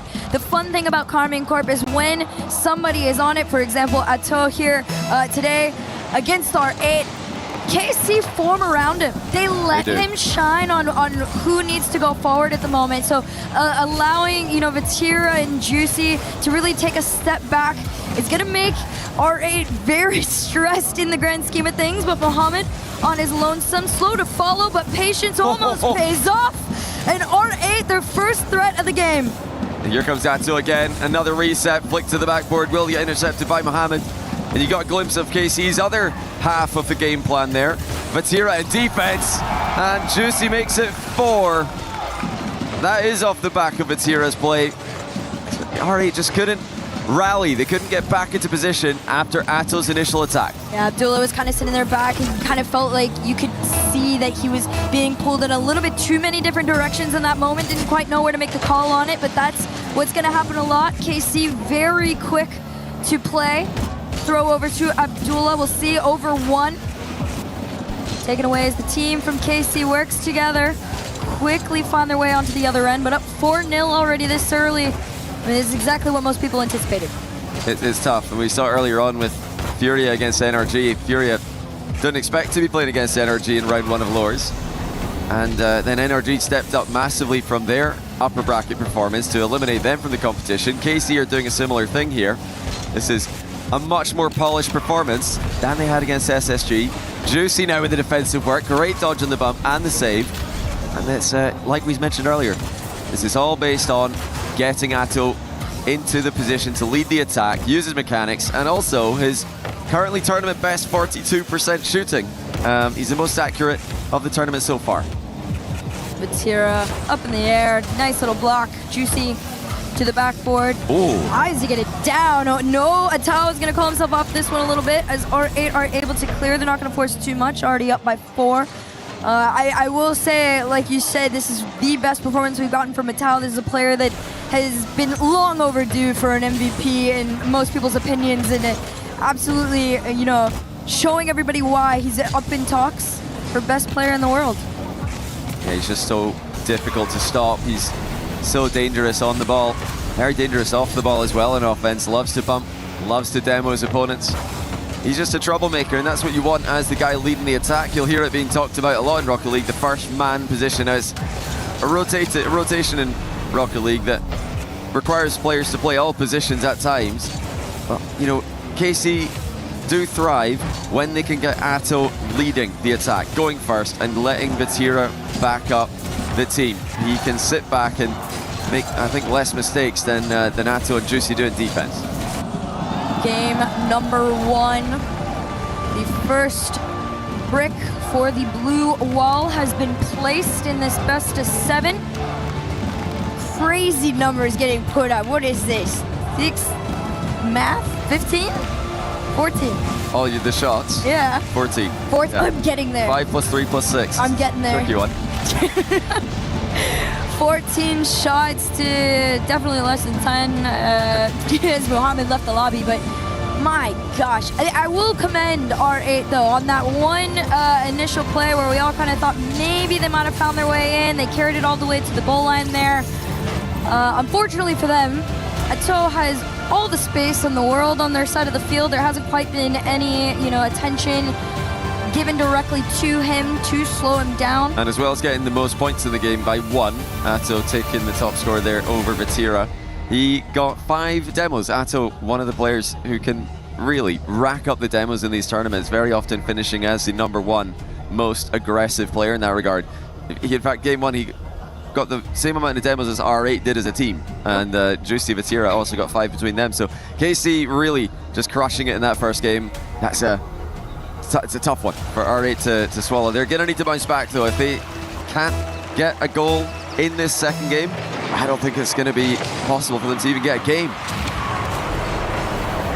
Time is definitely a virtue, especially for anyone going up against Carmine Corp. A couple demos traded back and forth between the two.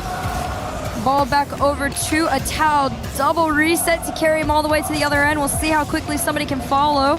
Challenge onto Mohammed. All of R8 trying to just go up as quickly as possible, but KC doing an incredible job of just stressing them out. There's no space to even work with this ball right now. Tira Larkin, he's managed to pick up the mid boost, trying to catch up to this one himself. He does get blocked to the near post by Abdullah. Now a brief 2v1. Will there be support coming through in time? Yes, there will. So that's good force there by Juicy. Because he challenged, he forced the attacker to flick the ball early. That gave Atto time to react to it. Atao was already sitting on the other end. There should be a shot for Vatira, just a little bit wide. It's not going to stop them from trying to go. Almost all of R8 on next to nothing in the tank. Eventually, one of these shots would find their way through if they're able to maintain the pressure, but R8 defensively looking like a masterclass, honestly. They're staying calmer than most would in that situation. And you just have to try to stay calm in these positions. KC are going to do this to you when they're on form and when they're playing their game. They put the best teams in the world in defense for minutes at a time, so that's something that R8 will have anticipated, I'm sure. Now demos coming through in the back. Vatira got 2 of them. Luckily for R8, Abdullah was able to stay alive and make a play on the ball. Game number 1, so much of the pressure was onto R8. Oh. Seems to continue that way. Another shot headed towards net, immediately rescinded back by Mohammed. Tao gonna cut it off almost immediately. KC, just naturally, it's expected, moving faster than R8, which is a crazy thing to say, because Mina is just the standard to play as quick and accurate as possible. surely going to be one, is the respawn was attempted there from R8 to try and get a block on this one, but Vatira catches Ghazi mid-half flip. Nowhere for him to go. Pass down the line and the finish. Every time you see Vatira start to get into that pattern of, I'm going to run up, I'm going to go grab a demo, expect the shot or two to come after. Oh, what a read. Atto reads the fake kickoff and chips it in. He just must have seen something here that he didn't believe, and he just chips it straight into the open net. R8 trying to pull a fast one on KC there. Does not work out. Gonna have to definitely be quicker than that one. Pretty standard here.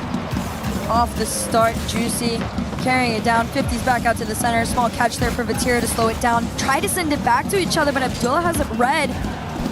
They go for the play on their own. R8, another turn to try and spot each other. Big demo. Could the 50 be enough? Yeah, just not quite. They're still scoreless between the first two games. Almost an 8th minute complete without a goal for Mina's R8. And it might be another for KC here. They're just trying to figure out how to get that one into the middle in time. It's a very disciplined performance out of KC so far. They've given R8 nothing to work with. No, nothing at all. Duel challenge, Mohammed taking this one up the side, but taking the challenge on next to nothing. The same can be done by KC. I will commend R8 on the fact that they are able to at least stay out further than they had in game number 1. They are still trailing by 2. A great drive challenge. Atto just faking a challenge there, drives right through the ball. Gets a bump, completely dispossesses R8 once again. KC queuing up to try to get the 3rd goal of the game. They're never happy. KC with their goal tally want to keep adding to the total. Minute and 20 now for R8 to work with. They're still in this based on the scoreline, but it's overall been a very difficult series for them so far. And it doesn't look like it's going to get any easier.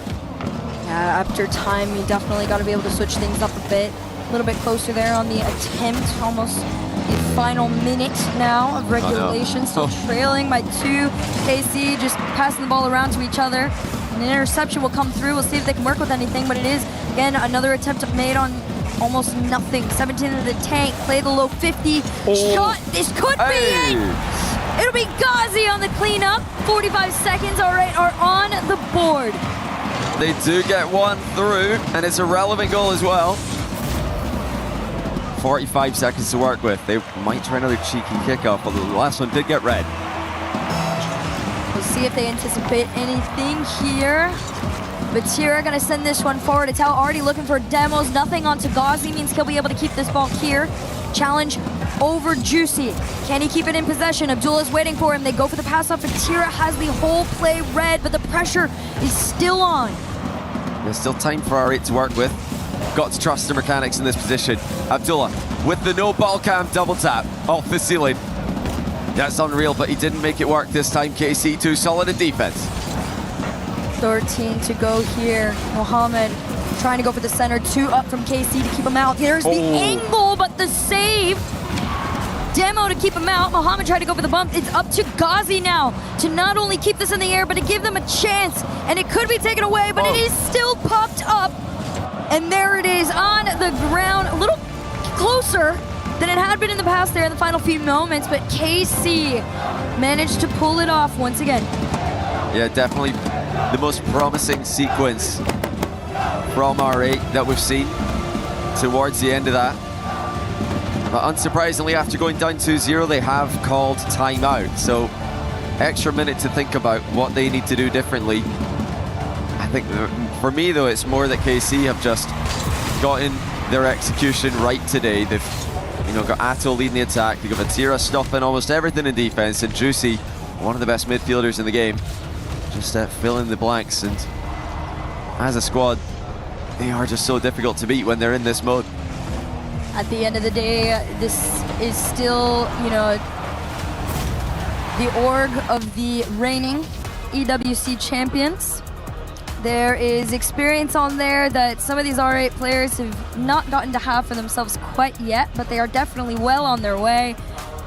You can see the relief, especially again after yesterday, everybody just wondering if they were going to be able to quite get into the swing of things. I do think there's a lot of respect to R8 coming into this series, but Karmine Corp definitely playing up to their standards. And another very demo-heavy game from KC. They doubled R8's demos in the last game, and they've managed to do it again. This time 12 to just 6 of R8, and Atto getting 5, matched by Vatira. They both got 5 each, so Atto currently getting 5 demos every game, which is absolutely ridiculous.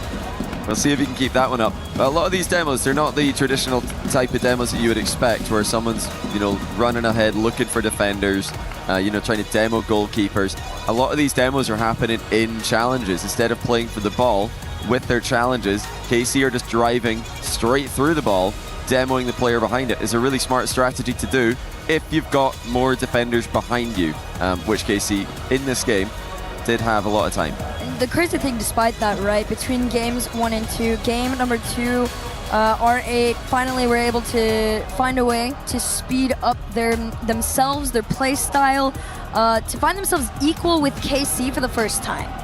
So if the pattern continues on, they should be able to get a little bit more comfortable. The scary part is Karmine Corp are 1 away. Oh, wow. And 1 more on the board, closer to a playoff spot.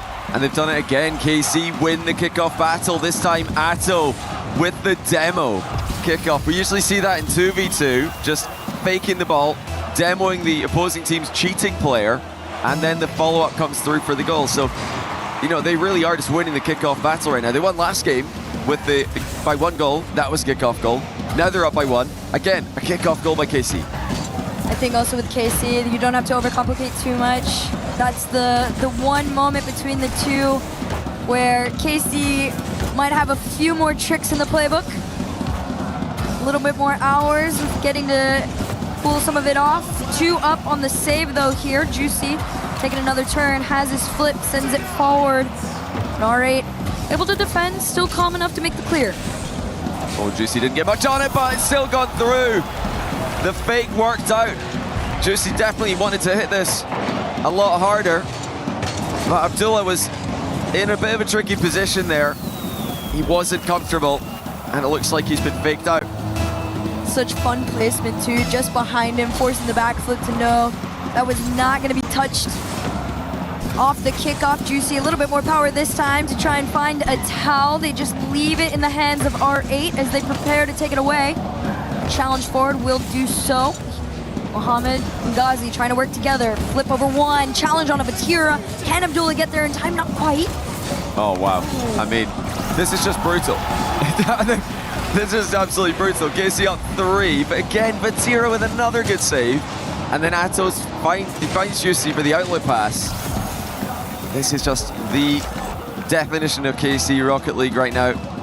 They are so clinical, and I mean, keep talking about it. They got Vatira at the back, one of the best third men in the game, one of the best third men in Rocket League history, and he's just really frustrating R8.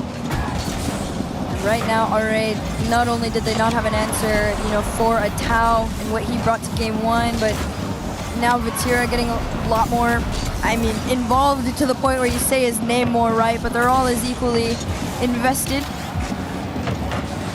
KC up 3-0, making it difficult for R8. Definitely a decent amount of time, but they got to stop getting boxed in. You can see once R8 is out, yes, they are there, but these are fairly slow follows. It's a good pass. I like that little attempt there from R8 after KC briefly double committed. Let's see if they can do anything with this. Here, double bump, but it doesn't land in time. Looks like the deflecting touch was enough for the defensive team in that position. And R8 have given themselves so much to do here, and not just in this game, but in the series overall. You know, it's a learning experience for them, definitely. But how many of these are they going to need before they can finally find a way through? Is it going to be 4? No, Ghazi denies it. I will hand it to R8 in a couple of these moments. You know, you can see what the potential of this roster is going to be. I really do think they are on the come up For a team with as little, LAN experiences they have had, they've really been able to hold their own on the field against some of the top teams in the world as they're trying to do so here. Shot ripped on net by Abdullah. All right, they give themselves some hope. Yeah, that's one. The Tiro with a miss was what led that to being open. Well, at least open enough for Abdullah to slot it past the recovering Juicy. So a rare mistake there, especially today, for KC's Vatira. I'll hand it to him though. It'd probably be about 1 per series, 2 at the most. Definitely won't see that happen again. Vatira throwing this one up towards field. Juicy quick to follow. Gonna play it a little bit slower. Hold on to this ball for longer. Shot gonna be taken straight in the nose of R8. Yeah, KC are just not giving them anything again. Now Juicy with a double tap. Puts it on, it's saved on the goal line though. Huge stop by Abdullah. But can they get rid of the danger? Can they actually clear the ball in a meaningful way? Because that clear is just coming straight back to them with some interest. Thanks to Atto, a reset, recovery, not able to get the goal. Absolutely disgusting way to be able to keep your team into this. Just over a minute here, Ghazi just trying to find connection with anybody, but Juice has already taken it away. Has this flip off the back, nobody there. They demoed the follow-up. Things are starting to speed up here for R8, shot down and wide.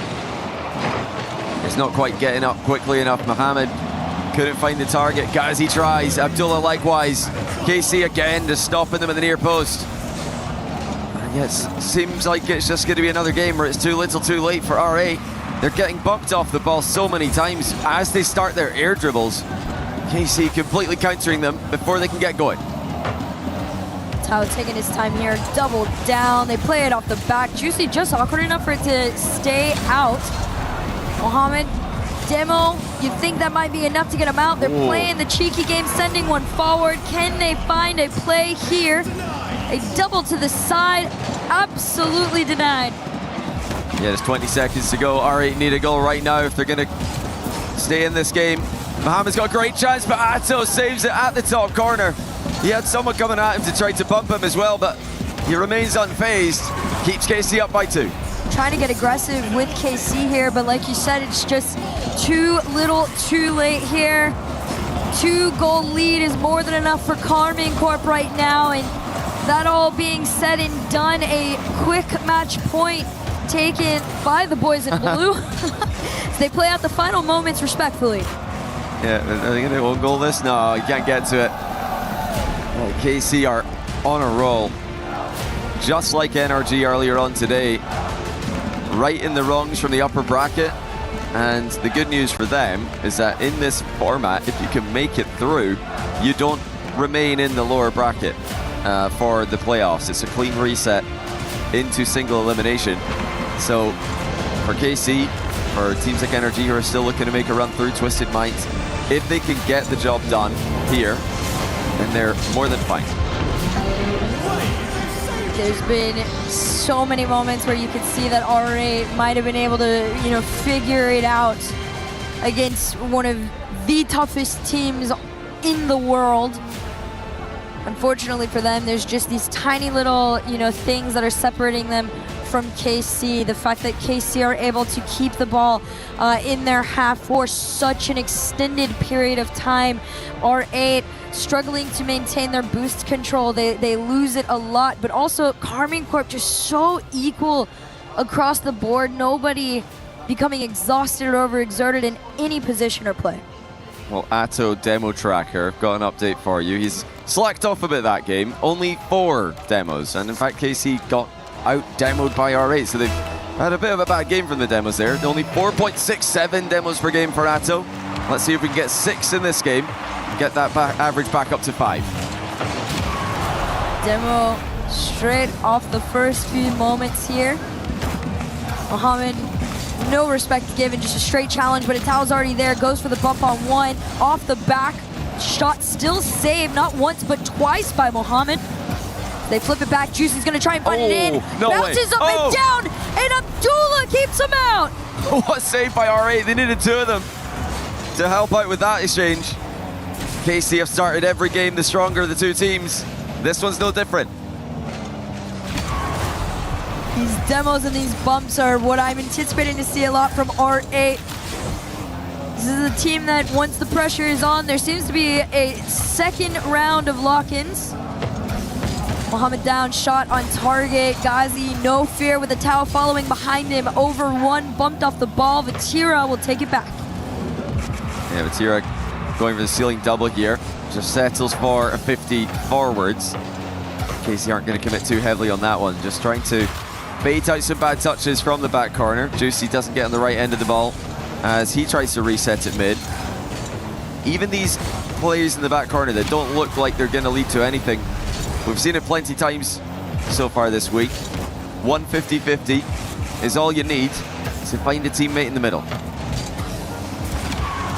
This ball headed towards the net will be cleared only to the halfway as Vatira has something to say about it.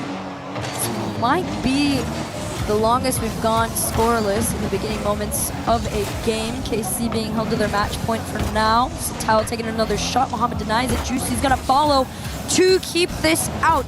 R8 defensively able to keep up with the blue wall. And they're just trying to get a game, really, to get something on the board. The series win is a long way back, but if they can get one win, at least that would be the start of something, and that's one goal for R8 to give them their first lead in the series. If they can make it to the finish line of this game without losing this, they will be the first team in the lower bracket to deny a sweep. We've had only sweeps in the lower bracket of this group. Off the kickoff here, R8. Oh, wow. Gonna try and make it there. The touch actually going in favor of R8 still as Juicy tries to correct that over to a Tau. A demo keeps him out. Gotta recover if you're Ghazi. Abdul's gonna bail him. No second touch here as it's dangerously close in front of the net. The R8 squad. But you gotta slow things down just a little bit. Can't get too ahead of yourselves here. And they've got a good position for themselves here. Half the game to go. Will R8 manage to hold their nerve? That's a good demo. The follow-up off the post by Abdullah. Another demo lands. R8 really are ramping up the aggression in that regard. This team definitely knows what they need to do. It's a matter of execution and also trusting in yourselves, right? There's been a handful of moments where R8 overextend themselves trying to find that 100 pad, but in the few moments they've been confident enough to skip it, take the smaller, just go on the low boost attack. They've been able to catch KC off guard a little bit. They're still managing to hold on with their 1-goal lead over one. Ghazi kills it. We'll see where KC can go from here. Yeah, KC just easing into the comeback with 90 seconds to go in the game. Just a huge bump there from R8 on KC's follow-up plays. Tira staying wide on the attack there. They've done that a lot this tournament. Oh, that's going to be a shot from the midfield though. KC get dusted and R8 make it too. A little bit too wide there from Vatira. Atao took his challenge and got bumped, so Vatira just caught off guard again. Speed when R8 are confident enough to just immediately take the shot. It shows. 2-0 up, just over a minute to go here. R8 have a chance to stay in the series. Yeah, serious chance here. This would be huge for them. And, you know, the little mental wins are great to see for this young team. Inexperienced. And, you know, tough to imagine a win from, obviously, in this position, being 3 down. But the fact that they're still in this mentally, going for the goal. Oh, that was a miss by both the defender and the attacker, both probably trying to block each other. R8 not giving up, despite the fact that they're down 3 games against one of the best teams in the world. R8 absolutely understanding too that KC want to try and spot each other in a lot of these moments, and they're too far out. 3-0 up with 32 to go. R8 have done it. Oh, Ghazi completely fakes Vatira. He didn't have any boost to go for an outplay there, but he just jumped anyway to make Vatira think that he's going for the immediate shot. Vatira flies right by, and Ghazi leaves it for his teammate. Easily the best game we've seen from R8 not just because they're winning it, but they've managed to stop KC from constantly creating threats. And they're going to get one, KC. This is not over yet. Nope. R8 really need to be careful. KC have had their number on the kickoffs for the most part. Yeah, definitely can't get ahead of themselves right there, Mohammed. I mean, once he had made that first touch, cover was going to be really difficult to get there in time to make the second. Karmi Corp understood that. See off kickoff. Dula doing it all. It's a good kickoff here for R8. They don't need to do anything too crazy here. They just need to avoid any immediate volatile situation from occurring. They've done so, but now here come KC in the final seconds. It's not going to materialize, and R8 are on the board. Not too bad. A much cleaner performance from this team. From game 1 to game 2 to game 3, there has been nothing but improvement so far. Smiles on the faces of the boys over here, understanding that the dream is not impossible. Yeah, let's see. As they started off this game, remember, with a crazy goal line save by Ghazi. Just a backflip of the ball into his own crossbar. Abdullah with a power clear in and out of his own net. And that was just the beginning of the best game that they've had so far. They were starting to win the races to the ball in the midfield, starting to hit their mind games as well. This is what R8 need. They just need to believe in themselves. We know how mechanical they are. We know how talented these young players are. Can they get one more? And then they not just, see the finish line a little bit more closely, but KC might start to get nervous because they'll be thinking, there's no way that we can let this slip away after an already embarrassing loss to Space Station. Well, we'll see. Karmi Corp definitely need to keep in the back of their minds that R8 is a team that has beaten the Falcons multiple times online. They went as far as they could for the first matchup here on LAN. It was a different story. It was their first game debuting here at the EWC. This is definitely a team that has the makings to pull off an upset on KC. It's a matter of KC staying strong and closing this one out. Oh, R8 are certainly in that group of teams. I'd put them in the same kind of category as, your... Oh, Atto rattles crossbar early. I put them in a similar kind of trajectory as Space Station when they were on the come-up. It took a while for them to figure out how to play on LAN. Now we see what they can do, that they're making those steady improvements. R8 are just trying to follow that same path. It's a learning experience. Hopefully for them, there will be plenty more opportunities. We'll have one at the World Championship, of course, in not too long. Oh, double tap from Abdullah on the goal line. Ghazi couldn't get there. Quick demo update for you, by the way. Atto did go back to 5, so he's reverted to the meme. He's had 5 demos in 3 of the games, 4 in the other one. It's been a vicious series from Atto. So I definitely want to see him, on that shining front again. He's going to try and do it here. Flips into it, pass over to Vatira. No early goals here in the first minute of play for KC. A locked car just for a moment here as everybody separates. Abdul's going to carry it over. Ghazi just in front of it, so they play the back pass. KC gets to take this one away. We'll see how far they can go with this.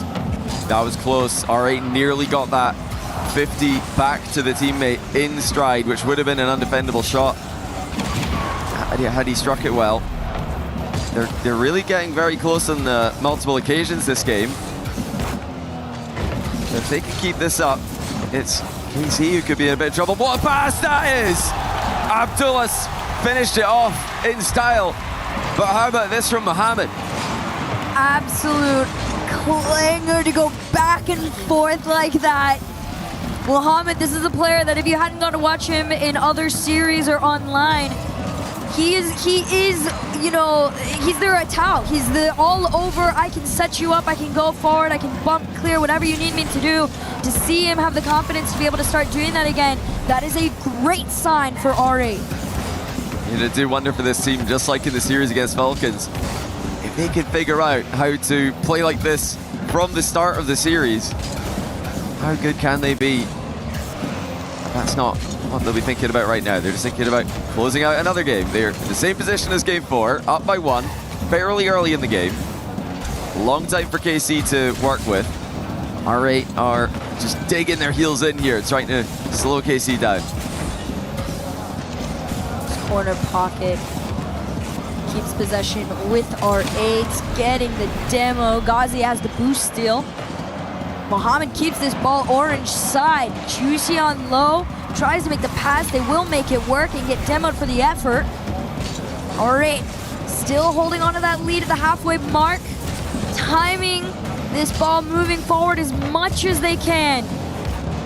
And they are just sneaking in those mind games every now and then. In defense there. R8 are definitely inside KC's heads at the moment. 2 minutes to go. Now a chance for Vatira to work his magic.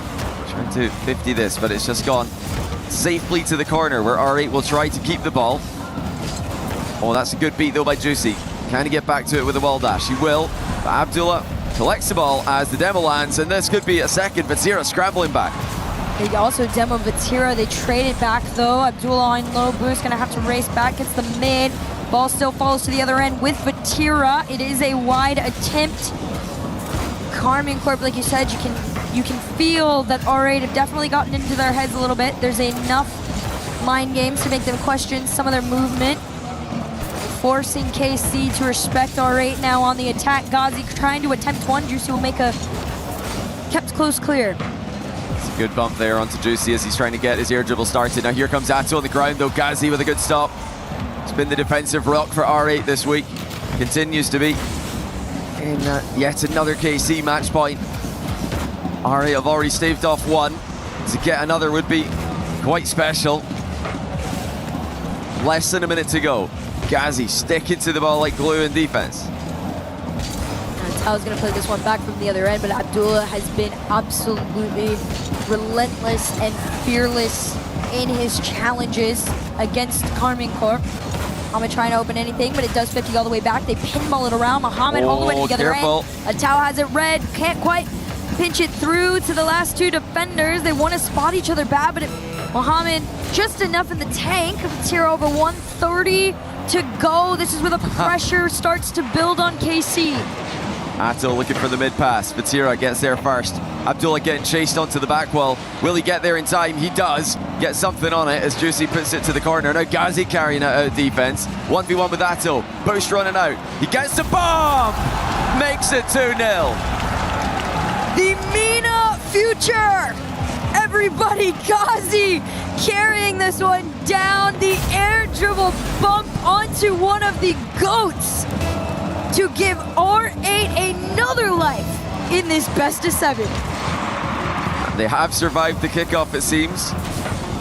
That will be a very, very interesting decision for KC now. Is it time for the timeout? R8 win 2 straight. I mean, KC, we saw they fell apart yesterday, got swept by SSG, and now they're being reverse swept by R8. And that might be even more hard to believe. I mean, from the jump, I've known R8 were definitely capable of, taking it all the way with KC. I will say they've done enough. Look at that. Wow. Jeez.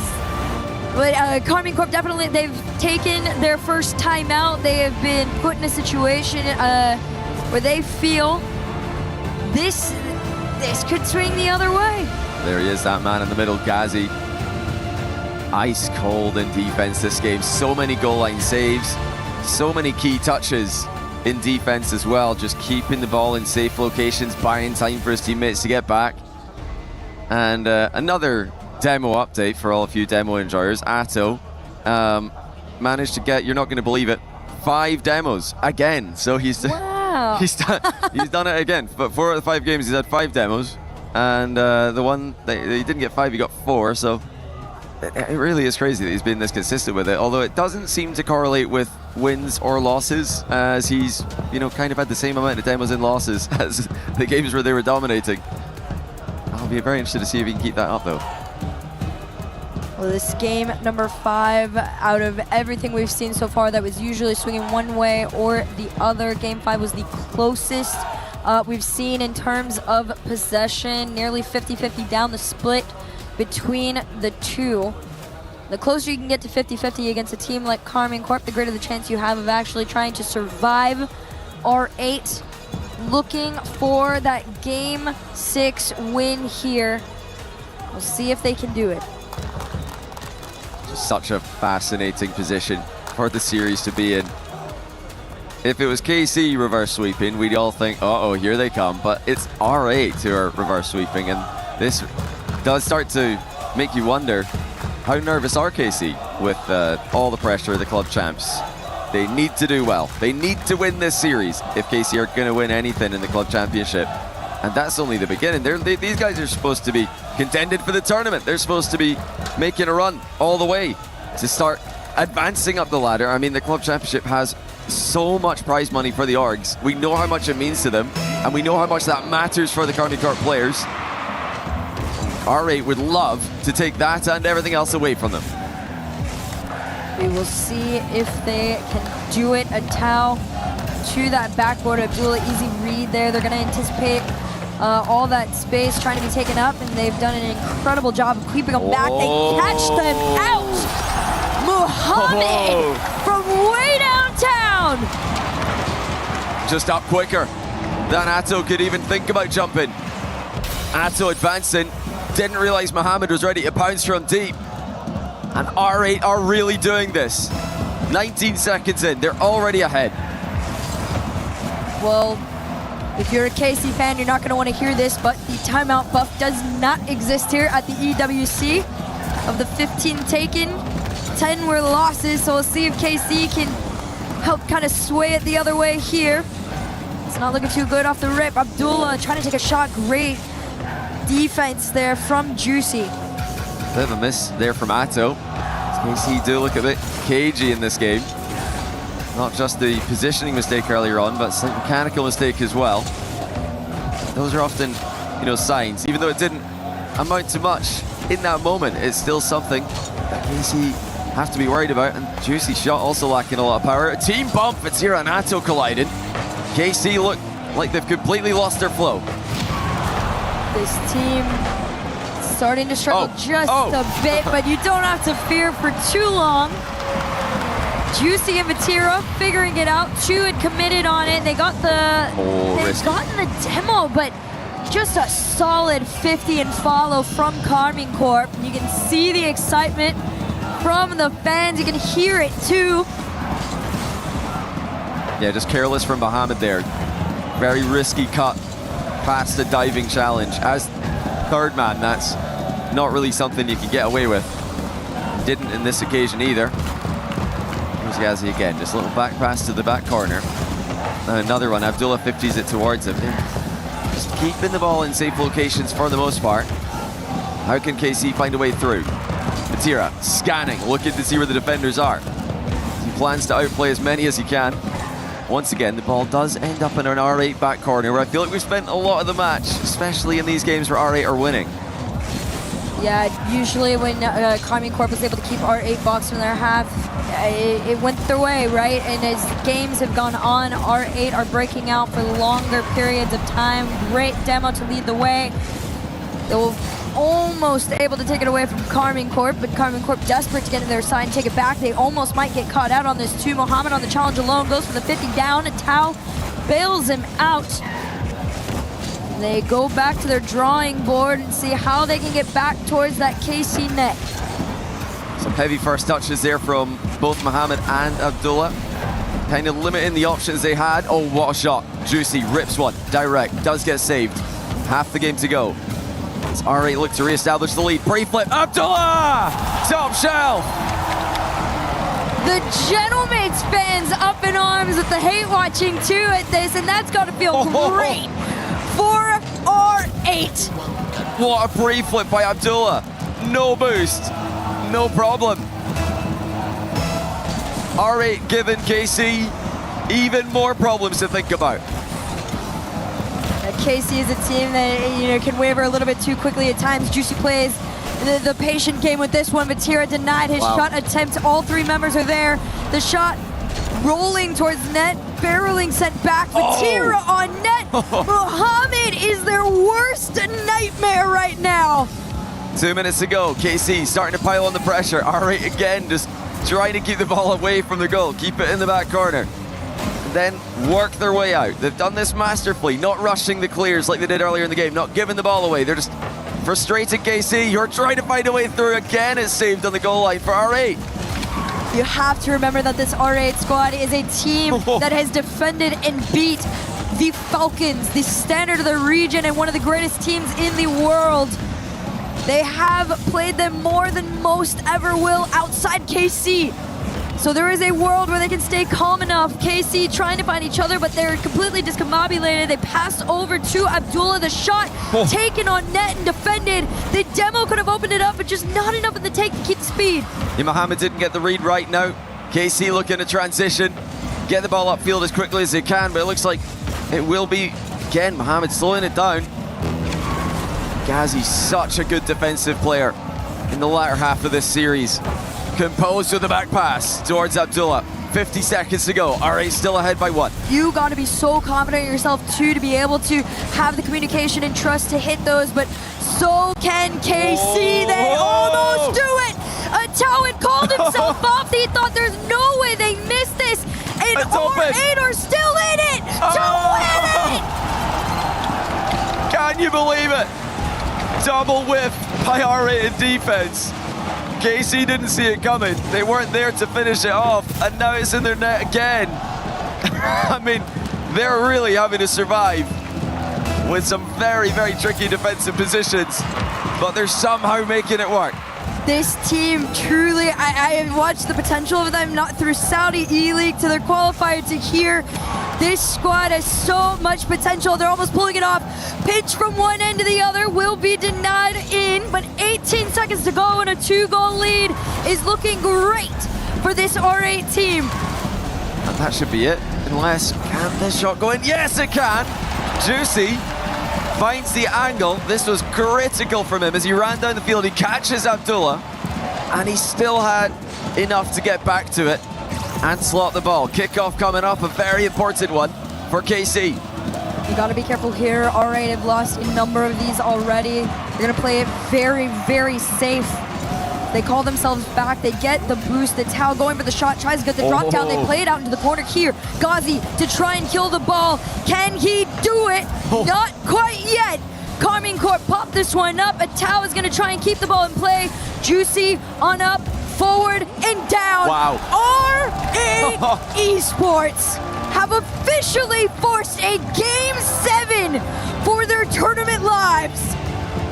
For the second time in a row in the group stage, KC lose 3 straight. Luckily for them, the best of 7 means this isn't over. Well, maybe they're wishing it was a best of 5. They would have swept it. R8 showing incredible character, strength mentally that we hadn't seen from them in LAN before. And it's the mechanical ability as well. Abdullah with a free flip. KC starting to make some small mistakes, but this for me, I can't believe. The double whiff in defense from both Ghazi and Mohamed. KC were not there, because I mean, how do you predict that one? This is officially our 6th reverse sweep attempt in EWC history. We will see if we get our first successful one. Nobody's been able to do it yet. R8 looking like the best at having a chance to do so. Yeah, Atto tried pacifism this game.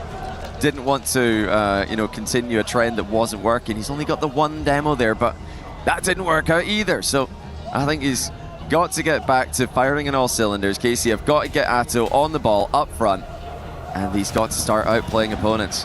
Batira maybe needs to sit a bit deeper. They've been caught out. They've been dusted a couple times.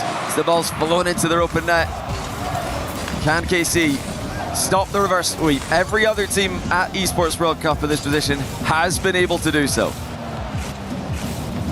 There's one thing that most of those teams attempting haven't had, and that was the crowd turning around to be on their side.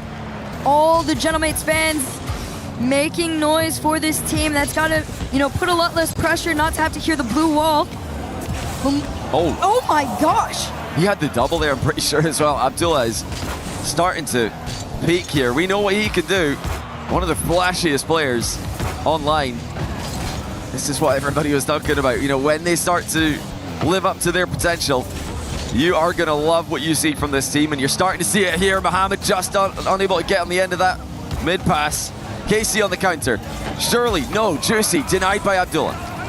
So clean.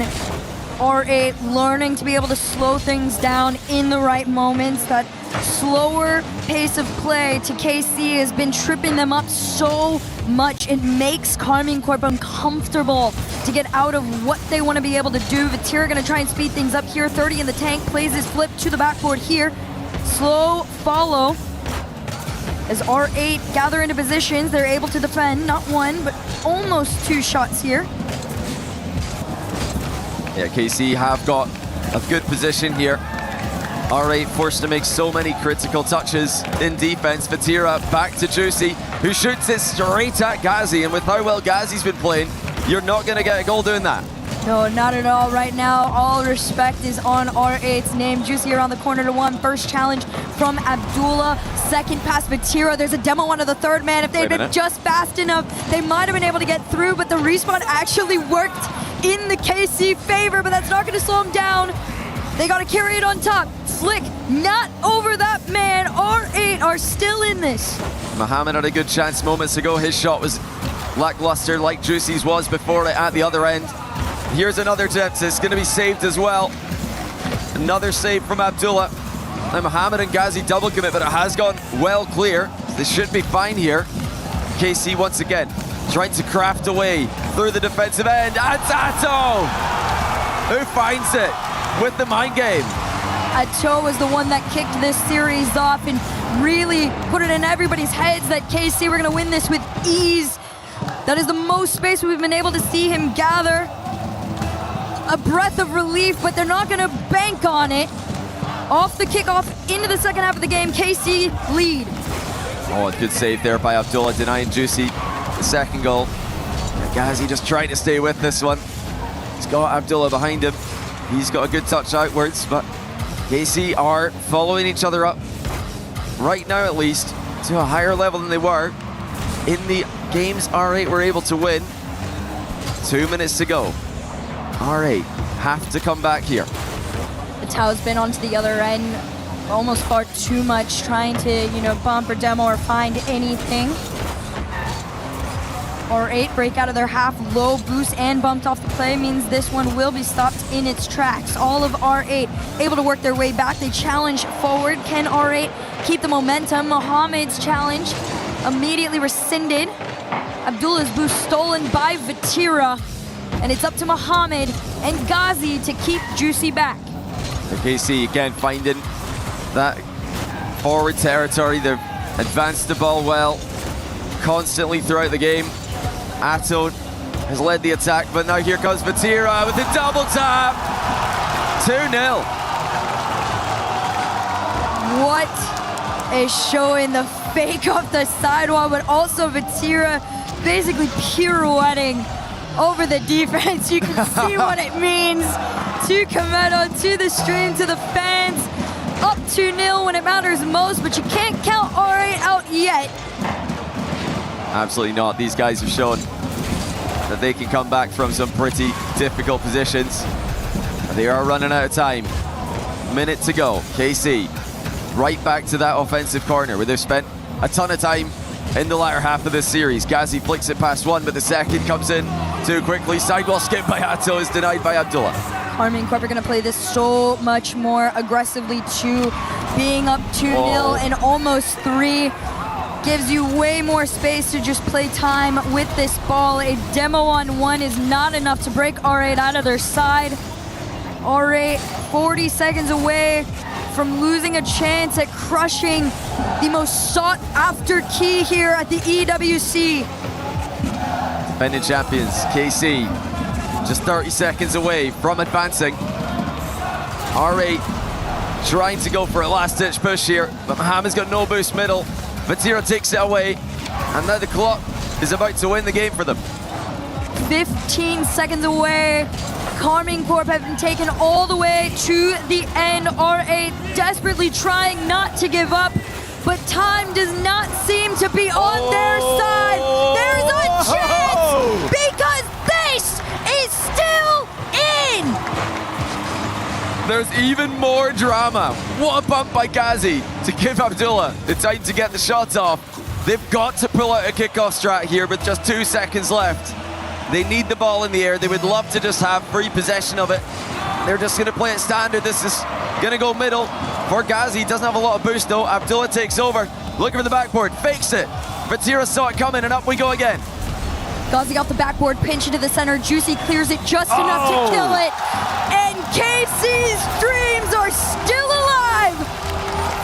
Just on the edge of failure, but Carmine Corp does not know what that is. Wow. What a comeback attempt by R8. But like every other team attempted a reverse sweep at EWC, they cannot complete it.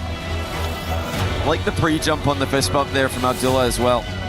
Very efficient, but yeah, I mean, going to be gutting right now for them to not be able to complete the reverse sweep. Still so impressed with their performance. They're growing as a team. They are getting better every time we see them. Unfortunately, just a bit too slow starting against KC, who were able to close the deal. Yeah, this is definitely a little bit of an experience dip, but the fact that it was this close on that big of a gap shows what the potential for this team could be in the future. Keep your eyes on R8, but for EWC 2026, watch your favorites continue on in the playoffs. An outstanding performance from the title defenders, taken all the way to Game 7. We'll see what we have on stage. We have Juicy coming up just after this. But until then, we'll see you then. Wow, wow, wow, wow, wow. Vous nous avez fait peur, hein? You guys scared us here in Paris. Mais la France brille à Paris. Juicy, bravo pour cette victoire. Hier, vous avez eu une défaite compliquée contre SSG. Aujourd'hui, vous concluez, mais vous nous faites peur. Début de river sweep, etc. Qu'est-ce que vous avez besoin d'améliorer quand même? De quoi t'es fier? Mais de quoi vous avez besoin? Sur quoi vous avez besoin de vous améliorer pour la suite, là, pour les playoffs? Je pense juste de pas se chier dessus, franchement, c'est tout, il n'y a que ça. Très bien dit, we should stop shitting ourselves if we want to win in playoffs, and I think that's really well said. Mais comment vous avez un petit peu recover après la clim que vous avez pris hier? Juste on a analysé les replays. Je pense que hier juste on jouait tous mal. En vrai il n'y en avait pas un qui était en mode super fort. Et là aujourd'hui on a fixe entre guillemets les problèmes, mais c'est toujours un manque de confiance, tu vois. Tranquille, on y arrive. We're getting there. But yeah, yesterday we watched VODs try to fix our issues. None of us was actually playing good, so it was logical that we lost, but today was better. Et moi j'ai envie de te demander, parce que le gagnant de Major c'est toi. Donc tout le monde a les yeux sur toi. Mais moi je voudrais savoir quelle est l'équipe dans le tournoi que tu respectes le plus, en tout cas celle que tu penses être la plus solide.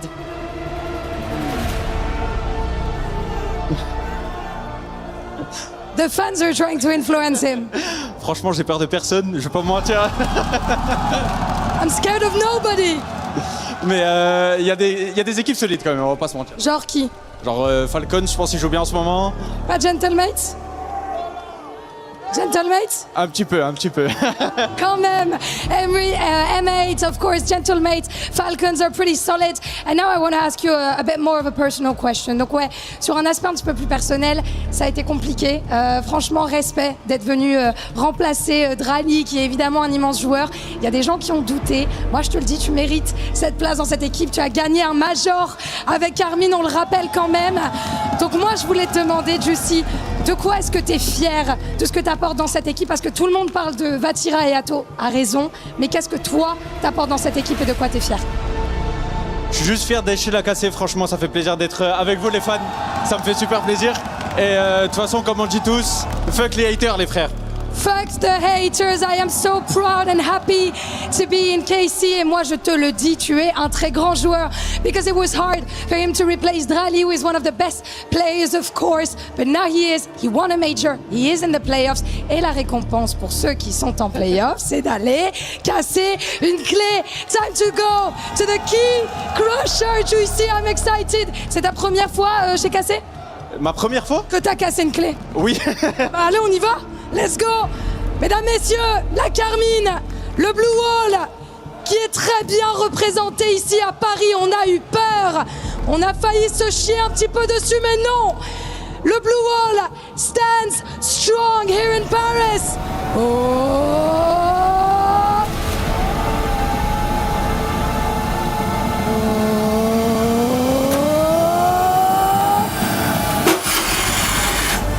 Waouh! Ah ouais! Autant la game était serrée, autant là le kick rush, t'as pas déconné. On peut se le dire. Of course, congratulations again, Juicy. Let's go near the fans. I'm gonna bring you here. On va y aller avec eux. On le disait, ça n'a pas toujours été facile. Mais cette relation avec les fans, cette espèce de famille chez Carmine, ton CEO, il y a Kenny aussi qui sont en train de regarder la game. Et je pense qu'ils doivent être soulagés. Qu'est-ce que tu as envie de leur dire? Franchement, je vous kiffe les frères, il n'y a rien d'autre à dire. Juste vous kiffe, continuez comme ça. Continuez comme ça, on va le chercher, on va le chercher. I love you guys, just keep going, keep making noise. We're gonna go and get it. Mesdames et messieurs, je vais vous demander une dernière fois pour Juicy de faire du bruit. Juicy.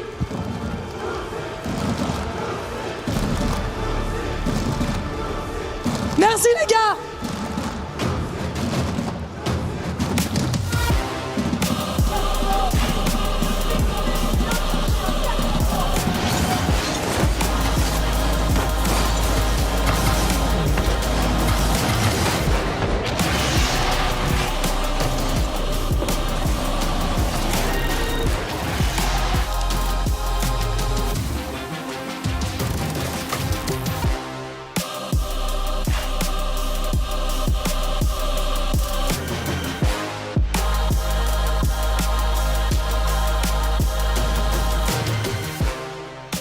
Vas-y, t'inquiète.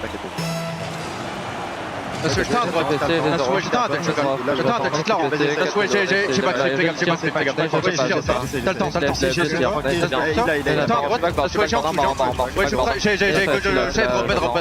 nice, comme ça les gars.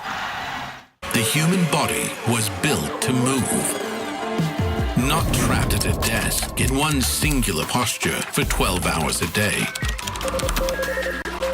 It's time your chair evolved.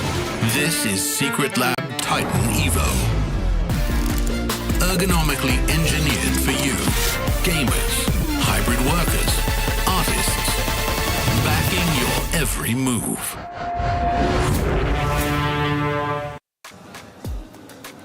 Please do it. Please win, Great Britain. We need this. Oh, we what are you doing, Stumpy? Nothing. Nothing's fine. Oh, you're just recording your thing for Great Britain. You don't need to do that. Johnny's already made the team and everything. It's all good. He's What do you mean? He's locked in the roster. Who gave Johnny that? No. Don't ask me. No. Yes. No. Yes. What do you mean? Scrub, Marky, Mystic. Scrub Killer, Market, and himself as a sub. Well, he thought he might be able to sub it. I need to fix this. Okay, what are you fixing? What's wrong with that? I mean, it is very Scottish for a team Great Britain at the ENC. You know, it doesn't have to just be Scotland, but I guess... Okay. I know what we need to start things out. Cool Cole, What? baby. That is not... He's not even on there. That's not a player. Cole? That's... I don't know who that is. You can't have Cole. We got Cole. That Next doesn't man. work. You cannot... Shogun. You realise this is a professional team. And then we need a carry. Every team needs a carry. They need a NAS of themselves. Okay, a NAS? But I don't think you're NAS. Goblin. And then because you need a power sub, just to make sure that we're all good. Sub, okay. I reckon we'll write like Archie on there or whatever. Okay, so he's probably the only legitimate player you can have. So a way better team. Cool Cole 93. Callum the Shogun, Stumpy Goblin, and then whoever that is. Well, let's hope that Team Great Britain at the ENC in a couple of months' time is not that team, because that is absolutely terrible. Bang! Bang! Look at that. Average age 31. Oh, no. You are old. Play is in our DNA. Whenever we let it out, it becomes our superpower. Now imagine an entire city being built to supercharge it. Kadir City, powered by Play.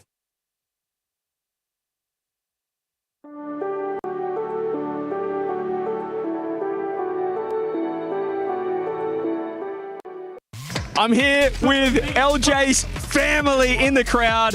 Shopify Rebellion finally getting win on the board. We've got LJ's dad, mum, and brother here. It's a whole family thing. I'm trying to get into the family. Hopefully I'll get accepted by the end of it. But Shopify Rebellion, Esports World Cup. They had a rough start, but a huge win there. Yeah, 2 days ago, I wasn't sure they were going to be playing real well today. They showed up, they locked in, they closed out. That's the most important thing. That's huge, and also being here in Paris is pretty cool. It's cool, it's very hot. Hopefully this weekend it cools down so we can see some sights. But great place, great venue. It's a great spot here. And Mum, my mother, hopefully, I'm trying to get adopted into the family end of this, but a huge win, as I said, for Shopify Rebellion. They have TSM coming up. Can they get the win and make it through to the playoffs? I'm hoping so, yes. I think they can get the win. Lock in, guys. They can lock in, and you like being here in Paris. They were saying it's quite hot, the weather, but what are your thoughts on the city? I love the city. It's been great. We love the food. The people have been welcoming. It's been fun. Obviously here for the Rocket League, but any other games take your fancy? Chess, things like that? Anything else you're watching? Just Rocket League. Just here for Rocket League. That's the passion that LJ, that's the family. That's what we're all about here. And of course, LJ's brother. Are you SSL? You've been on the game yourself? I'm terrible at the game, but it's not for everyone, right? So not everyone can be a winner, you know. I mean, but seeing your brother compete, surely you think, well, it's in the genes, it runs in the family. Maybe if I just jump on, I could be like him. The game has proven to me that it's not for me. It is a very, very tough game. But as you said, TSM, the team from APAC, Shopify will be playing next. Are we confident that your brother can get the job done and get the win? I think if the team puts their mind to it, I think absolutely. I'm confident as well. And finally, can I be a part of the family after this? Because I am already in the Rebellion family. Can I get some thumbs up approval from... Yes! LJ's fam, we're all having fun at Esports World Cup. Come on, Shopify Rebellion. Let's go.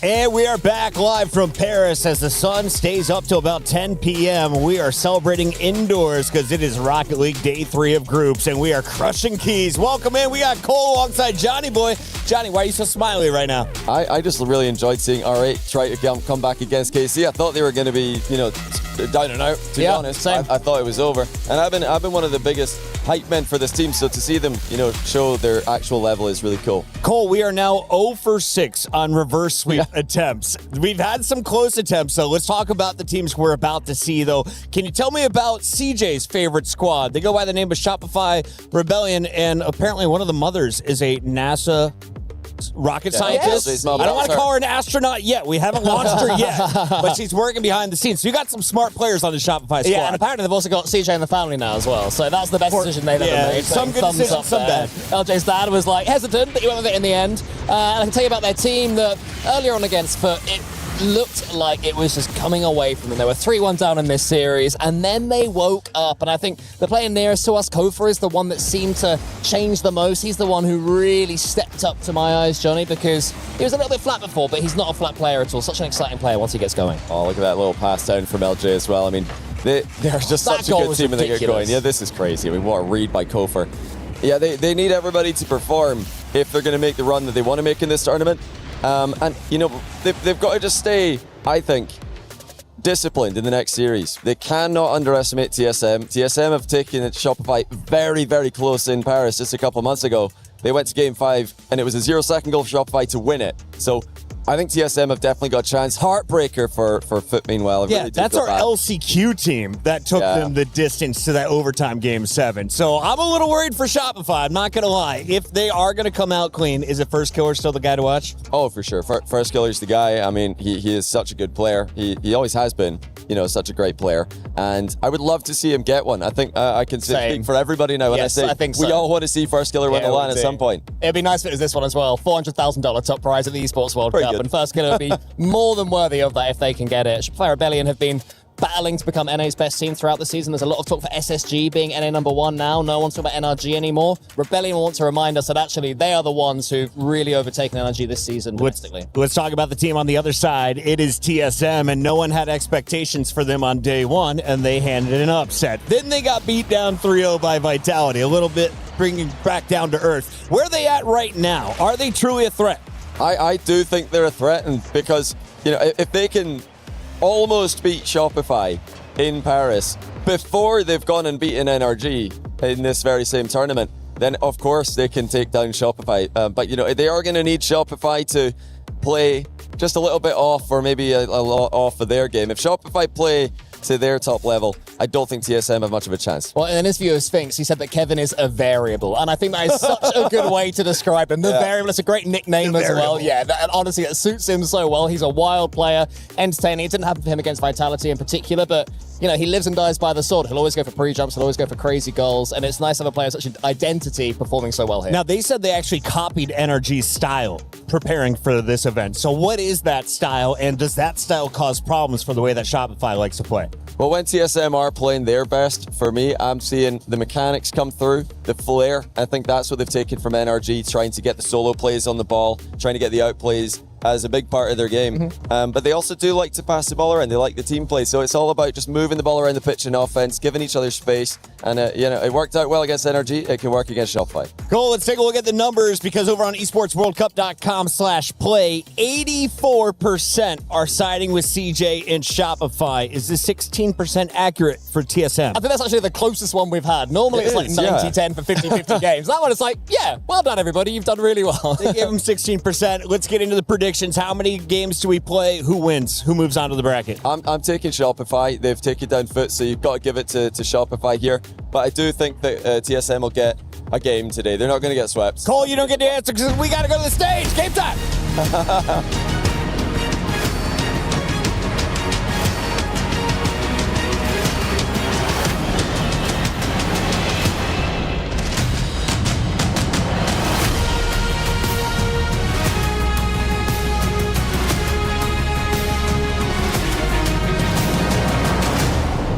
Surely when this is all said and done, somebody is going to complete a reverse sweep. What a series we just witnessed. I actually thought that the defending champions, KC, it was a little bit touch and go there. I thought we might be about to lose them, Lou. Yeah, well, don't tell me about it. We stressed, the fans were stressing, everybody was holding their breath here at the STC Arena. But good news for KC is that they're officially entering our club championship points run. Important points for the org. We'll see how it goes. Now, just a reminder, once this is all said and done here today, we're going to have a live draw show here on the stage where we determine our quarterfinals bracket. 6 teams have locked in their positions. There are just 2 more seats left at the table. Yeah, now the big question is, do you want to be in the driver's seat or do you want to just be cheering from the stands? That's the big question, because we have 4 teams left and only 2 can survive. Let's welcome our next onto the stage. It's TSM!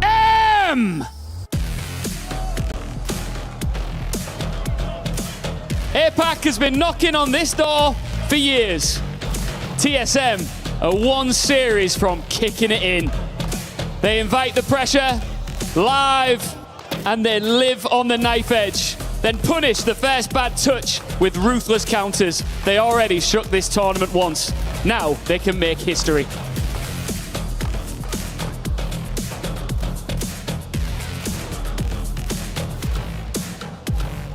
And on the other side of the stage, Shopify Rebellion!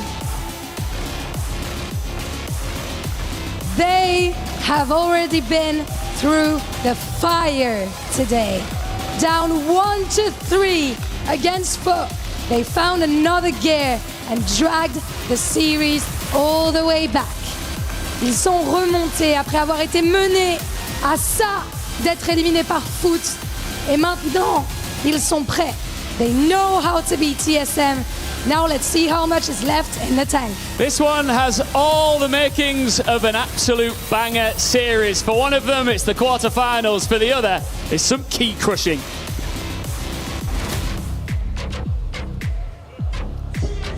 So we've already seen what TSM are capable of when they attempt to go through the best team in the world reigning champions, and they were successful in that.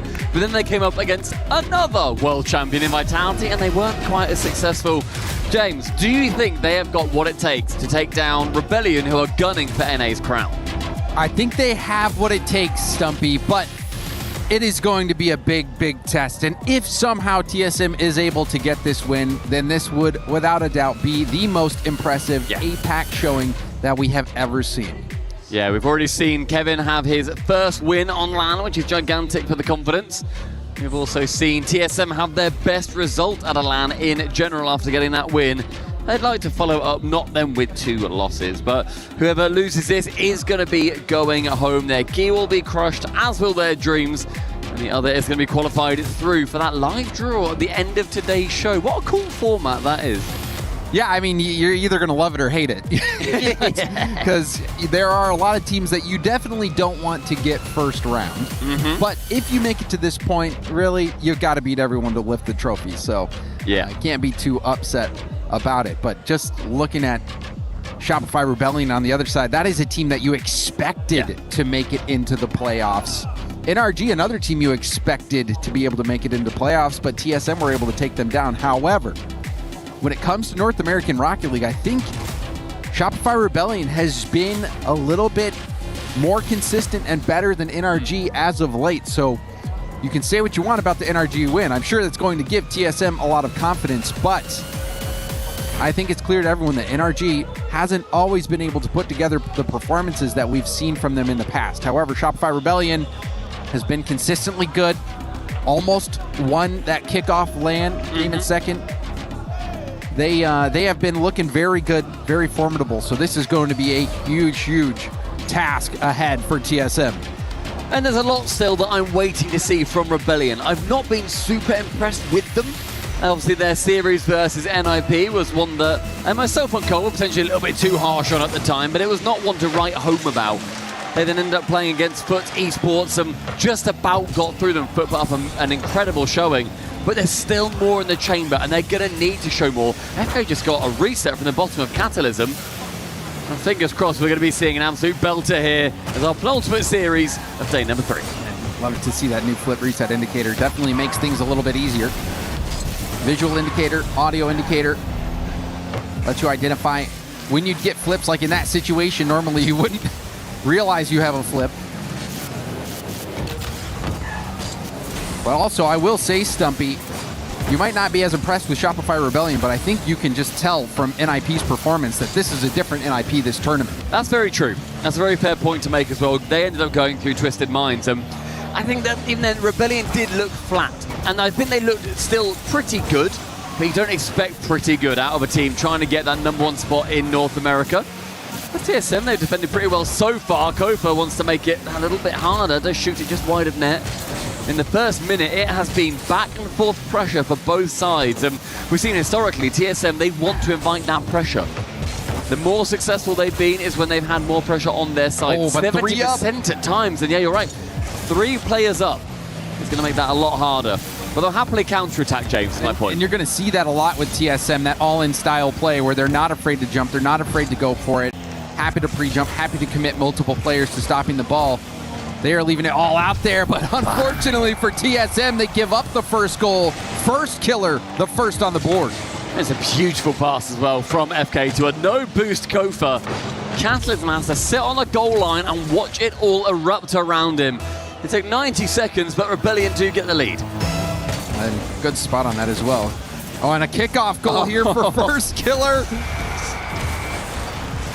The wind and the sails of TSM vanishing. You can see first killer with a fast cheat, much faster than the second man for TSM. Easy poke over the defense and a quick goal.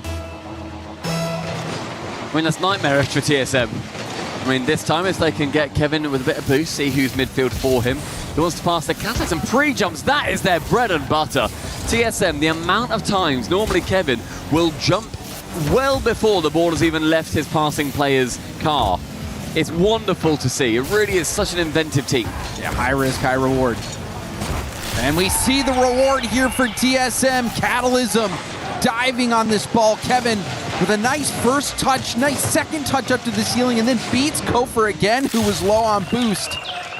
Feeding that pass over to Catalysm. Beautiful stuff, and they're right back in this one. Great speed from Kevin. And that's what they need on these counters, on these extended periods of play. Not only do they go for those counter-attacks, in some of their previous games they've had the possession and the ball placement 70% against them. That is such a hard bit of defense to do. And that was 100% against them.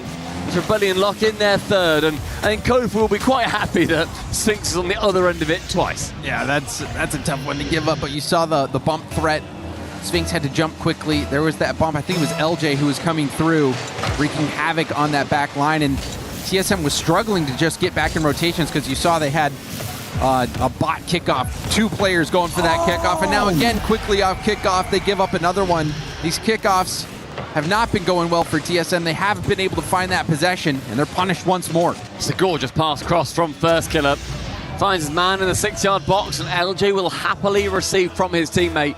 And you see the vibes as well on Shopify Rebellion. They are laughing, they are smiling with each other. If something goes their way, that's very easy. It just depends on how they react if and when something goes wrong. But right now, they are sitting on cloud 9 as Kofa secures another. A nice little air dribble here. The 50 right to Kofer. Kofer's first touch beats that player, and then just enough boost to air dribble that ball right on target. Making it look easy. We're not even at the halfway point. 5-1. Shopify Rebellion are obliterating TSM in game 1. It's a kickoff again that's gone so heavily in favor of Rebellion. Straight pressure back into TSM's half, and I was saying that they like to invite pressure. They do, just not 5 goals that can sometimes come along with it. This game started so well. Kevin with the pre-jump. First Killer can read it, and this really is a horror start for TSM, who would have felt they were doing a pretty good job early doors. Yeah, but really, what did TSM in this game was those kickoffs. You even think back to that first goal First Killer got. Just seconds later, off kickoff, they give up another goal. Off kickoff, it has been a huge struggle for TSM, so we'll see what kind of adjustments they can make. We have seen them try to go for some creative kickoffs, like the bot kickoff, where you send 2 players right away at the ball, but nothing has worked. Hopefully, if then that doesn't continue, they're able to get something going. 100 seconds now with 4 goals. Nigh on impossible. As Rebellion, they continue a little bit of domination. Sphinx on the other side of things. I thought it was going to be a pretty routine clear, but the backboard was left wanting. Really nice play from Sphinx. Gets the boost, hits it high enough, just high enough to where Kofer's not really going to be able to make an easy read on it. And the pace on that ball, so nice from Sphinx, making sure that it had that pace to also make it even more challenging. Great stuff from Sphinx. And you're seeing those little flashes here and there from TSM. You're seeing what they're capable of. And I think even this loss isn't going to deter them. They've had a series go the distance before with Shopify Rebellion, and they led in 8 goals one game, so I'm sure they can bounce back. Yeah, there's a lot of opportunity, I think, for TSM. They're a very streaky feeling team. When it starts to go their way, as we've seen previously, they're happy to lean into that. And also, we spoke about the vibes of Rebellion, as they're going to be scoring their 6th. The vibes of TSM, I think, will struggle to be shaken. You know, Sphinx yesterday, when they were talking to CJ in a pre-match interview, said, yeah, we're about to get 3-0 by Vitality, by the way. And it wasn't wrong, but they were quite happy to say that. Yeah, I did hear that he had a new controller against Vitality. Mm-hmm. Yeah, that was Kevin had the new controller. So, which Sphinx, I believe, is now using. It seems to be working okay for Sphinx, to be honest. I'm sure he would like it to work a bit better. TSM gonna have a lot to figure out. We've seen Kofer quite a bit be first up. Another open net here for Shopify Rebellion. The beatdown continues. Rebellion looking so comfortable out there. I was also going to mention how often we see Kofer upfield. You see him even ahead of the ball there, ahead of First Killer there. Kofer has been such a nuisance for TSM. You saw the pass that he received from First Killer, that little give and go. First Killer always seems to be, or Kofer always seems to be upfield, aiding that attack for Rebellion. And everything seems to be going right for Shopify.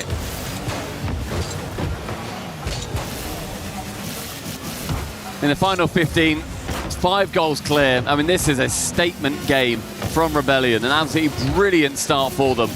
I think shaking off those cobwebs that we saw from them against NIP, well, they were ultimately disappointing as NIP ran all over them. I think having a good series against Foot really set them up for success.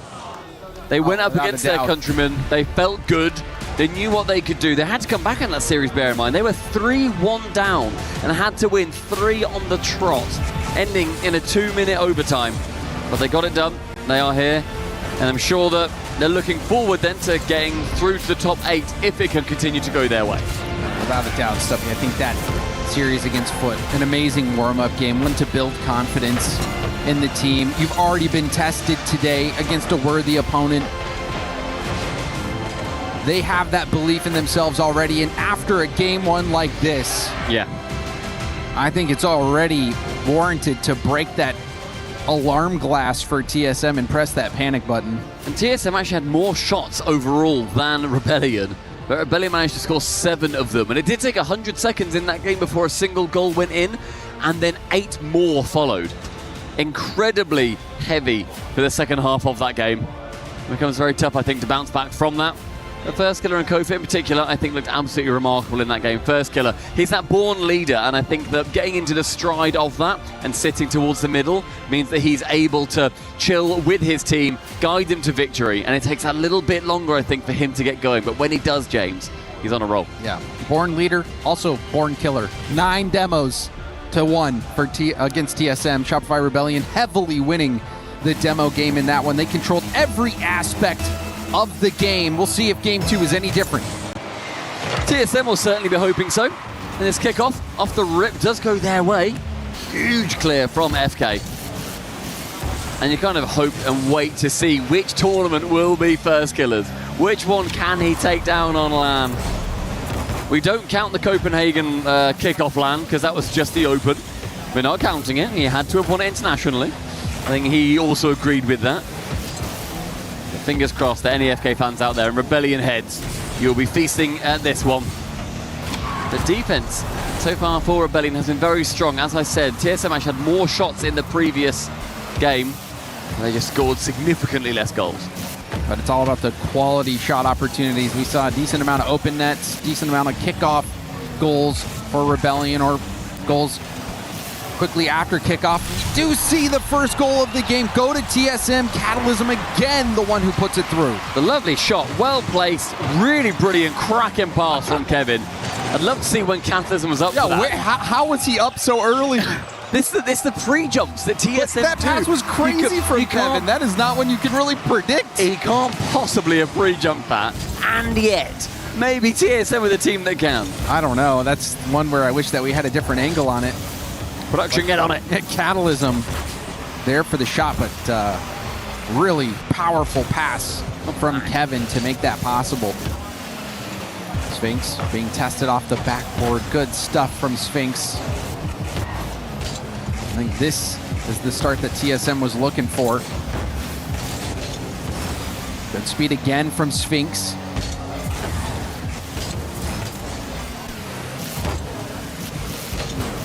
First minute and a half has been TSM with a lot of pressure. And typically they like to invite it, but I think the Rebellion maybe had a little bit too much for them in terms of quality that NRG just didn't have. Sphinx to the ceiling, does get shut down by Kofa midfield. If anything gets in the way of Catalysm, so he just has to boom it out of the way in the end. But with a lead after the first 2 minutes, TSM will think, oh, this is a lot nicer than being 4-0 down or whatever it was. Yeah, it was just before halftime. I think, they were down 5-1. That's tough. Much different game so far. Catalysm seems to be that shooter for TSM. LJ, though, We'll have a reset. Goes for a double reset. Bump attempt. Dodged by Kevin. But First Killer with a beautiful touch to the corner will also let him get that boost steal. The attack starting to build for Rebellion. Another 50 from Kofor is going to go back-to-back 50s. Ball across middle. It's awkward for ball 2. Miss. LJ, little lob towards net, and that hits off the bar. You can see the panic for TSM. That was 3 misses from TSM. And yet Rebellion couldn't quite get anything. Kofor sinks in top left corner, but then thanks to Psionic's gods, it bounces back out again. Oh my goodness. I don't know how TSM survived. TSM still preserving this 1-goal lead. I wonder if it's going to continue to be Catalysm, who has been not only a top goal scorer on his team, but across the entire tournament. Currently sitting in 2nd in goals per game. Catalysm really having a wonderful event. I mean, he's had such a fantastic couple of years, moving over to APAC and competing there. He's shown off what he can do. Being part of this top team, I think, has done an incredible job for the region as well. I really like seeing APAC succeed at this level. So if you're 2/3 of the players being from APAC themselves as well. Catalysm, chance to get it round 1. FK didn't like that. The Sphinx did. Gets a shot on target. Kofor back into the corner. Still this lead being held. Feels treacherous for TSM. It feels wibbly-wobbly, like they're walking a tightrope bridge. But the lead does stay firm for now. Rebellion, where has the offense gone? How many goals did they score last game, and now they can't get one? They used them all up early, James. I guess so. As we approach this final minute, this single goal from TSM, enough to maintain the lead so far. Ooh, that's dangerous. It's the fake low as well. Sphinx had to make very vital contact. We sneak into the final minute. FK with a 1v0 until the final man dives home and First Killer kicks down the door. Great stuff from First Killer. Not going out of the play, staying in the play with low boost. Gets the 50 on the goal line, generating a goal out of nowhere for Rebellion. And that's what you want from First Killer too. Just keep that initiative. Know what you can do with low boost. It was TSM thinking they were safe for a second. How silly. There's always more players coming through. Sphinx, redirect opportunity. Passes, Catalysm, backboard, opportunity for the double, but shut down again by FK. Great game from First Killer so far. That was a very dangerous double tap ball. First Killer breaking up that opportunity just on the back of getting that low boost goal. First Killer showing you why he is one of the world's best. Sphinx far too many misses though until Sphinx challenges. The crossbar is dented, as are the egos of TSM. An opportunity potentially gone missing. 10 seconds. Who's pre-jumping for Big Kev? It's going to be Catalysm. No chance to get to it though. Sphinx bumped away from this into the orange half. The ball lingers and lurks. As does an attacker. Overtime in game number 2 found. See if kickoffs are any better for TSM. They do land a demo and see if they can get possession. First Killer, the hard 50. There's a miss as well. Sphinx will try to slow things down. Hoping his teammates can get back in position. Ball high up in the middle of the field. Sphinx, great speed to get that ball up to Catalysm. Catalysm, the double tap pass around the corner. TSM playing fearlessly. Huge clear from the back just to alleviate some pressure. Bounces out back middle again. Kofor dead centre of the net. Can the netball dive through? These opportunities, they are coming for TSM. There are moments that they can sink it, but the defense from Rebellion has been great and it continue to be so. First Killer clears it only as far as Kevin in his own half. Who's pre-jumping for him? That's normally what I'm thinking. Look to the skies, there will be someone. This time it's Sphinx on defense. Ball right back to LJ. LJ looking for Kofor, who has to half flip, also gets bumped a bit. Tries to stay in the play, but ends up getting the ball taken from him. Sphinx. Reset didn't do much. It's a battle in the trenches right now for this ball. Oh, LJ! When the game seemed to slow down, he knew where he could put this on such low boost as well. Sneaks it around Sphinx and Catalysm low boost, knows where it's going. Just about sneaks past his fingertips.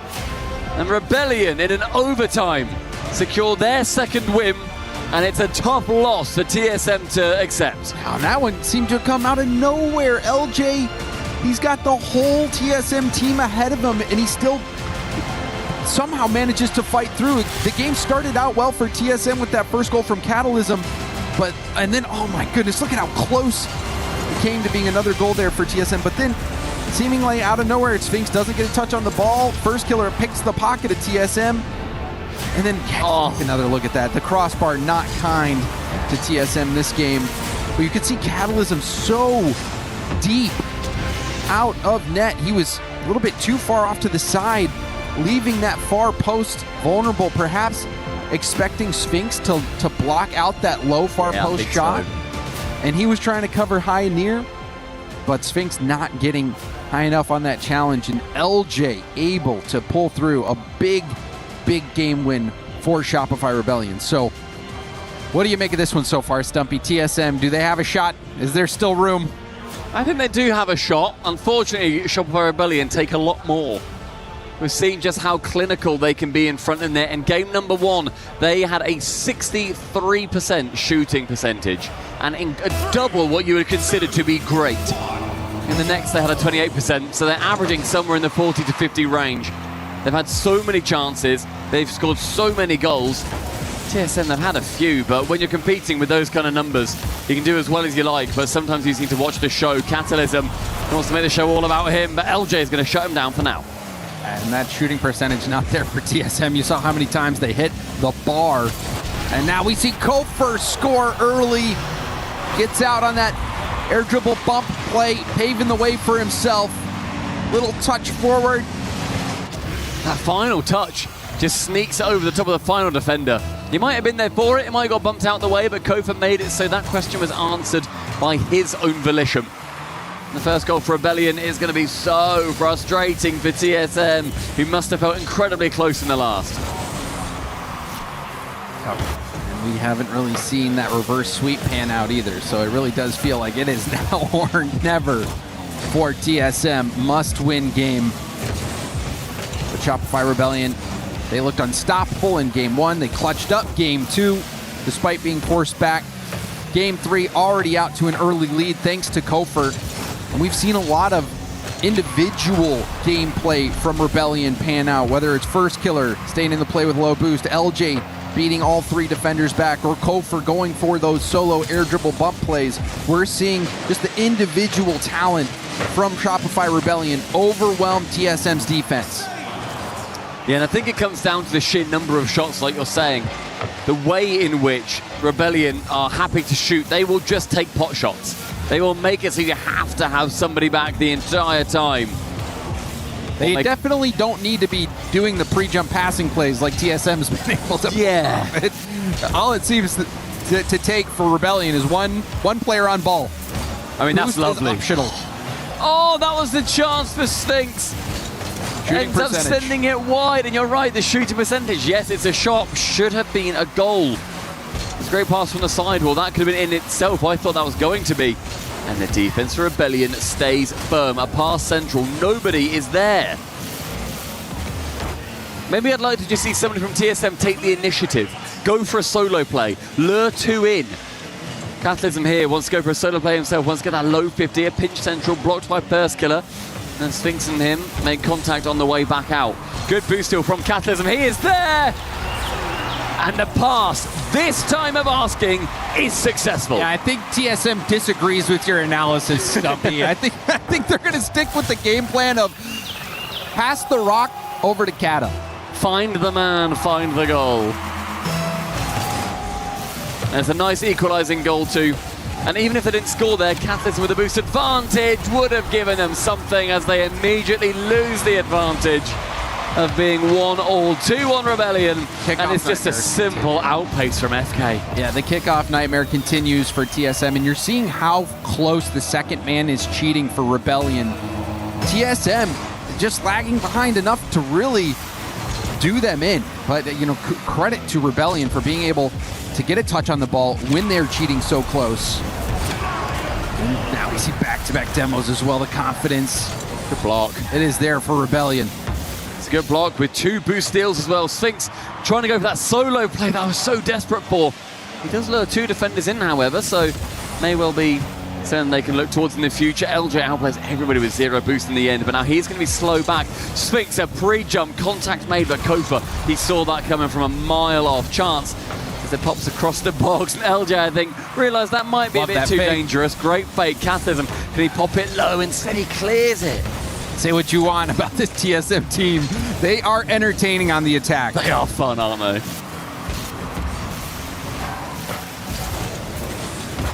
See if that can translate to a goal, though. Less than 2 minutes to play. TSM might be down by 3, or down by 2 here. The third goal going in for Rebellion. And that has got to hurt. You saw the double commit. Sphinx getting demoed on low boost. You knew this one was going to be going in eventually. Yeah, nobody's home at all. With Cathism and Kevin immediately jumping for that together, it really feels like a matter of time. And they just sped that process up, Rebellion. So 2 clear now. Where is the answer from TSM? I don't believe they've taken their time out either just yet. So they may well have a little bit of time to think after this game. LJ, another one. Shopify Rebellion. They are leaving TSM in the rearview mirror. It's getting away from them. In game 1, we thought that was pretty poor. That was where Rebellion really put their stamp on this series, and I think also after losing the overtime in game 2, it has to get to you, especially when you're slamming the crossy B at times too. The Sphinx only goes as far as FK. James, we approach 1 minute left, and it does feel somewhat inevitable for the Rebellion. At least in this game. We saw R8 make a valiant fight back, but the reverse sweep has been elusive, to say the least, here at the Esports World Cup. And that is going to be the position that TSM will find themselves in. But for Shopify Rebellion, you just look at what they've been able to do in this series, and just on the day, this is a confidence builder going into the playoffs, without a doubt. Yeah, I think as well, like, you know, coming into this series, as we mentioned, they did beat Foot. They had to not full reverse sweep them, but they had to win 3 in a row. So just being able to realize that you can do that, you are still this kind of team after being knocked down by NIP earlier on. And they're going to be feeling good, and I think that these kind of wins is going to be bolstering their belief in themselves too. Now it then, you know, if they do then get the next win, because we, in the first 3 games with Carmine Corp earlier on, they ended up going to 7 against R8. And I thought, after those first 3, oh, we're getting a 4-0, you know? TSM still have a chance to come back in this. There's still opportunities. There is a lot of light that they can take from these. However, with each game win, with each goal scored, it becomes a lot harder to see that at the end of the tunnel. Yeah, I was going to say, maybe a glimmer. There's maybe a glimmer. It's like a candle 2 miles away. Yeah, you can see it. But I don't know how much light there is. TSM, they have been beaten down once again by Rebellion. The kickoff woes continue.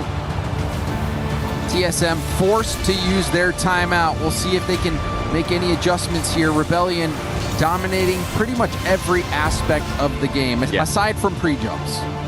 Yeah, sure, yeah. Pre-jumps, we can put them firmly in TSM's corner. If the metric to win tournaments was pre-jumps, my goodness, James, TSM would be multi-time world champions. Unfortunately for them, they do need goals to go alongside it, and they need those little pips underneath their names, of which Shopify are farming. And they've got 3. So 1 more is going to be sending them through to the top 8. Shopify Rebellion in the driver's seat. TSM, they had that result against the defending world champions NRG. Surely that was a little bit of a boost, but now they find themselves in the hands of another North American Titan, and they have not been faring so well. They will have to reverse sweep in order to make it through to the playoffs. We've come close a couple of times to that, James. You're smirking, but we have. It's pretty close. At this event, we've seen a lot of attempts come so close. Could it be the first? But fall short. Could it be the first, mate? That's what I'm after. The issue is, when Rebellion are in front of the net, they have been completely clinical. 48% shooting percentage, shooting almost double the average of every team in this competition in this series. They are not letting their opportunities go amiss. When they take a shot, it is about 50-50 chance whether it's going to go in, which is absolutely unbelievable. And maybe TSM just need to sit back and accept a bit more pressure and then go for the counterattacks. Because ultimately, Shopify Rebellion are feeling confident. They are feeling happy with how they're playing. They're going to be more likely to overcommit. Have they so far? Not necessarily. But they're going to be more likely to overcommit. I think they can try and accept a bit more pressure and then go for the counterattack. Ultimately, see what happens. Otherwise, you might just lose 4-0 again. Do you know what I mean? You might as well throw something different out there. Yeah, you've got to. You've got to, because their back is against the wall. TSM have to get this win here and now. Otherwise, Rebellion was there. No, what just happened? For goodness sake. What just... That's one of those plays where you're like, was there a pause called? No, okay. TSM, we're trying. We're trying to big you up here. Well, in their defense, Stumpy, you said you got to try something new. That time they tried not going for the kickoff at all, and that also blew up in their face. And in their defense, unfortunately, there was no one. Well, Rebellion, they start game number 4 with a 1-goal handicap, which is fun, which is good for them. That already happens in Rocket League. But the kickoffs for Rebellion have been absolutely going their way at essentially every single time of asking.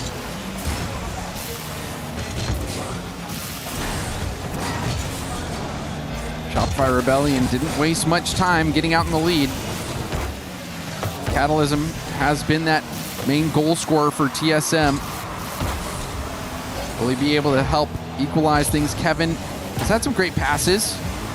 Sphinx also some very good beats. You saw the mechanical excellence out of him as well. Even for TSM, if they don't manage to take the whole series, even just a game, help save some face. They deserve a game after, like we've said, they've gone through NRG. They beat NRG. Unfortunately, they're going to be conceding another goal here as Sphinx is positioned a bit too far out. I think it was Catalysm trying to find him. Sorry, it's Kevin. Yeah, that's trying to find that's somebody. Tough for Kevin. For Kevin, the one thing you don't want to do is pass it out on a bounce pass to the opposing team when you have no one back. That should be a coach. That was awesome. Well, I mean, I've played enough ranked. You've done that enough times. I've done it enough times to where people grill me for it. So if you're gonna bounce pass a mid, make sure someone can at least get a 50. And this game continues to go wrong for TSM. It started out a little painful, and I think we're getting to the point where you are sprinkling some salt into the wound. Now is the time to have a little bit of fun, TSM. You're in your last, you're in your last game of EWC 2026. You're getting bumped, you're getting harassed. You are subject to an incredible Shopify Rebellion. Try and do something crazy with it. Let's get weird in here. They'd already tried that. Pre-jump more flip resets. In the first 2 seconds of the game, they tried to get a little weird. It did not work. But there, finally, a kickoff does result in some possession, but Kevin couldn't find that first touch. Ends up losing the ball. And now another Rebellion attack potentially shaping up. First killer doesn't need to rotate out. Shopify Rebellion do give one up here. Kevin will score it. That's one. The march back starts. That's one, James. What starts with what journey, whatever, something kind of saying, starts with 1,000 miles or whatever. It's one footstep. I have no idea what you're doing. One footstep, James Watt, and that's the first footstep of 1,000 miles or whatever, which also could be 4 goals. Could it be 2? You know, Stumpy, you've had better lines than that. I'm not going to lie. I don't know, man. Nice little flip reset. That's the mechanical excellence. Next goal! What comes after step number 1, James? The next step. Thank you. And TSM take it. Sphinx showing you his mechanical excellence. Lovely flip reset. Really puts the defense out of position. And so this game went from out of hand to now possible for TSM. But normally, Stumpy, 3 goals is a tough one to come back from. I think 3-goal lead, over 90% of the time you still lose. Once you get to a 4-goal deficit, it's almost impossible to come back from at this level. But TSM have managed to cut down the lead quite quickly. Yeah. I mean, getting 2 in that quick succession with a chance for another. Kevin nearly the opportunity, or he had the opportunity, nearly the ability to get it on target. Couldn't quite stretch it. and they have to play out far. And this is not what they typically like to do, TSM. They're not that kind of aggressive team that will happily take the pressure to their opponent. It's going to be tougher, but possible. LJ with one big save. Sphinx removes Kofa from the pitch. We're now under halfway through this game, and 2 goals is genuinely extremely possible, and I did not think I'd be saying that. Oh, Kofa showing you his speed. Was this a break jump as well? It was so close to LJ's timing on that tap. Kofa was as fast as you could be on that play. And that is an insurance goal for Shopify Rebellion. Yeah, 3 makes it hard now, unfortunately. 3 kind of stops a lot of the momentum that TSM had. But there's still a chance. A good idea to go for a bump there from Kevin, but the ball didn't have quite enough speed to wrap itself around the side wall. Giving his teammates an opportunity for a tap in. Kofa misses, so FK comes in to spare his blushes. Good idea for a bump. And an overcommit very briefly, but no boost for TSM makes this harder. Tapped round wide, ends up on target, but LJ, nice competent clear. And it's going to be open at the other end. Wow. And if we have not seen that goal 5 times this series look, already. First Killer doesn't have a lot of boost. LJ doesn't have a lot of boost. And you're going to let him do that? A quick 1-2 counterattack, full field play. TSM again getting caught out. That is the killer instinct from Rebellion. They are spotting these overextensions and really punishing TSM so badly. And this game has now turned into a victory lap for Shopify Rebellion. It did feel like there was at one point a bit of a chance at 2-4. Unfortunately, 4 goals to bring back in 90 seconds when TSM have barely scored that amount in this series so far. They will be a step too far.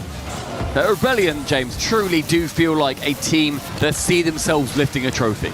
Without a doubt. And also it makes me wonder, what is the limit? What is the ceiling going to be for NIP as well? True. But for Rebellion, they do survive. Well, what comes after step number 2, James? Step number 3? Step number 3. Nailed it. What's step number 3? That goal there, pal. Where all 3 of Shopify Rebellion, they get themselves in the air. TSM make them look silly. Keep on walking, boys. All you need to do is get to step number 7. Keep on marching. I don't know if we've got enough time for that. Final minute remaining. Shopify Rebellion looking to get their 7th goal for the 2nd time in this series.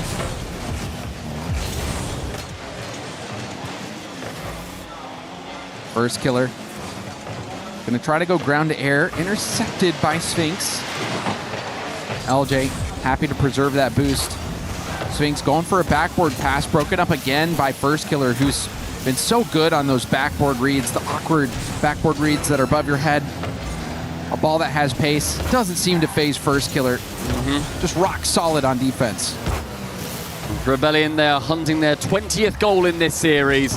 It's going to be right there as First Killer sinks it. And will be sending TSM home. That is his hat trick. And he's got a lot more of hat tricks up his sleeve. Shopify Rebellion with 10 goals in this final game, 7 goals in an individual game twice.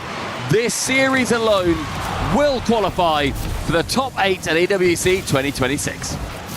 Wonderful performance from Shopify Rebellion for North America. It's a shame that they had to go through another NA team in the previous round, but they are carrying that North American flag with pride here and really making a statement against TSM. This one was not close.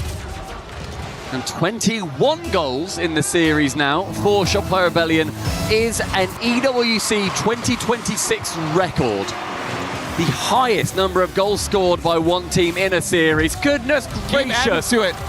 Call it 22 and call it Shopify Rebellion. First Killer certainly calling game and match with that. Adding on to the record for most goals scored in a single series, Shopify Rebellion obliterate TSM. But TSM have got a lot to be proud of at this tournament. They went through NRG. They gave everybody so much hope. It's such a shame that they weren't able to then get a single game win afterwards. 3-1 versus NRG. then they fall 3-0 to Vitality and 4-0 to Shopify Rebellion here. So they've got a lot to think about, a lot to be proud of. The best result that TSM have seen, the best result that Kevin has seen at a LAN. They have to be proud, but Rebellion even prouder. Without a doubt. Rebellion, they've secured their spot in the playoffs. That's the goal. That was what you were playing for in this stage. Shopify Rebellion getting the job done. First killer taking a bow, and rightfully so. That 0-second goal, adding on to a record, that was style. It almost felt like he had about 3 0-second goals in that one. When we were saying about the record, they scored 2 more on top. An incredible performance from Shopify Rebellion. A lot to be proud of. CJ, I'm sure, will rub it in everyone's faces. First killer is here to tell us how they got it done. And Shopify Rebellion takes the W here on this stage. And I'm joined by first killer Jason. Congratulations for this win and for moving into the playoffs, of course. First question I wanted to ask you is that it feels like you guys are a little bit in between. You're not too fit, but you're not, underestimated either. So where do you see you guys? What do you think are your strengths going to the playoffs? I honestly think our strengths are like our communication and like our team play. Like we can be very aggressive if we're feeling it. And yeah, I mean, we aren't rated like the highest, but to me that doesn't really matter. Like we in scrims, like we do pretty well, and I know if like we play our game, like we can be the best or one of the best. So I mean, it's just gotta play with confidence. Yeah, the odds are for the social media yappers and us analysts on the desk. So, for you guys, of course, it does not matter. Donc, première question, vous êtes un petit peu dans un entre-deux. Vous n'êtes pas sous-estimé, mais en même temps, vous n'êtes pas trop craint. Comment est-ce que tu vois ça? Où sont tes forces? Franchement, notre team play, notre com, en scrims, ont joué extrêmement bien. Je pense qu'on peut être une des meilleures équipes du monde. Donc, forcément, ça, on s'en fiche un petit peu aussi des prédictions. I would like to know what you enjoy about these lands. Traveling around the world, being on the other side of the world and getting to play Rocket League, in front of crowds, this kind of stuff. How has Paris been for you? Paris has been amazing. I mean, I always love competing in front of a crowd, and especially a French crowd. I think they always bring that energy that's like amazing. So I love it so much. And I think they love you as well, of course. We have some French fans cheering for you here. Donc ouais, qu'est-ce que tu penses de Paris? Est-ce que tu aimes jouer dans des grandes LAN comme ça? Franchement, c'est incroyable. Paris, j'adore. Je suis très contente de jouer devant un public comme ça et surtout devant un public français qui donne de la voix. And talking about French crowds, I want to ask you about French teams. We have the big 3 here in Paris that made it to playoff: Gentlemates, Vitality, and KC. Which one's the best? KC for sure. Oh, you're gonna get booed by the Gentlemates fans on the side of the stage, but of course they won the major. It makes sense. C'est qui la meilleure équipe du Big 3 en France? KC, Vitality ou alors Gentlemates? C'est la réponse. C'est évidemment Carmine, and being amongst the best in the world allows you to go to the key crush with me. Jason, let's get it. I know TSM tried to give up a good fight, but you guys were just too strong. Excited about it? Sorry? Are you excited about crushing the key? Yeah, of course. Okay, let's get it. Our key master is going to walk you through how this works here in Paris. Shopify Rebellion represents proudly the NA region as first killer gets to crush the key. From TSM here at the STC Arena, Shopify stands strong.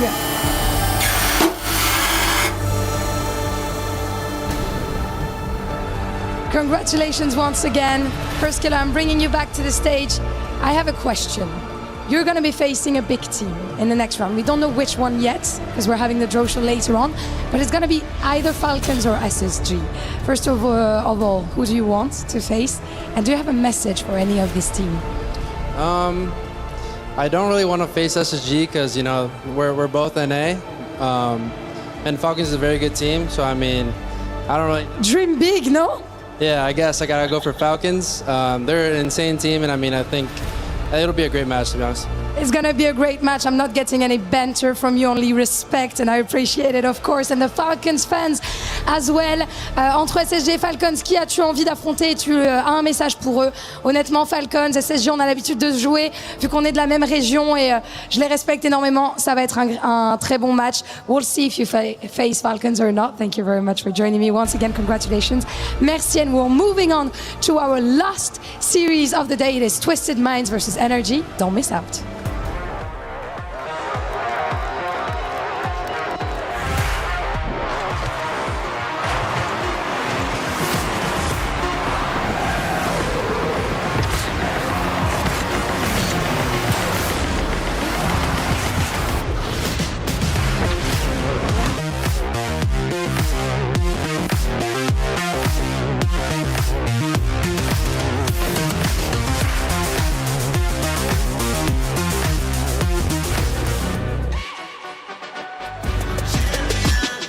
This ain't no regular thing. I came for the ring, you know what I mean.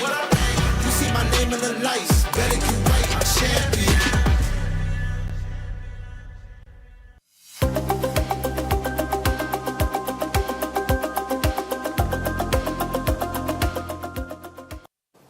Ginny here with Lauren because as we promised, we're going to give you a club championship update when it comes to PUBG Mobile. 4 games of the first day of the finals have already been played. Where's Vitality at? I'm glad you asked, because when we checked in last time, they were in 10th. They've managed to move up the rankings just a little bit, now into 6th. While that happened, that also means Aurora dropped down from the top of the leaderboard into 4th, because we've had some couple good performances out of non-CC teams like E-Arena and Tianba, so it's shaken things up a little bit, but like we said, still lots of matches left to go, so we don't know how it's going to play out yet. All right, well, thank you so much for that update. That's it from us.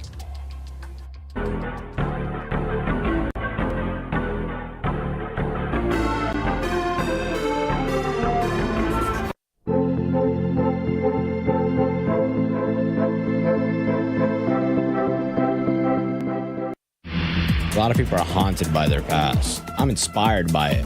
They're not just playing for themselves, they're really playing for their entire family. They have defeated their demons! They have crushed the curse! He thinks he can come in here and play my game! Let's go. He knows nothing! Let's go!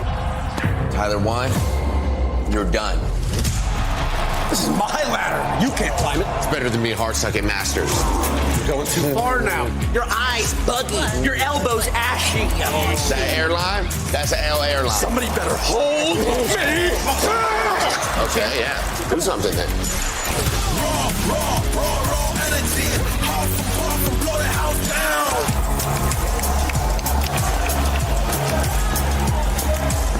You look nervous. You look short. Everything's good? Mm-hmm. Fight.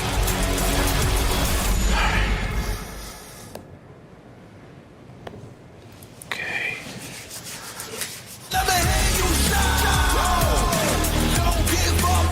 Do you really need the wraps?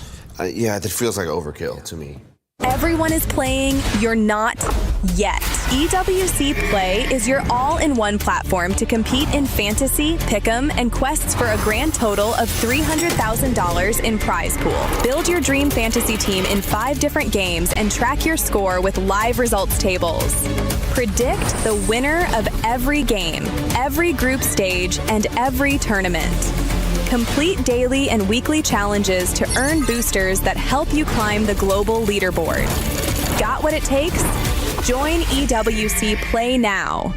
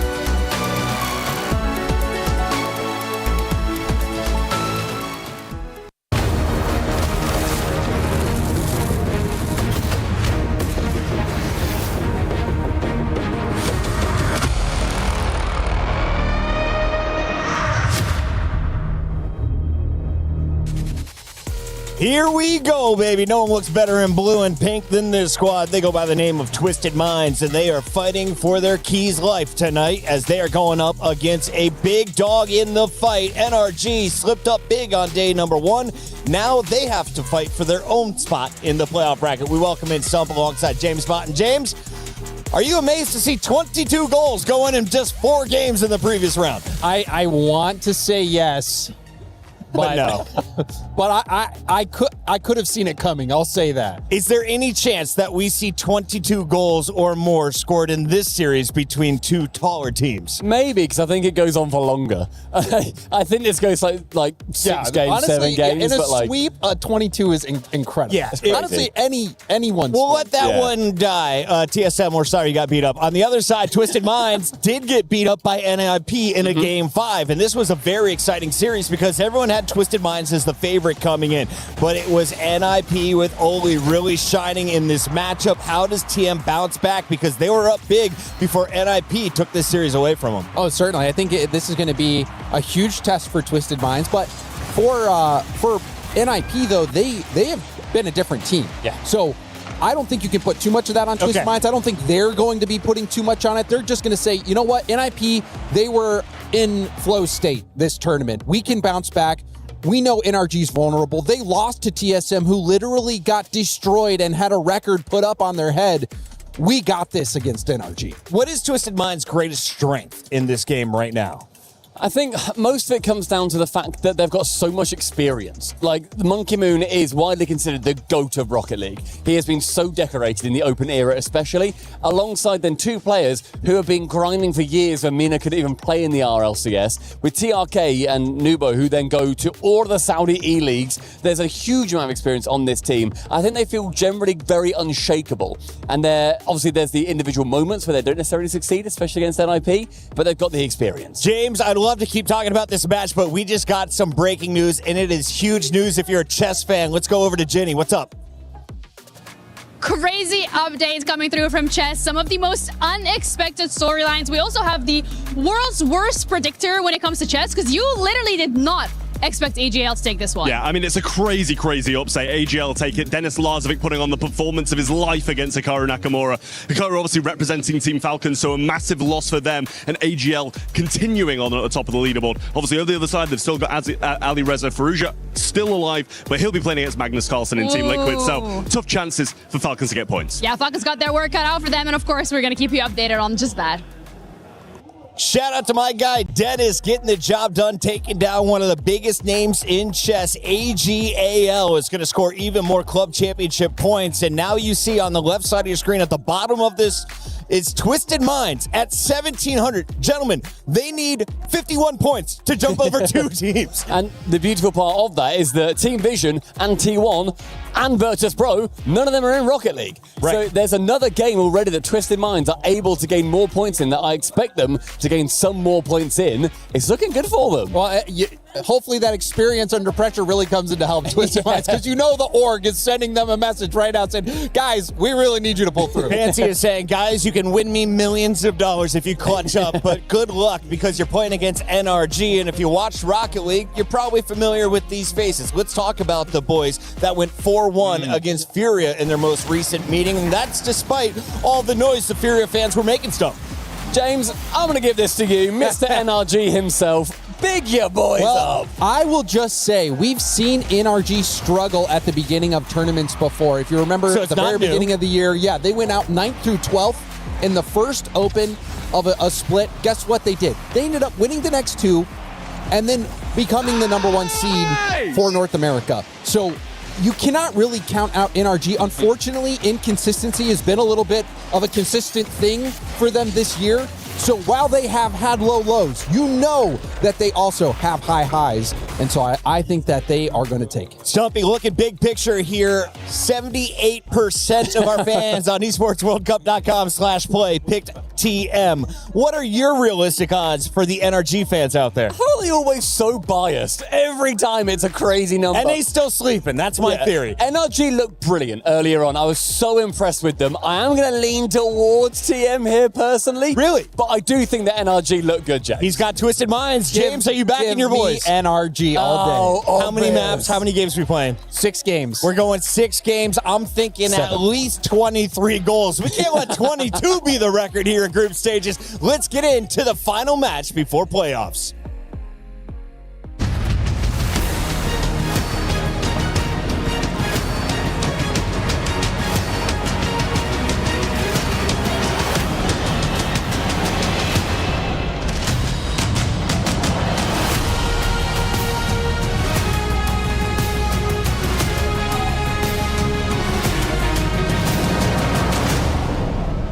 Mesdames, messieurs, les équipes qui étaient favoris aujourd'hui ont toutes répondu à l'appel. Mais il en reste 2. The teams we had question marks on all answered today, Ian. They did, but there's one more question that needs to be answered here on the stage. Now, a lot of the teams that we expected to make it to the quarterfinals have done so, but we've saved the best till last here at the STC Arena. 2 teams that you would have expected to make the playoffs, but someone has got to eat an L here. Oh yes, and I'm wondering whether the fans still have the cardio for this game here at the STC Arena, because no matter what the outcome, no matter what happens, it is gonna be a banger. And for one of these 2 teams, if they win this series alone, they will jump up the Club Championship standings. So there's a lot on the line here, Lou. And I think you all know their name. It is Twisted Minds!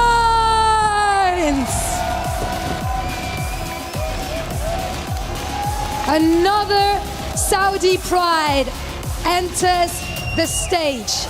Proud representatives of the MENA region here in Paris. They are not built for quiet exits. Paris major finalists. A team with enough mechanics to turn one loose touch into a disaster. You know his name. The French prodigy Monkey Moon and his brothers are ready for Paris. Looking to knock them clean out. It's NRG!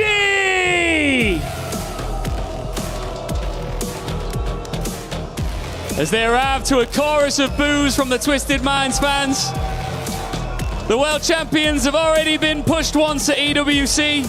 Then against Furia, they're pushed back. NRG are at their best when patience becomes pressure and one overcommit becomes 3 cars flying the other way. And this one carries weight beyond Rocket League. Top 8 keeps their club championship payday alive. Pink and blue, white and red. Choose your color before the last key of the day gets crushed. Let's get this show on the road. And while we've been on the road for a bit, we're near the end of it, at least for today. One last team gets a date in the playoffs tomorrow, achieves Twisted Minds and NRG. We casted NRG just earlier today, and boy, they looked pretty good. Yeah, much better than their initial showing against TSM, and Twisted Minds, of course, getting knocked down from the upper bracket. This one has a lot of makings to be a very long series, I think. NRG has obviously found a great step up back to where they expect to be, and I definitely believe Twisted Minds is a team capable of putting them through their paces. That being said, I'm not certain there's going to be a lot of goals. Thinking about NRG, I mean, they like to play all these tight, one-goal, very controlled games. I wouldn't be surprised if it's a lot of one-goal thrillers. Twisted Minds, coming into this, you have 2 players that are leading in goals scored at EWC. TRK at 51, and then Monkey Moon at 49. So it is a high-powered offense, and if NRG can thwart that, then their chances just may be pretty good. But Atomic has to be real frustrated, constantly running into Monkey Moon, and wondering when he'll finally get one up on him. Here's your chance to do it here, but I think this, I've been waiting for this ever since I knew the matchup. It's gonna be a banger. It does have all the makings. It better be a banger. If it's not, we failed you. Yeah. Well, we didn't fail you. They failed you. We're just telling you what's happening. We'll see what happens, I suppose. Only one way to find out. I'm wondering... The Ratatouille chef hat, you see that? On who? It was on the cam. You were looking at in-game because you are a studious analyst that is really trying to lock in, but I am looking at the goofy stuff. That's a high-quality place to look, though. If I've learned anything from Ratatouille, it's that anyone can cook. And I don't know if it was actually Ratatouille. It's just like a rat with a chef's hat on. So I just... Yeah, that's Ratatouille. Okay, just because you put a chef hat on a rat... It's in the game. That doesn't mean that he's Ratatouille. Well, it is. Okay, well, that's fine. It probably is. Ready for battle, Achieves? I am. I'm ready to see it. Me too. Players are taking their sides of the field. Last best of 7 of the day. Last playoff spot to be filled out here in the group stage.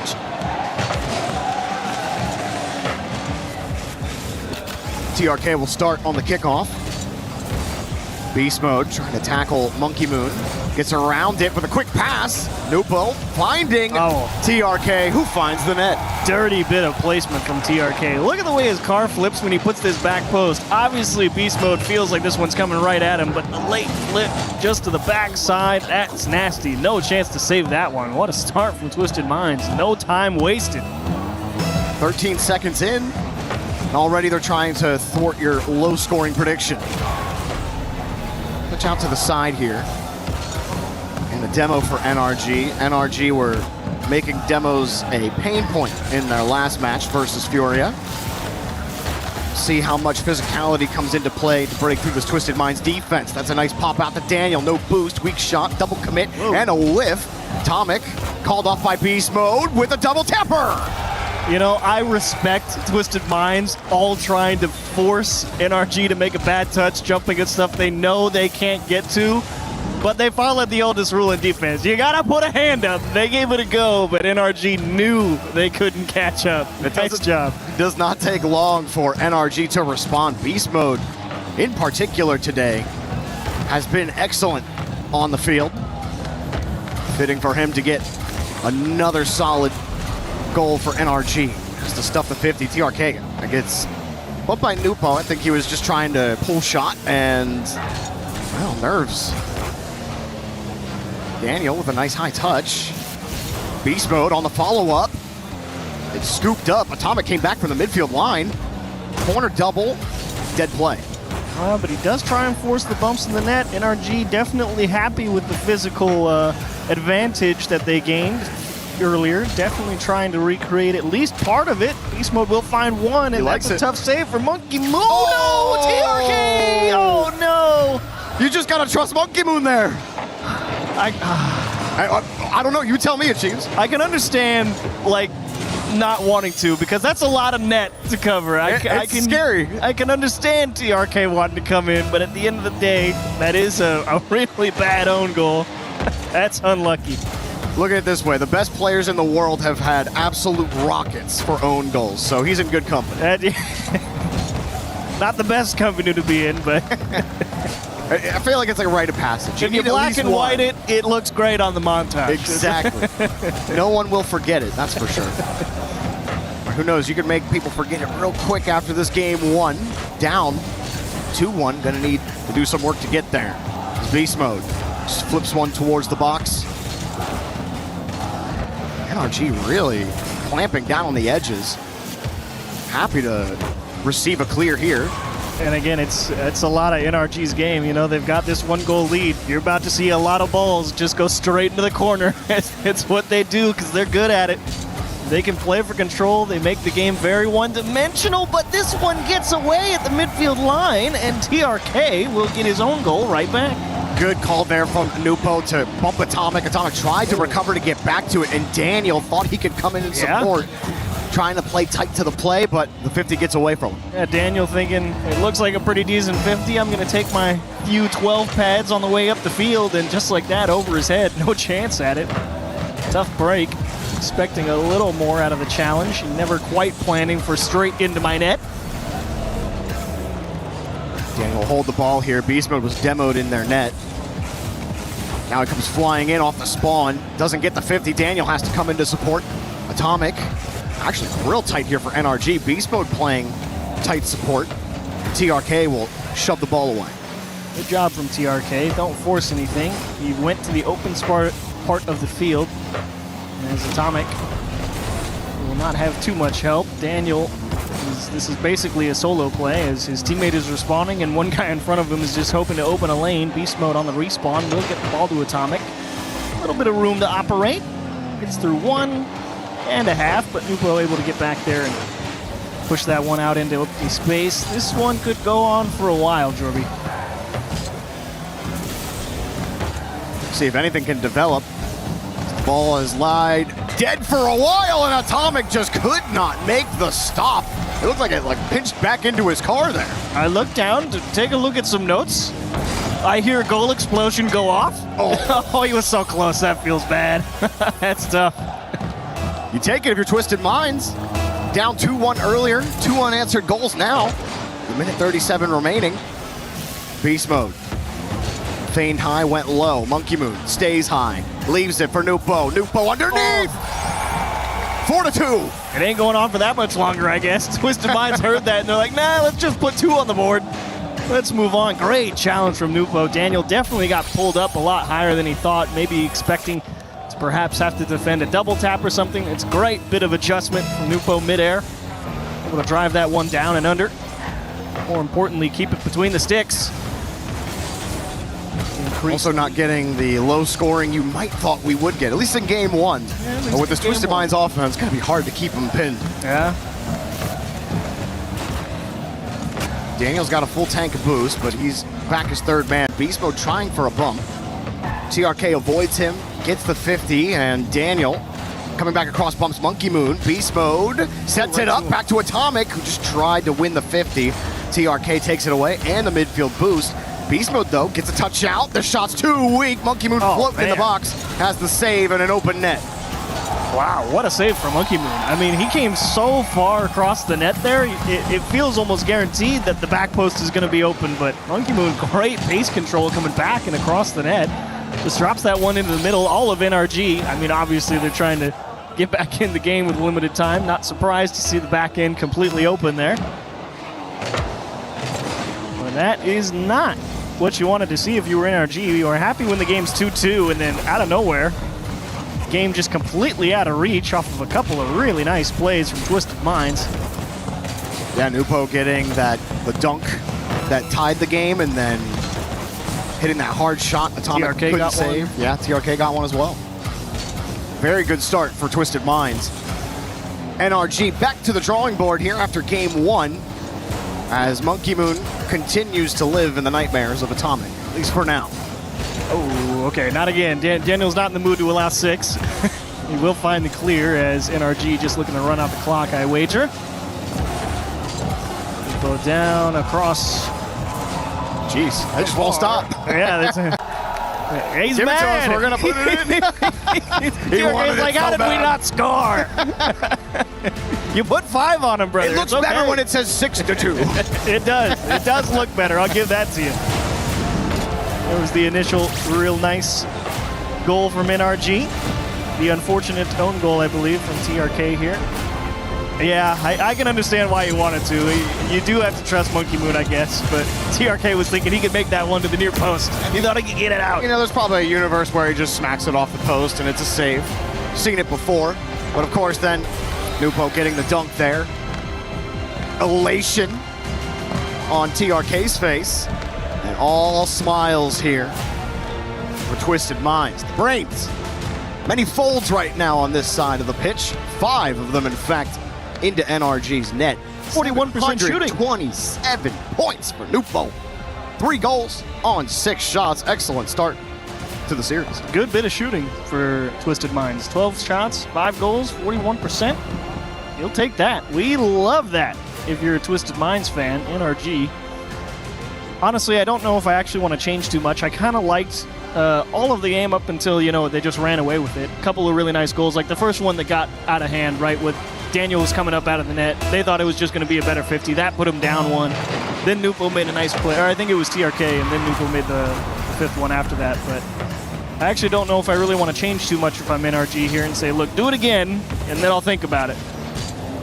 Now, as far as rotations go, the The difference in the rotations, at least in game one, Twisted Minds sticking closer together, 20% closer together in their rotation than NRG in game one. NRG, they kind of mix it up. They don't always play tight. They do like playing tight, but it's not law. Wait, this double tap. Oh, Nupo is online. 1-0. I loved the layering from NRG. Atomic forced Monkey Moon to give up the ball, but what a pickup from Nupo. And Beast Mode defending high. Daniel trying to defend low, but a step too slow. Nupo with authority. That's the difference maker. Pace on the shot. Tight to the net. Great power. Yeah, I don't know who thought it was a good idea to put TRK and Nupo on the same team. It's not fair. Crazy stuff as Daniel. He'll give you one right back. There we go, 1-1. Oh, man. What a goal. Beast Mode just floats it up for him, says, go make something happen, Dan.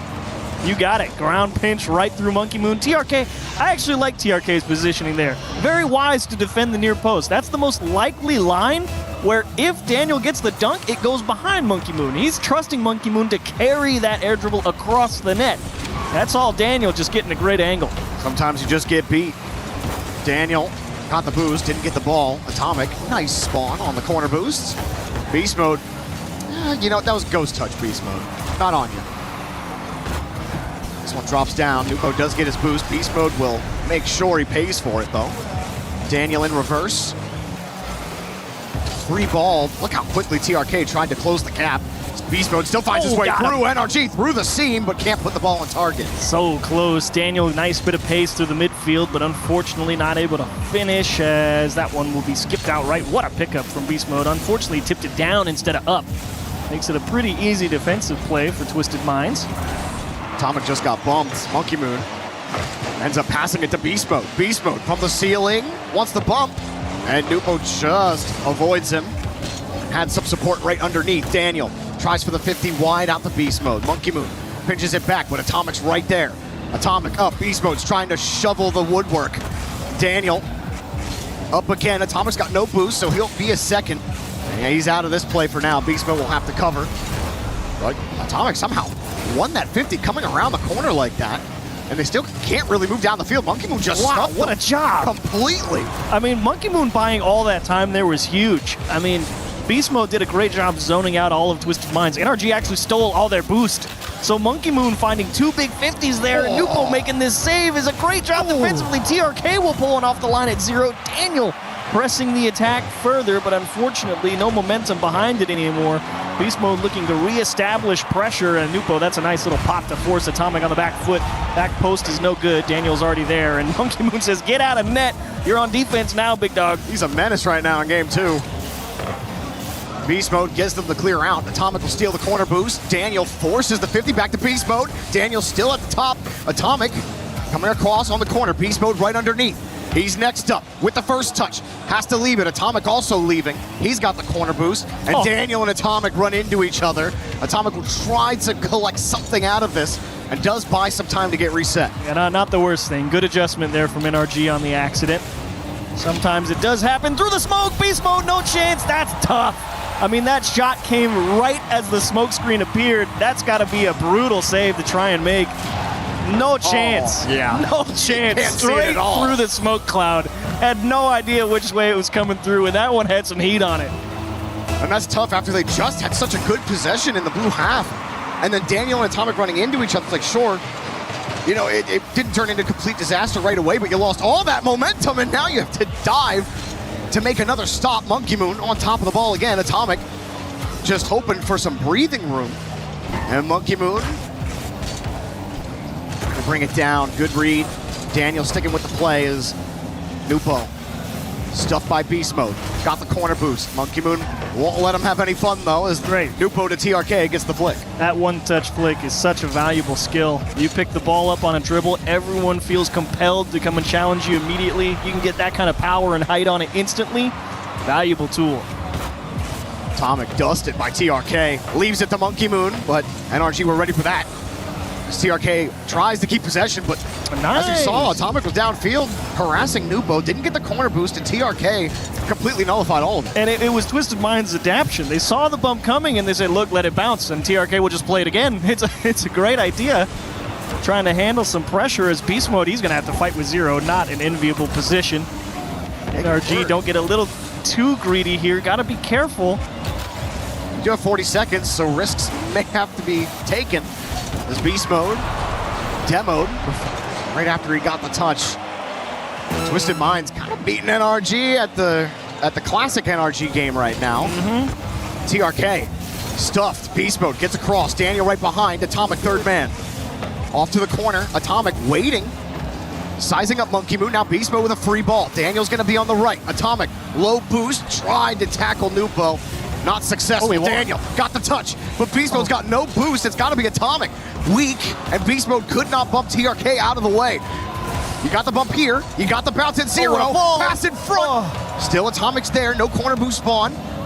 TRK's on this ball. Oh, no. Decides to go. He gets a little flip out. There's no boost for NRG right now. There's no way they get this.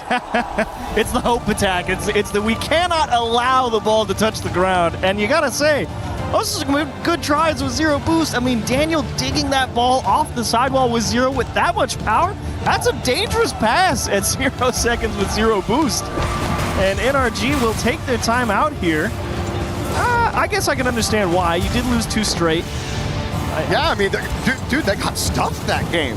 Like, Monkey But it was relatively even. I mean, you look at the scoreboard, it's 4 shots to actually 5 shots for NRG. But as we both know, stats only tell a part of the story. This is true. And one thing the stats don't tell us is how many times Monkey Moon stuffed NRG on the 50s. How many times he bumped Beast Mode in, like, contextually in a situation where they would have had Showing an advantage. The difference between a 2-time world champion and 1-time world champion. Is that what you're saying? You mean 3-time? Even better.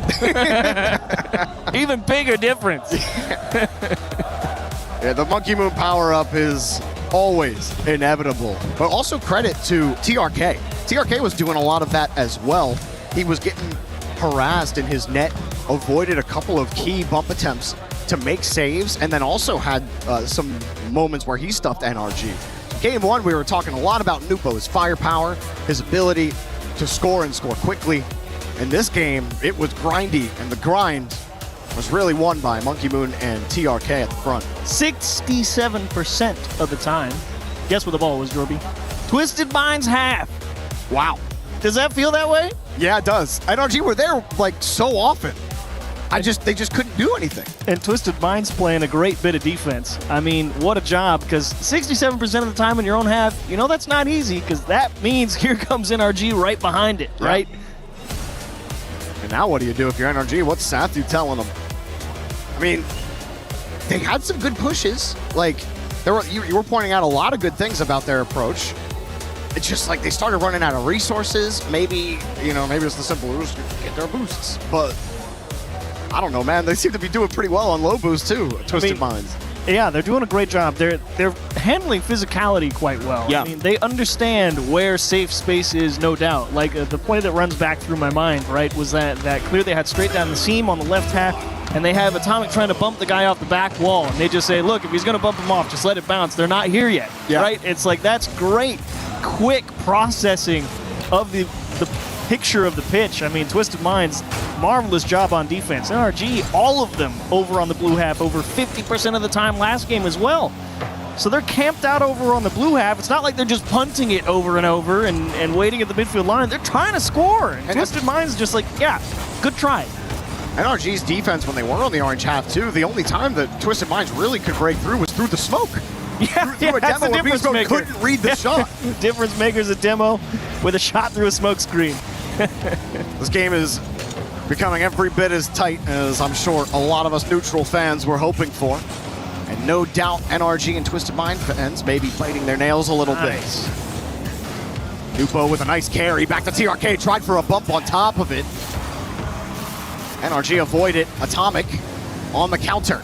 TRK back into safety, forcing Daniel to have to work from the corner. And Beast Mode now in time-buying mode as Monkey Moon just avoids him and gets the touch out. When Twisted Minds are beating 2 NRG cars every time, like NRG, it's just so hard to build momentum that way. I want more height out of NRG's touches. not necessarily because they're not getting enough, but it's just height adds flexibility. Like this flip reset from Atomic, right? Yeah, it's a great pickup. Yeah, it's a good attack on net, but it's too low. It's too easy to save. There's not enough vertical pressure. This one's come straight back down off the backboard. See, you throw the ball up, good things happen, Jordan. It's a rare gap as well. I think TRK left to go get boost. Atomic was also chasing him. So if TRK doesn't leave the net, he's probably getting bumped anyway. And that left a small gap that we haven't really seen in the net from Twisted Minds. A great job from NRG and a good pass from Beast Mode as well to set it up. Good bump on Beast Mode. Here's Atomic. Can you drive it all the way home? Yes, you can. The kickoff will go in favor of NRG. Great job to come back here in Game 3. Start setting the tone early. This time a little bit of cushion. Beast Mode getting some payback on Monkey Moon, who was shoveling him and scraping him off the side walls, the back wall, all of Game 2. And Beast Mode deletes him that time. Opens up an opportunity. 2 quick hitters for NRG is huge, considering how the last game went.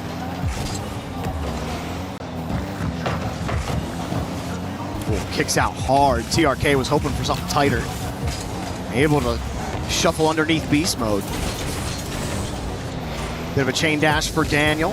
Whifty. Works out for NRG. They get some time. Daniel gets the corner boost here. So here we go again. Oh, maybe just straight in. In the blue half, just saved.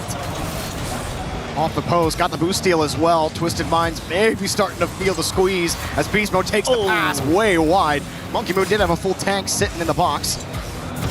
Twisted Minds get a chance to break. Well, quite shootable there for Beast Mode as Nupo actually, I think, wisely not wasting too much boost there. It's been a fight with physicality and a lot of boost steals. I think Nupo just knew that even if he tried to take that one all the way to net, he was just going to end up stranded on the other side with not a lot in the tank. Decides to take the best bet he can find off the floor as this is a pass across the box. TRK will pick it up with 0, and this is a great job of hesitating. You don't need to press the attack just yet.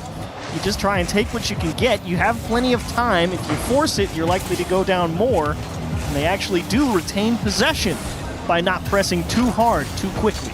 Good pickup here from Nupo. Back to TRK. Was off the post, but a great pass on the recovery. Monkey Moon couldn't find a target. There's no boost for him to steal either. He'll take the midfield as NRG move back to the blue half. Atomic up high. The other midfield boost taken by Daniel. Atomic needs time. Beast Mode also needs time. Daniel gets the bump and he's beat. Atomic just makes the stop. Rebound denied nice as well. Job. Second save for Atomic in a row. Great job on the goal line considering the double flip reset pass from Twisted Minds. A beautiful effort, but ultimately not enough. And Beast Mode wins a big 50. Monkey Moon sees a little bit of green grass in front of him and is promptly removed, saying, great, good try. Beast Mode just hit that right into TRK. And now a double commit. Atomic thinking he had a play. Daniel beat. Beast Mode looking downfield, top of the box. Drops down. Twisted Minds won't give NRG anything to look at. Another clear, but for all of the stability their defense has had, missed opportunities are killing them here in the orange half. Pass across. Monkey Moon's got a cut here. You do need to score 1. He elected to leave and pick up a few pads. Now here he is out of the corner. Nupo aiming bottom right, not quite able to squeeze it through the line. Nice job from NRG to slam the door shut. 35 seconds. NRG looks like they're going to hold on here. High hit again here from Atomic. Trying to buy himself space for boost, and now he gets the ball anyway. Beast Mode against Monkey Moon. Fake the challenge. NRG were a little wide on the rotation there. Couldn't immediately take advantage. Still, they have the ball, and they have a demo. Atomic bounces this up way high, and you're just happy to waste as much time as possible. But TRK lurking. Whoa! That is disgusting. You wonder why the guy's leading in the goal scored race. It's because he can do stuff like that. Oh, jeez. Opposite side of the ball with pace to the top shelf. Gives his team a chance. Can you find an equalizer now? You can't put all that effort in and not have a look at 0 seconds. What a kickoff. It goes right back to him. He's got no goal to seal. Oh, he missed the pass. Almost. But Monkey Moon couldn't get it out to him. The ball will drop to the ground, and NRG are in the series. Someone saved that kickoff. That one's worth looking at again. Double fake. They both split for the side boost. They get the ball rolling straight back to the corner. And the plan was pinch up the right side, go across the ceiling to Nupo and into the net. I love that idea. When you need one, that's what a game plan off the kickoff. I love that. Well, both of these orgs, Twisted Minds and NRG, they've only played each other twice, and it was last year, 2025. Both of those series went the distance. So, maybe we keep some trends going, eh? NRG, I think, just glad they got that kickoff goal, and Nupo, great save on that shot. You thought for sure that was another goal. And TRK, this is a beauty. Yeah, I could watch that. I could watch that 3 or 4 more times. I'll probably get on Reddit later and watch it 5 more times. It's worth watching again. Yeah. Great shot. Great bit of shooting from TRK, but NRG do hold on. If only just. They're happy with the results post timeout. Absolutely. And not a lot of saves required from NRG. 5 saves total. The shot totals aren't ridiculous, but I just think the gameplay between both of these teams has been really fun to watch. The off-ball play of both teams is so, there's just so much going on between them, trying to counter each other and how they're moving around the pitch, really trying to utilize physical play, but having it be quality rather than quantity. That is an excellent point, Jorby. You say quality over quantity physical play. NRG in games 1 and 2, 12 demos. In games 3, 4. Hit downfield, Twisted Minds. We're really turning the screws on this NRG team in the first 2 games, but you knew that game 2, it was tight. NRG were, 67% of the time in the blue half. Now a little tactical fake. TRK will take it across, back to Monkey Moon, right into Atomic. Scary save, and Daniel, you was a little worried. Someone was right at the top of the box. That's why he jumped across, and then when he saw nobody there, he was hoping his teammate would go get it. Problem is, Atomic's still on the line with nothing. The only one who can bail him out is Beast Mode, and Nupo, great piece of shooting. Don't think too hard, just hit it hard. If they had boost in the net, they would have went to clear it. Just hit it hard and high, make him stop it. Well, Atomic had been denying all of Monkey Moon's opportunities in the last game and a half. He denied that one, but then Monkey Moon went right into the net and bumped him out and said, yeah, do it again. Atomic trying for the 50. NRG set up. Well, they were set up, but seeing Monkey Moon getting back to the corner. Beast Mode looking for a release, and he finds it in Atomic. Atomic quickly back to the ball, trying to read where TRK was gonna put that. Trying to get ahead of where he thinks safety is. Beast Mode trying to go down underneath on the touch. It's a good catch and flick from Atomic off the bar. Rebound for Daniel. Denied. TRK float. Thank goodness TRK just for whatever reason didn't believe that clear was coming through because that one was just going straight in, popped high and just wide. Beast Mode with a free ball here. Just kicked it. Did get back to it. Nupo will play with Monkey Moon here on the left side. Atomic gave it right to him. Nupo all by himself. 2-0. 7 out of the 10 goals now scored by him. Goal scoring machine this series. Atomic oh so close, but you're not keeping that one out. Too much power, too much cross face. Credit to Monkey Moon for setting that up. He knew where Nupo was. Drops it right in front of Atomic. Doesn't try to drive through the challenge. Says, sure, Atomic, you can think you're putting it somewhere your team can get it. Instead, you gave it to my teammate. Monkey Moon, really well played from him so far in this series as well. Daniel kind of stranded out in no man's land. He'll need just a second here.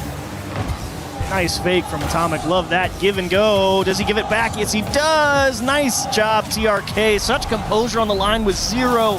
I mean, if they knew TRK had 0 boost, it was going in the net. But they had no idea. They tried to get fancy with a pass. And TRK just broke it up. Great job.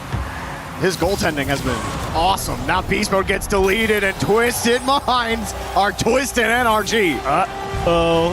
Does not feel good.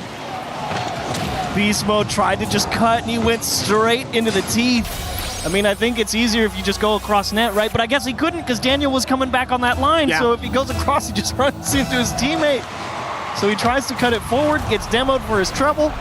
And just like that, NRG down 3 with 2 minutes. NRG feeling the struggle right now.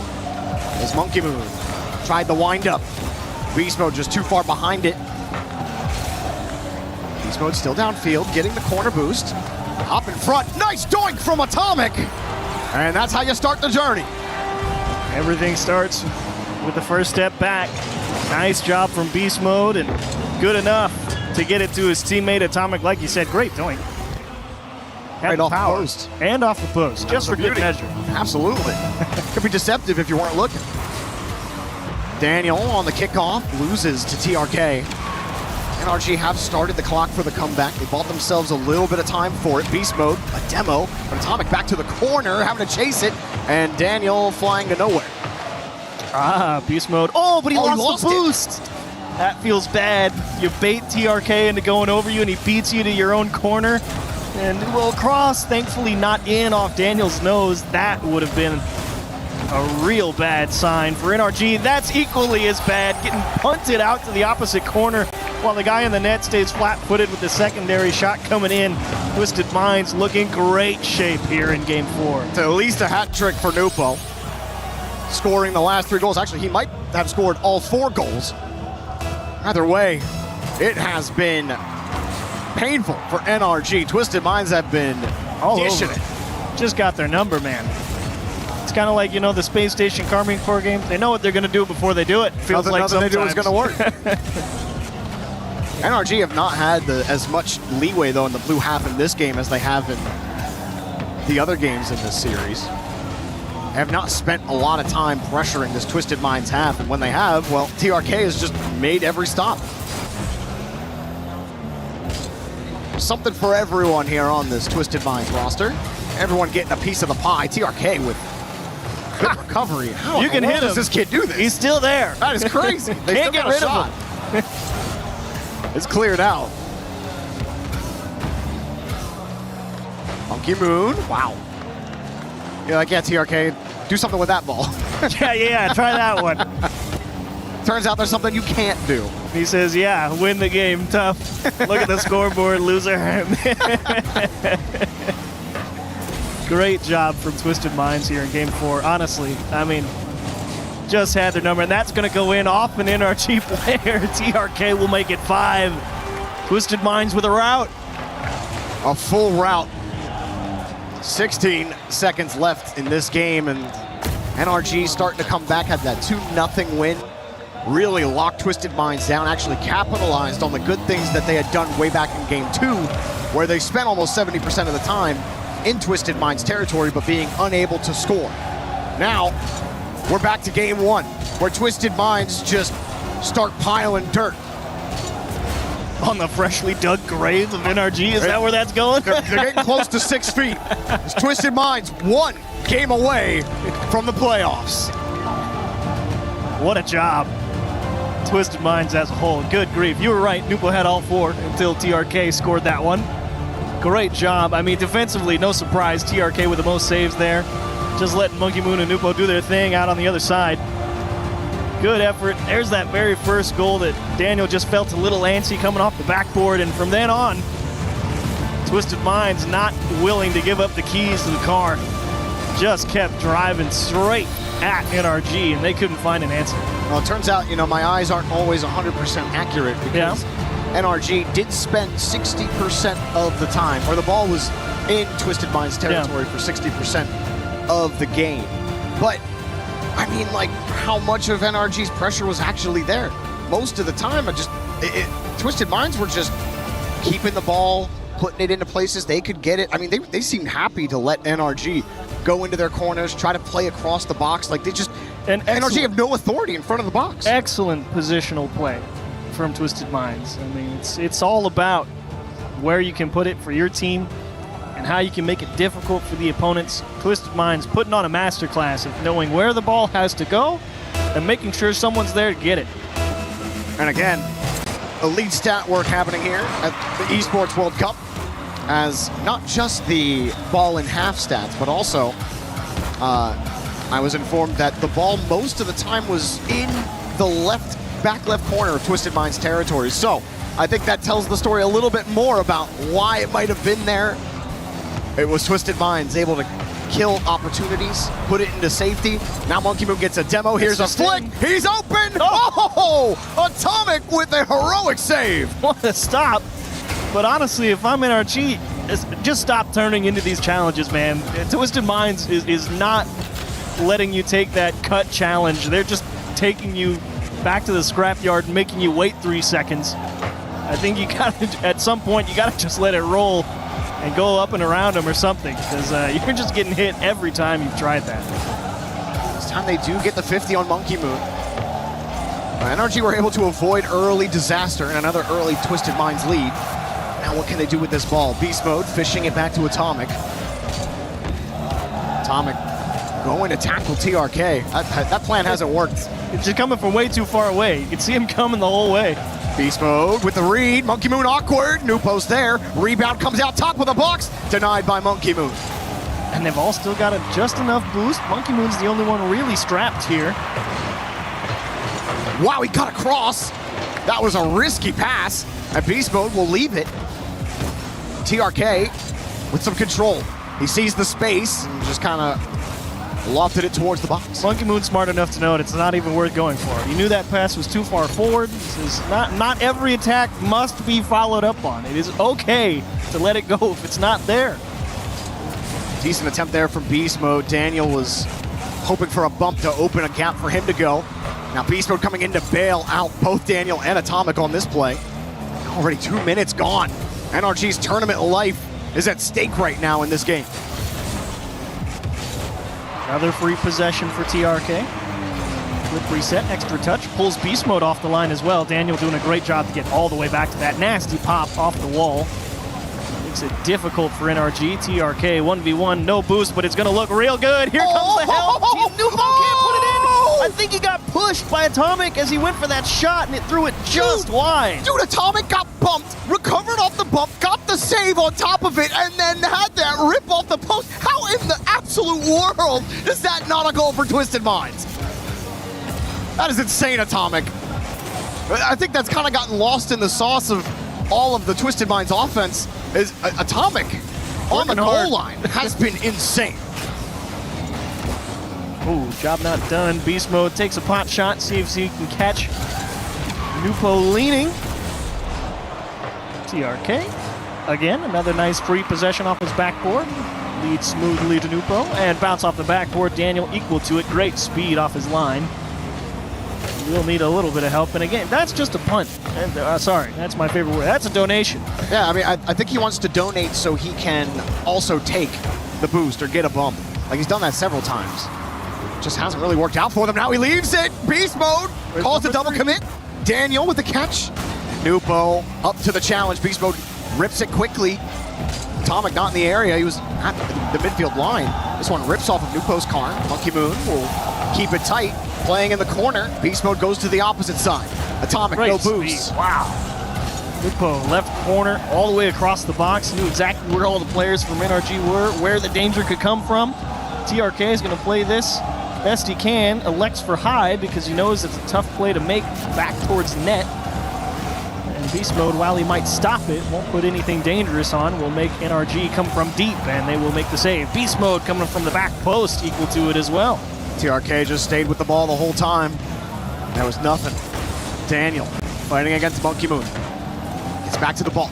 It was so fast. Got up the wall instantly to challenge that. And Twisted Minds get to keep possession off of it. Beast Mode.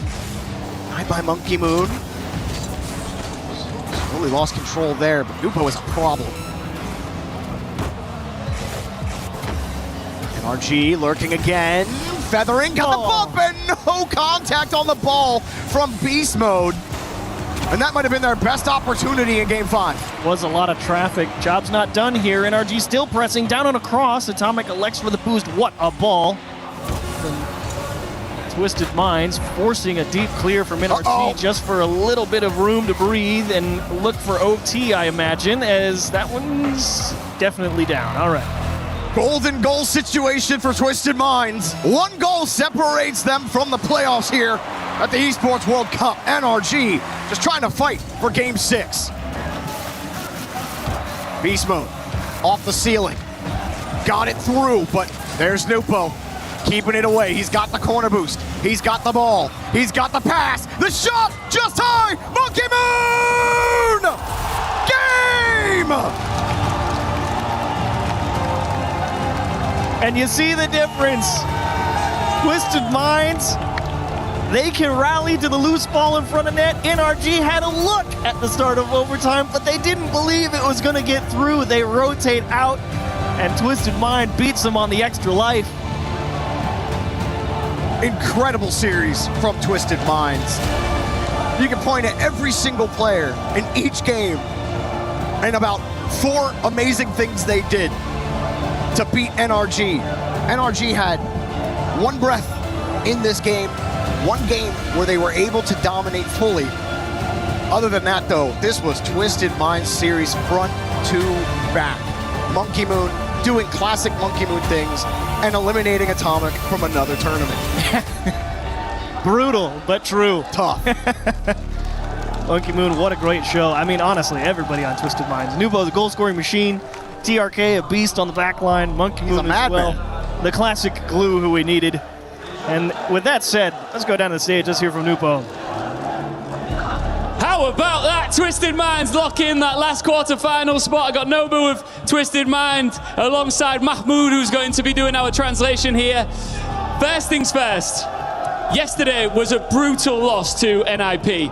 How did you dust yourself off and come back again looking better than ever for this series? أمزل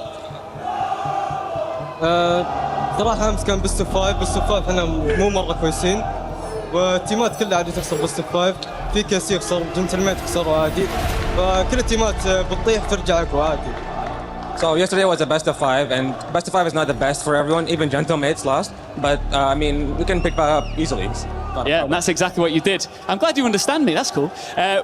In the 1v1 world, you are the world champion, right? How much does that give you confidence playing in 3v3, and how does it carry across when you're playing with your teammates?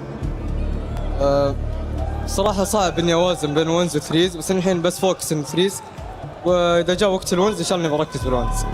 It's really hard for me to focus on 1s and 3s, but right now I'm focusing only on 3s, and it comes back to 1s, then I'll focus on that again. Okay, cool. So after what has been a tough lower bracket run, what do you think you and your teammates need to improve on going into the quarterfinals?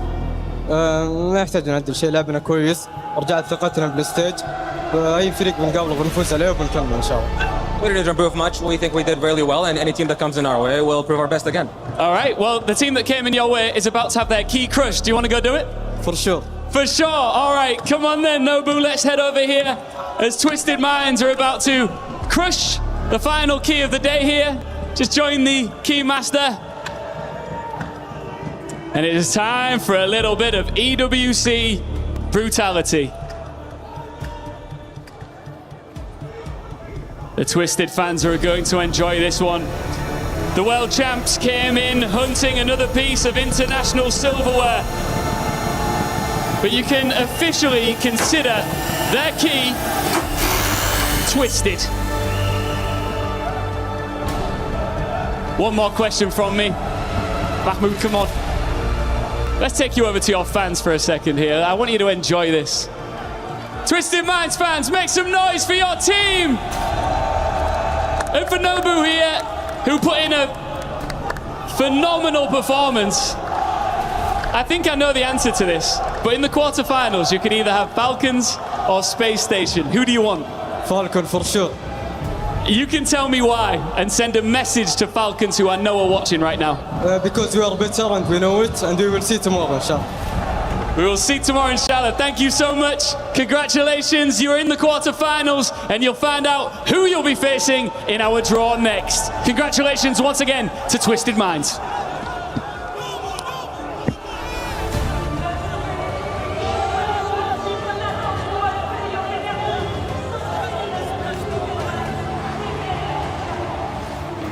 The greatest 1v1 player on the planet getting the teamwork in after a close goal at the start. A strong finish for Twisted Minds. It goes to a game 5, and here we seal the deal. Congratulations, as they are locking in another 200 points to the club championship.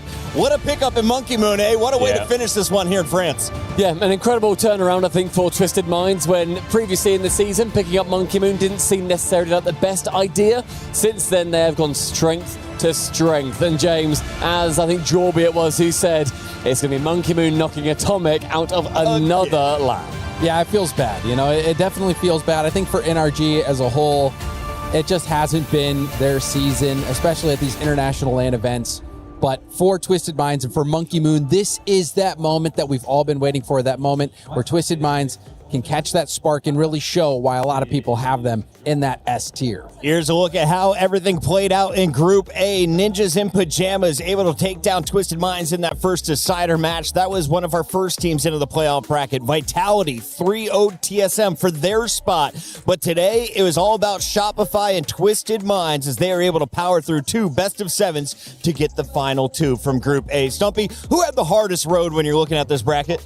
I think, to be fair, Ninjas in Pajamas had an absolutely incredible run through. They managed to take down Rebellion and Twisted Minds. They did it in fantastic style, even if that first series didn't necessarily excite people. They got it done. Yeah, they had to go through 2 playoff qualifying. Precisely, yeah. They did an incredible job of that. I think also you can see the strength of schedule for some teams is slightly different compared to others, but everybody that we have through, aside from NRG maybe, was almost assumed that we would get them through. But the quality, James, across the board in Group A is unbelievable. Yeah, it was great. And I really am excited to see NIP. They were able to triumph over opponents that they fell short of last time. So my question is, what is their ceiling going to be like at this event? It seems like they really are changing things up in a meaningful way. And now, how far can they go? I said CRR looked like a male model on day one. I've learned he's more of a bouncer in game, removing goalies, opening the door. What did you see from this NIP win over Twisted Minds to kick off groups? I think, to me, a lot of it comes down to how much they believe in themselves a lot of the time. And they definitely seem to be turning that corner where they can have a lot of doubt, I think, especially when it comes to Joris, when it comes to like top 8s and stuff. He started to banish that. But they are playing around each other so incredibly. Their teamwork's unreal. And I've loved what I've seen from Oli. Yes. Oli was the catalyst for so many of those goals. One of the best strikers we've seen. And so his confidence level, it continues to go up. And I love seeing Oli have success. He's had times where, he's been the scapegoat on many rosters, but he continues to perform at high levels and get these amazing results. So Oli, he's the real deal. That man on the far right is your player to watch for NIP, but if you're a French fan, you might want to look no further than VIT. Vitality seems to be a fan favorite. They finished on top of the club championship podium in the past. Will they be able to make another run? Well, 1,000 points are up for grabs, and some people are saying this could be the team that seizes them all. Yeah, and also I think with Vitality, they didn't exactly have a hard run going through TSM in the end. TSM had a good competition. I think it's worth mentioning how fun they were to watch. But Vitality, when I was casting that series, there's just levels to this game, and Vitality proved that. Former world champions. Zen would be my shout for the best player in the world as well. Yeah, to be fair, though, on the planet. Wow. Yeah. A lot of people have that opinion, but to be fair, Stumpy, the TSM squad actually beat the reigning world champions. They're not here anymore, James. I saw their key get crushed. Look at the bees. They are swarming the stage for VIT as TSM was dismantled 3-0. VIT locks in their spot through the winners bracket and will be a team to watch as they take on a number 2 seed from the groups. Yeah, I think Vitality is going to be a fun one to watch. Zen, a lot of people have them as that number 1 player in the world. Well, you'd prove that on stages like this. But here in Group B, let's take a look at how things sorted out. Carmine Corps were the huge favorites. They won Paris for your previous major. Then they ran into Space Station Gaming. SSG, the USA boys, a big surprise on day 2. Falcons also in a tough fight, went 5 games against Gentlemates. It was Space Station and Falcons through first, but here you saw Gentlemates and KC bouncing through just as we expected for the French fans. And I've got to have so much credit given to SSG. What an unbelievable team they have fielded. It was so fun seeing them frankly just dismantle Carmine Corp. I was amazed at the amount of ambition they had in every single play they went for. And it's not like they scraped through. It's not like Carmine Corp necessarily threw at various points. SSG were just better at every single turn. Well, you just look at raw talent in North America, and I don't think there's a better duo than Reveal and Zach. They just won the 2v2 event, and they have shown in the past that when they're playing their peak game, they look like the best players in the world. So they've proved a lot with this series win against the K-Corp, which is what's been lacking, is SSG having that major success against the European Titans while they're starting to get some notches on their belt. And I love there we see a highlight. It is not just the duo working together. There's a clean pass to Diaz, who's going to finish it in front of the astronauts. We've got a bunch of people excited to go to space with Space Station Gaming, as they will be a top seed. They will play one of the teams that moved on from Group A's elimination bracket. When it comes to the Falcons, though, this is another team that powers through with the top seed because they were able to beat Gentlemates. Now, was this an expected result? I'd heard great things about Falcons. I'd heard legendary things about Drawley. Yeah, and I think for me, it's taken them, again, a little bit of time where Mina has not been completely set in. Falcons have not made it to every land this season. They have stumbled. They've had really big errors, but they really came out and showed up against Gentlemates, a team that I think is going to win the entire event, bear in mind. I've got them as my number one. Yeah, I've got Gentlemates. Okay, I picked Falcons. There you go. Well, so far, James, 1-0 to you, mate. Well done. Yeah, but I know that playoffs is where it really matters. He also picked NRG. Just don't listen. Well, we won't get into that. But no, Falcons, I mean, obviously it came down to a single overtime goal. They were extremely well organised, and it's really nice to see a team take a bit of a risk in grabbing Drawley, and Drawley going for a risk, moving to Saudi to compete with the Twins. One of the coolest stories in esports. And really, even though they haven't had the best splits leading up to this point in the RLCS, if they can salvage an Esports World Cup win and then go into a World Championship win, you will look at this season as an immaculate success and justifying that move for Drawley. So I'm just waiting. I'm at the edge of my seat seeing how Team Falcons finish this out. Now, only 0.001% of esports competitors are twins. Are these the best twins to ever grace Rocket League? Yes, easily Rocket League. I don't think I can think of literally any others. So put them number one. Number one. In esports, you're better at esports. I was going to say Ogre 2, Ogre 1 and 2, and Ogre 1 back 20 years ago. They set the scene for Halo. We saw Lunchbox and Roy come in, a number of twins through other FPS games, but it's amazing to see a three-person game with twins at the helm. They're only going to push each other to get better throughout their whole career, and they're still very young, James. They certainly are. They have a lot of longevity left, I think. You just look at their individual ability as well. We were talking about Zen. Well, it was Rawas, one of the twins, who ended Zen's legendary 1v1 show match win streak. Everyone was raving about Zen. It was Rawas. He said, I'm not like the rest of them. And he's got a twin, so you're in trouble. I ain't like the rest. Let's take a look at some of the players who didn't play like the rest of the competition. They played at a whole nother level when it comes to your strikers. It looks like Oski put in 21. Playmaker, it's Nas, and Abdullah is our savior with most goals denied. What do you think of these rankings, Stump? Any surprise names jumping out in your top six? Gentlemates are at the top. That's all I'm seeing. We're seeing striker and playmaker, and Oski and Nas. They were the two best players, as far as I was concerned, at the Boston Major. They're showing it again. They fumbled this season at various points with the open events where they've not necessarily qualified for those top spots. They have looked stunning. So I've loved seeing Gentlemates play so far. James, I know you love statistics in Rocket League. So what's the one I need to really pay attention to? Which column do you think is most important to success? Honestly, I really think it is goals scored. Savior is usually an indicator of your team is not doing the best in terms of possession. It means you are having to defend all the shots, and that's not the position you really want to be in. So striker's the one you want to look for. Oski, you look back to the Boston Major, Oski was the key dude who carried them all the way to the finals before Ness stepped up. And so Oski being at the top of striking, that is a good indicator for Gentlemen. Now, I was looking if anyone was repeated across all three. I don't think we have anyone that has been in every single category, multiple players in both. Is there someone with all three? No, I was going to say that in Playmaker, right in the middle, we had all of Twisted Minds. Nubo he was top. He was second for striking and assists. So he is pretty good. He is key to all that goal participation on his 1v1 champion for a reason. We'll see him a little bit later in the bracket. For now, we've got a lot of teams to get excited about. Stumpy, any big surprises? Did anyone shock you after seeing the group stage is now complete? No one's really shocked me. I think NRG, they're on that downturn now. I think NIP, it was a little bit. You're the way they went NIP through. E-Stars. Yeah. And I was expecting them to scrape through maybe in the lowers, but to to take down quality teams back-to-back, make it through uppers, to me, that has to be. That's fair. And I'd also like to issue an apology towards NIP on day one. Me and Cole ragged on you. You Very were bad. very excited. They didn't say nice things. I didn't hear it.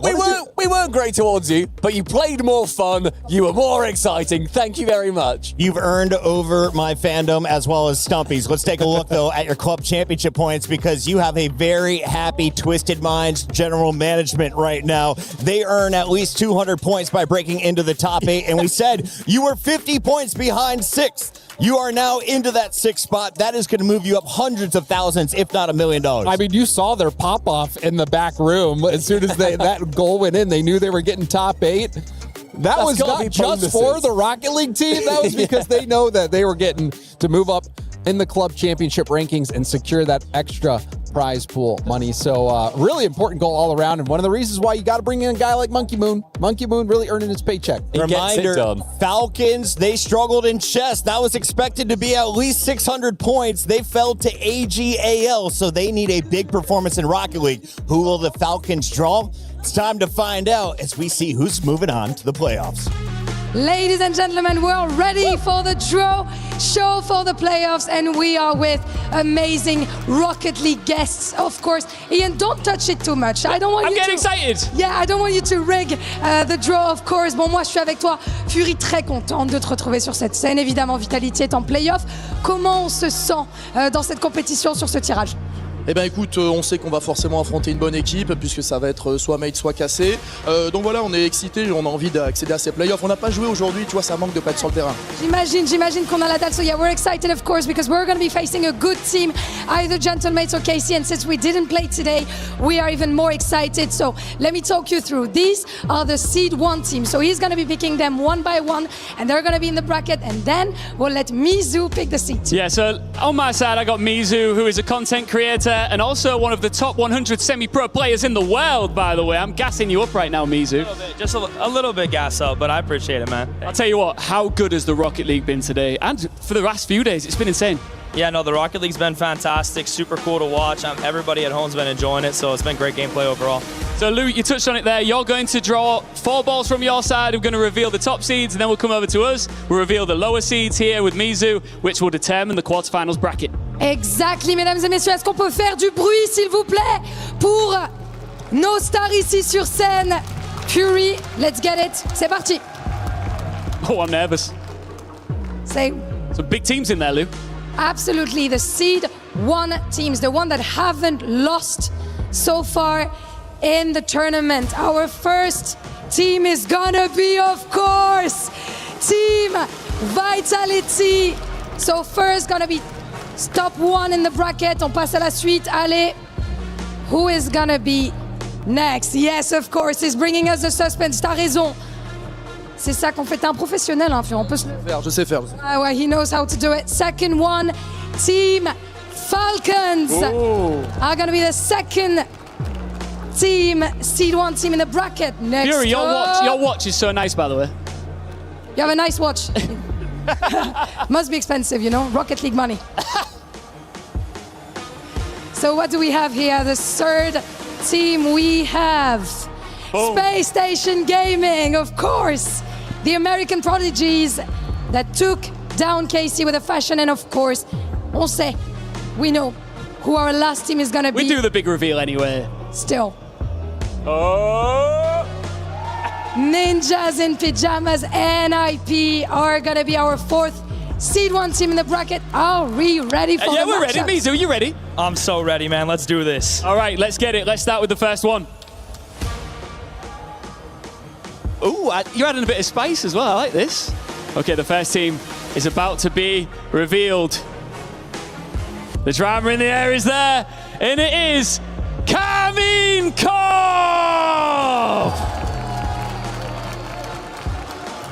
We're standing by the...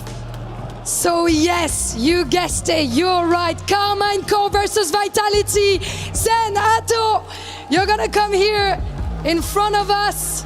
Messieurs, on va se serrer la main et vous allez rester ici parce que j'ai une petite question à vous poser. On voit déjà que ça s'ambiance. Content d'affronter Cassé, comment on se sent?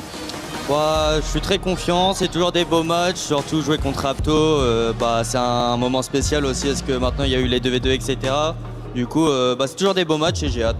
Ouais, puis vous êtes le meilleur 2v2 d'Europe, on peut se le dire, vous êtes le meilleur duo d'Europe finalement. Ouais, on est les meilleurs, je pense à World on va les écraser et voilà. Oh wow, okay, we're the best 2v2 in Europe, of course, so it's always a pleasure facing him. It's gonna be a great matchup, on est confiant. Ato, c'est quoi ton plan pour lui montrer qui est la meilleure structure française? Je pense qu'on les a déjà battus au Major de Paris, donc c'est juste une partie à remettre. We already beaten them at the Paris Major, so we're just gonna have to do it again. Je vous laisse vous serrer la main encore une fois, et on y retourne les gars, bonne chance à tous. Next. I can't wait for that one, that's epic. Okay, let's move on. I'm excited. That's a powerhouse matchup right there. Why don't we say we draw another one? Falcons versus whoever I'm about to pull. Let's do it. Let's see, of course, who is gonna get. We're not sure it's Falcons. Yeah, we're not sure against yet. this one. It depends on the rules, of course, since teams from the same group cannot be paired on the first round. But let's see. You're really taking your time here. No, I like it. It's a big decision here.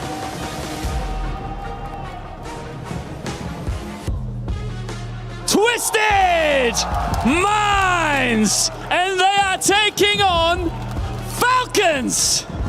Twisted Minds Falcons. Yes, it's gonna be, of course, Nobu here with Killers. Wow. Gentlemen, you've been talking about each other all week. What do you want to say to him? I want just to say good luck. Very kind of you. What about you, Nobu? Good luck. Oh, so kind. Let's get a handshake. I imagine that respect will disappear once they get into the game tomorrow in the quarterfinals. That's another banger, though. Yeah, it's another big matchup. I'm just drawing all the dramatic matchups right now. I wonder what's going to be next. I'm excited. Hold on. We're getting the regional matchups. I want to have Fury's thoughts on this. Le derby MENA, le derby français, on en pense quoi? Le match va être exceptionnel. Je veux dire, là, pour le moment, le tirage, c'est que pour le show, c'est que pour le spectacle. Yeah, for now, you know, it's been only show, only insane matchups, so I'm waiting for what's next. Okay, let's do it. I love how he's getting excited about it, man. He's doing an eeny, meeny, miny, mo right now. All right, here we go. I think he might have already seen it. Did he see it? Did he peep it? The big reveal is incoming. And it is Gentle Mates! So it's gonna be Gentle Mates versus NIP. We're gonna get onto the stage, of course. The two players, Joras and Nas. I'm gonna let you guys shake hands. And real quick, I'm gonna have a chat with you both. You're facing your former organization. What do you want to tell him? Good luck, and I hope it's going to be a good game. I hope it's going to be a good game. Only good thoughts, only nice words, or do you want to say something to the Gentle Mates fans that are going to be booing you when you enter the stage, man? No, I mean, they can go ahead. I don't really care. You don't care about the booing. Love that. Another handshake for the go, for the run, as we're moving on to our last matchup, Ian. Oh, I'm really enjoying how respectful these Rocket League players are. Look, we know what this is, but let's give it all the drama anyway, please. I mean, it could be anything. It could be anything. It could be a mystery team. I don't know. Let's find out, shall we? We got to have you back for this, by the way. He's a pro, man. Both of you have been class. We're bringing you back, for sure. Did I gas you up too early there? Is this a prank? I can't open. Oh, there you go. Yes. Here it is. The final team to be drawn here in Paris is, of course, Shopify Rebellion, which means you will face off against SSG. Heartbreaking. Familiar foes here. Okay, listen. This is your last chance to get in his head. What do you want to say to him? I don't need to get in his head. I'm already there. Ooh, he's already there. He said he doesn't need to get in your head. He's already there. Okay, fair enough. I mean, whatever you think, man. Okay, guys, let's get a handshake. That's another banger of a matchup. Gentlemen, thank you so much. Wow, let's just get some final thoughts from both of our guests here. Yeah, because we have many regional matchups. We have NA versus NA, Yes. MENA versus MENA, and Europe versus Europe. What do we think? Qu'est-ce qu'on en pense, mon cher? Je pense que, comme je t'ai dit tout à l'heure, là, les match-up pour le spectacle, il n'y a rien de mieux. C'est sûr que demain, forcément, on va perdre des bonnes équipes. Mais voilà, moi, je suis confiant avec les petits. Là, ils vont tout donner. On vise la victoire. Ouais, confiant, vite à casser, c'est aise. Ouais, bien sûr. Je sais que ça travaille. C'est bon. J'ai confiance aux petits. Ils vont y aller. I know that Vitality Boys have been working, so I'm not worried for that matchup. And of course, it's all for the show. The regional matches are going to be a banger. Mizu, I don't think that draw could have gone any better. No, I really don't. I mean, you talk about drama. I mean, teams are just playing each other within their own regions. I'll be completely transparent. I came out here hoping to like gas up NA, no matter the matchup, but they're playing each other, so now I don't really know what to do. Okay, so what I am going to ask you to do is give me who you think is going to win this entire tournament. Oh. The entire tournament? Yeah. I mean, I think Falcons have been playing really well recently. They're in form, so if I had to guess, I would say Falcons, but NA's been a sleeper pick in my opinion. Obviously, I'm biased, but keep your eye out for NA. I think they could take the whole thing too. Thank you, bro. Falcons, vraiment, c'est quoi pour toi ta finale de rêve? Vitality forcément déjà, et qui on peut affronter de l'autre côté Bah tu sais quoi, il n'y a pas de finale de rêve, il y a juste une victoire Vitality, c'est tout ce que... Wow, there's no dream finals, just Vitality, Vitality, Vitality. And we're gonna see if he's right or not. We are indeed. Let's just give a big thank you once again to Fury and Mizu. You guys were brilliant. And what we know for sure now is exactly what quarterfinals Saturday looks like. Let's finish off by taking a look at the bracket now that we're locked and loaded.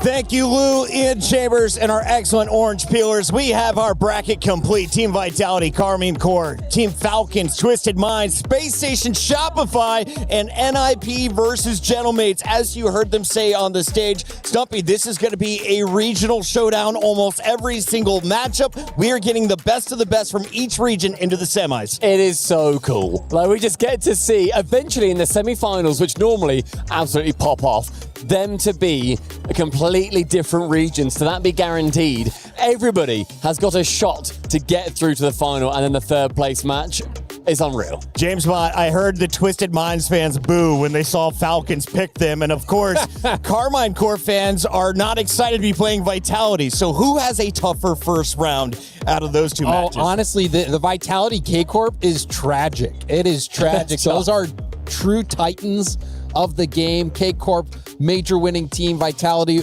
obviously has won the World Championship multiple times as an organization. So I mean, all of these are pretty tough. Like, let's be honest. This is the friendly fire bracket. It is the friendly fire bracket. It is not going to be friendly by the end of Sunday. Only one team will remain, and all the other keys will get crushed. Stumpy, before we go, if anyone missed any of the matches today, we're on youtube.com/Esports World Cup. You can scroll back and watch any of them. What was the best match? James, you answer first. Not energies. Maybe the reverse sweep attempt by R8. Yeah, that's good. Yeah. All right, we got a lot to talk about. Join us on Twitter for the conversation to continue. In the meantime, we got to throw to the STC recap from the final day of groups. And of course, stay tuned for a new episode of the EWC Spotlight. We'll see you tomorrow.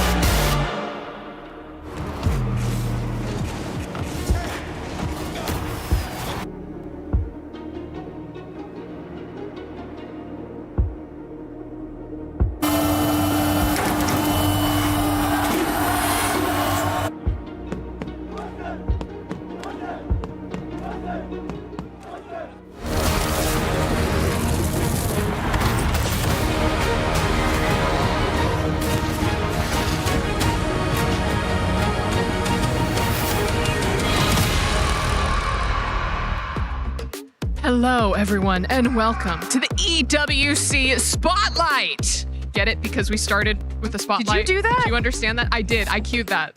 That timing was incredible. Well right? done. Yeah. Like usually there's, you know, someone with a light switch or something. It's under my chair. So if I just do one of these, everything Careful, don't do it again. I Wait was a till little it's lights off. concerned. I know, right? But I forgot we're doing a show. Yes, it's the EWC Spotlight. We're going to cover everything that you have seen so far. I've got Johnny Boy and Glitter Explosion joining me today.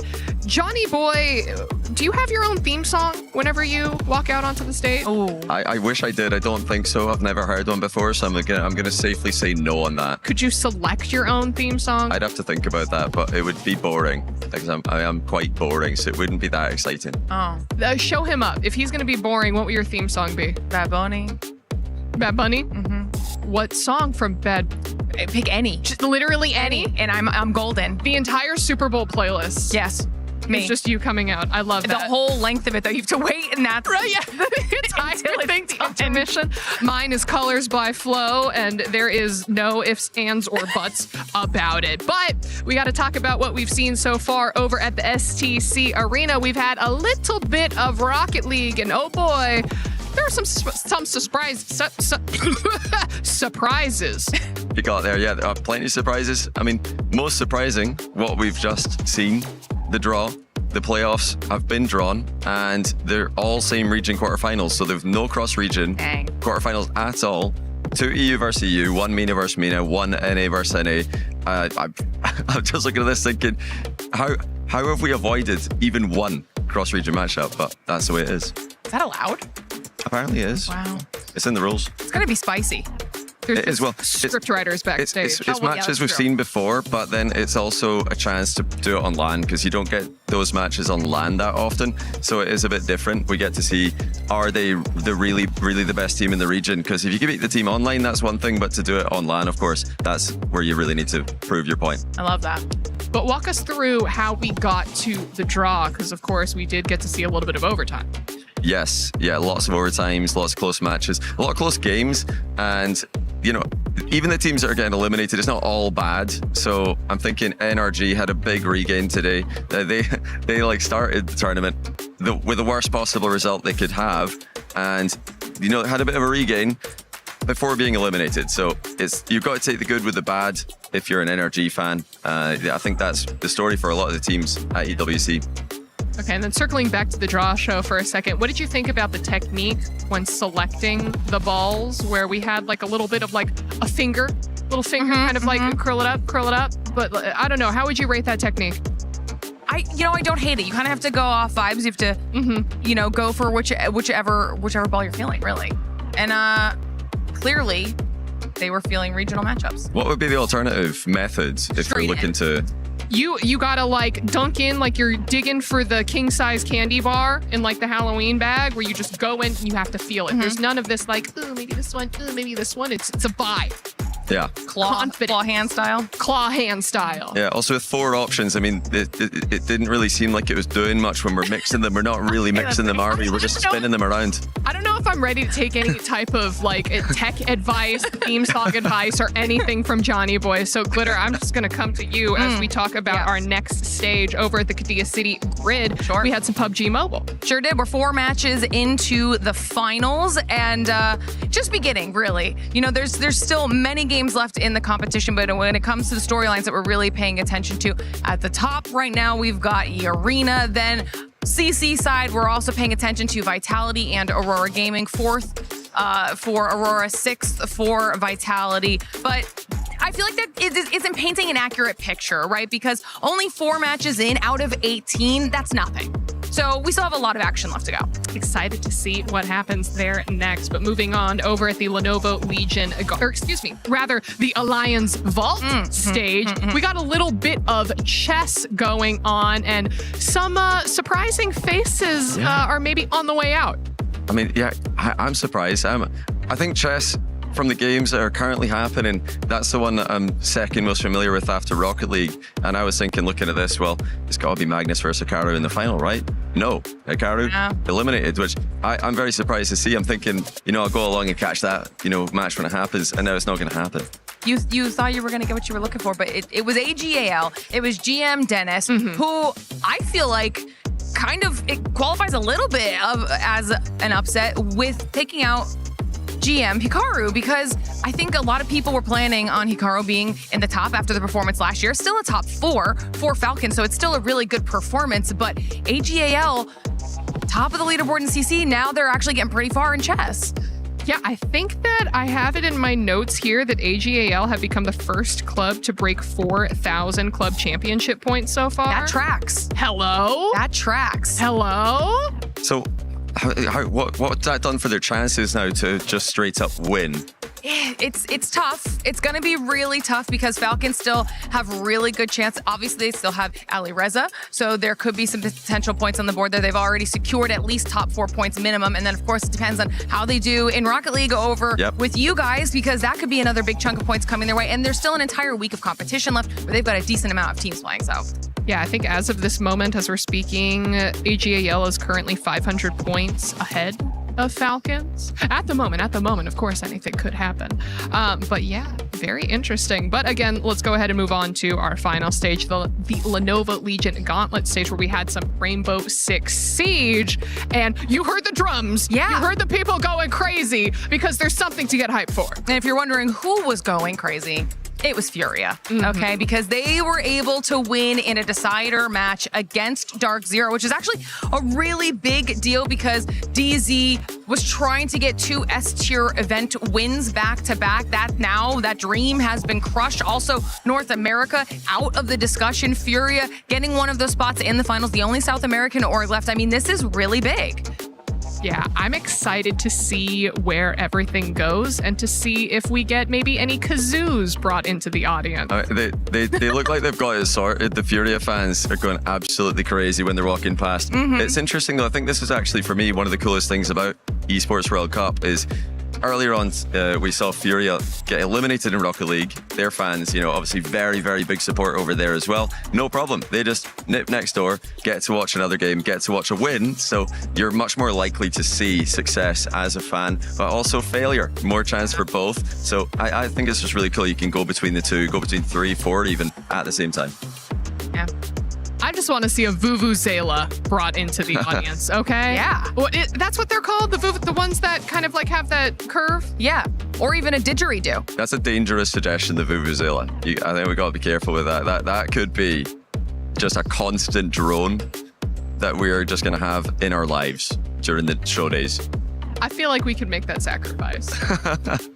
Putting out the call. Putting out the call for Vuvuzelas in the audience. But okay, we talked a little bit about club championship points and what that means for AGAL and Falcons at the moment. But Glitter, are there any other teams that are potentially looking like they can make a run to some of these higher standings? And I'm actually pretty excited about the team that I'm about to say, because one of those teams is absolutely Vitality. They are a favorite out of PUBG Mobile. They've put themselves in a decent spot heading into the rest of the matches, and they feel like they could potentially also do well in Rocket League, right? Yeah. So this could be a huge week for Vitality. I like their chances of winning, but, and you're not going to like this, they are up against their nemesis in the quarterfinal. That's Carmine Corp, who have a winning record against them. Now, Vitality have beaten them, but KC have got a winning record overall, so it's a tough quarterfinal. If they get past that, they can absolutely win the whole thing. You're messing with my ultimate plan right now. The ultimate plan. Fallen, crumbled to shambles, but that basically brings us to the end of the EWC Spotlight. Johnny Boy, before I release you and let you go, is there anything that you'd like to say about what you've seen so far? I would just say that if you are here at EWC, if you're walking around the venue, be sure to check out the other games, because I'm a Rocket League guy. I don't know much about the other games, but it's just amazing to go in and watch the competition, see the action, and it's all happening at the same time. So go around, if you're online, go around all the different streams, check everything out, and then you can get the recap right here with you guys every single day. Look at that. He's already plugging back in the show. Amazing. Should we bring him back? Should we keep him? Yeah. Okay, Why not? Consider it. We'll consider it. I don't know. Well, we do have a long list. We do. We do. Oh, is he still listening? Everyone, thank you so much for watching the EWC Spotlight, and we will see you all next time for more games. Don't tell him. Don't just shh. No, I'm not gonna say anything. No, okay. It's okay. We can't tell him that. He can't hear us.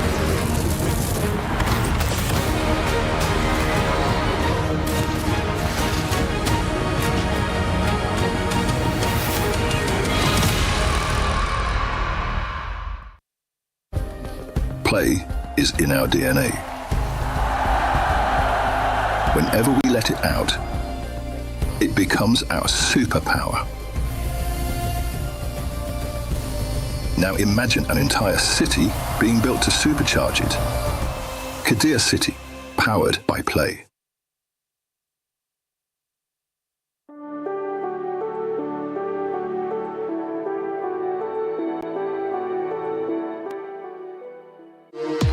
We were there. For every click, every clutch, every respawn. We were there for the years of grind. And we're here. Now. The proud founding partner of EWC. Powering the biggest event in gaming. Shoulder to shoulder with the world's best. Making history. Greatness deserves a stage. Lenovo Legion. Reach your impossible.